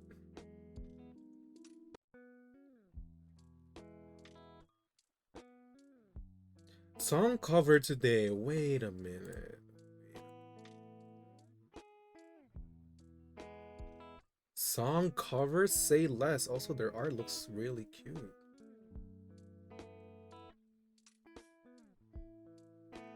Wait, that looks adorable.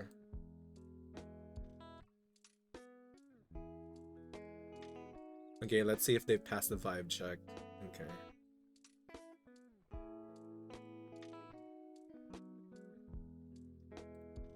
They seem pretty chill.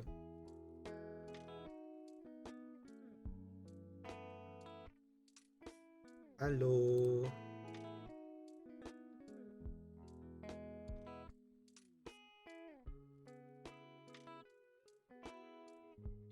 I love how they draw Chibi. Oh my god. Don't you ever forgot it's 5:22 a.m. Time goes by when you're playing Minecraft. I have not even opened my Genshin today. I'm so sad. Okay, let's raid them. Hello, I'm CC. I'm a full-time struggler. So fucking real. I'm an artist and illustration who likes drawing beautiful and meaningful things. My model is my character Nova, so you can call me neither CC or Nova, I don't mind. Aw, okay, let's raid them. Alright everyone, thank you so much for tuning in, stopping by, and hanging out with me, even though I sound so dead right now. Huge thanks to Vento, C, Dragon, Hikaru for the raids today. Thank you so much for bringing your lovely community, and I will see you guys probably not tomorrow. I have a night exam tomorrow, and I'm very scared. And also, I shouldn't have been on my PC for long hours today because I just remembered that I have an eye exam tomorrow, and that could fuck up my eye exam. But you know what? Who cares? Rip. Yeah, rip. Anyways.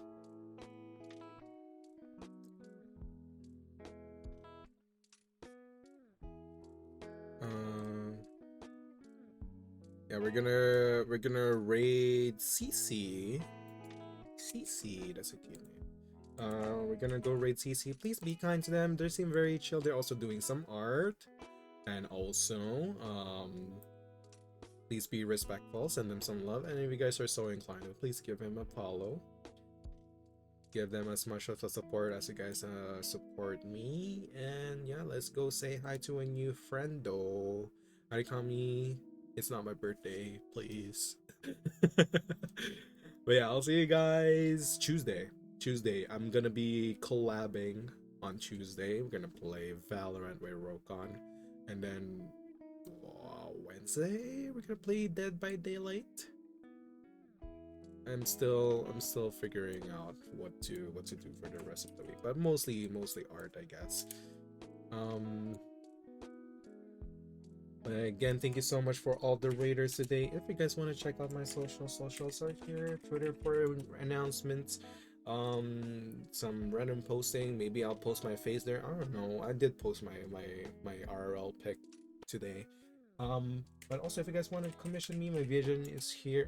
My VGen is here. If you guys know someone who need a model, any illustrations, I'll be opening up some card commissions probably in late November, early December. I don't know. But yeah, thank you guys so much for hanging out with me.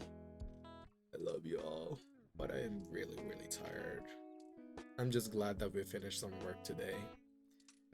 Yeah, bye-bye everyone. Bye-bye. Bye-bye.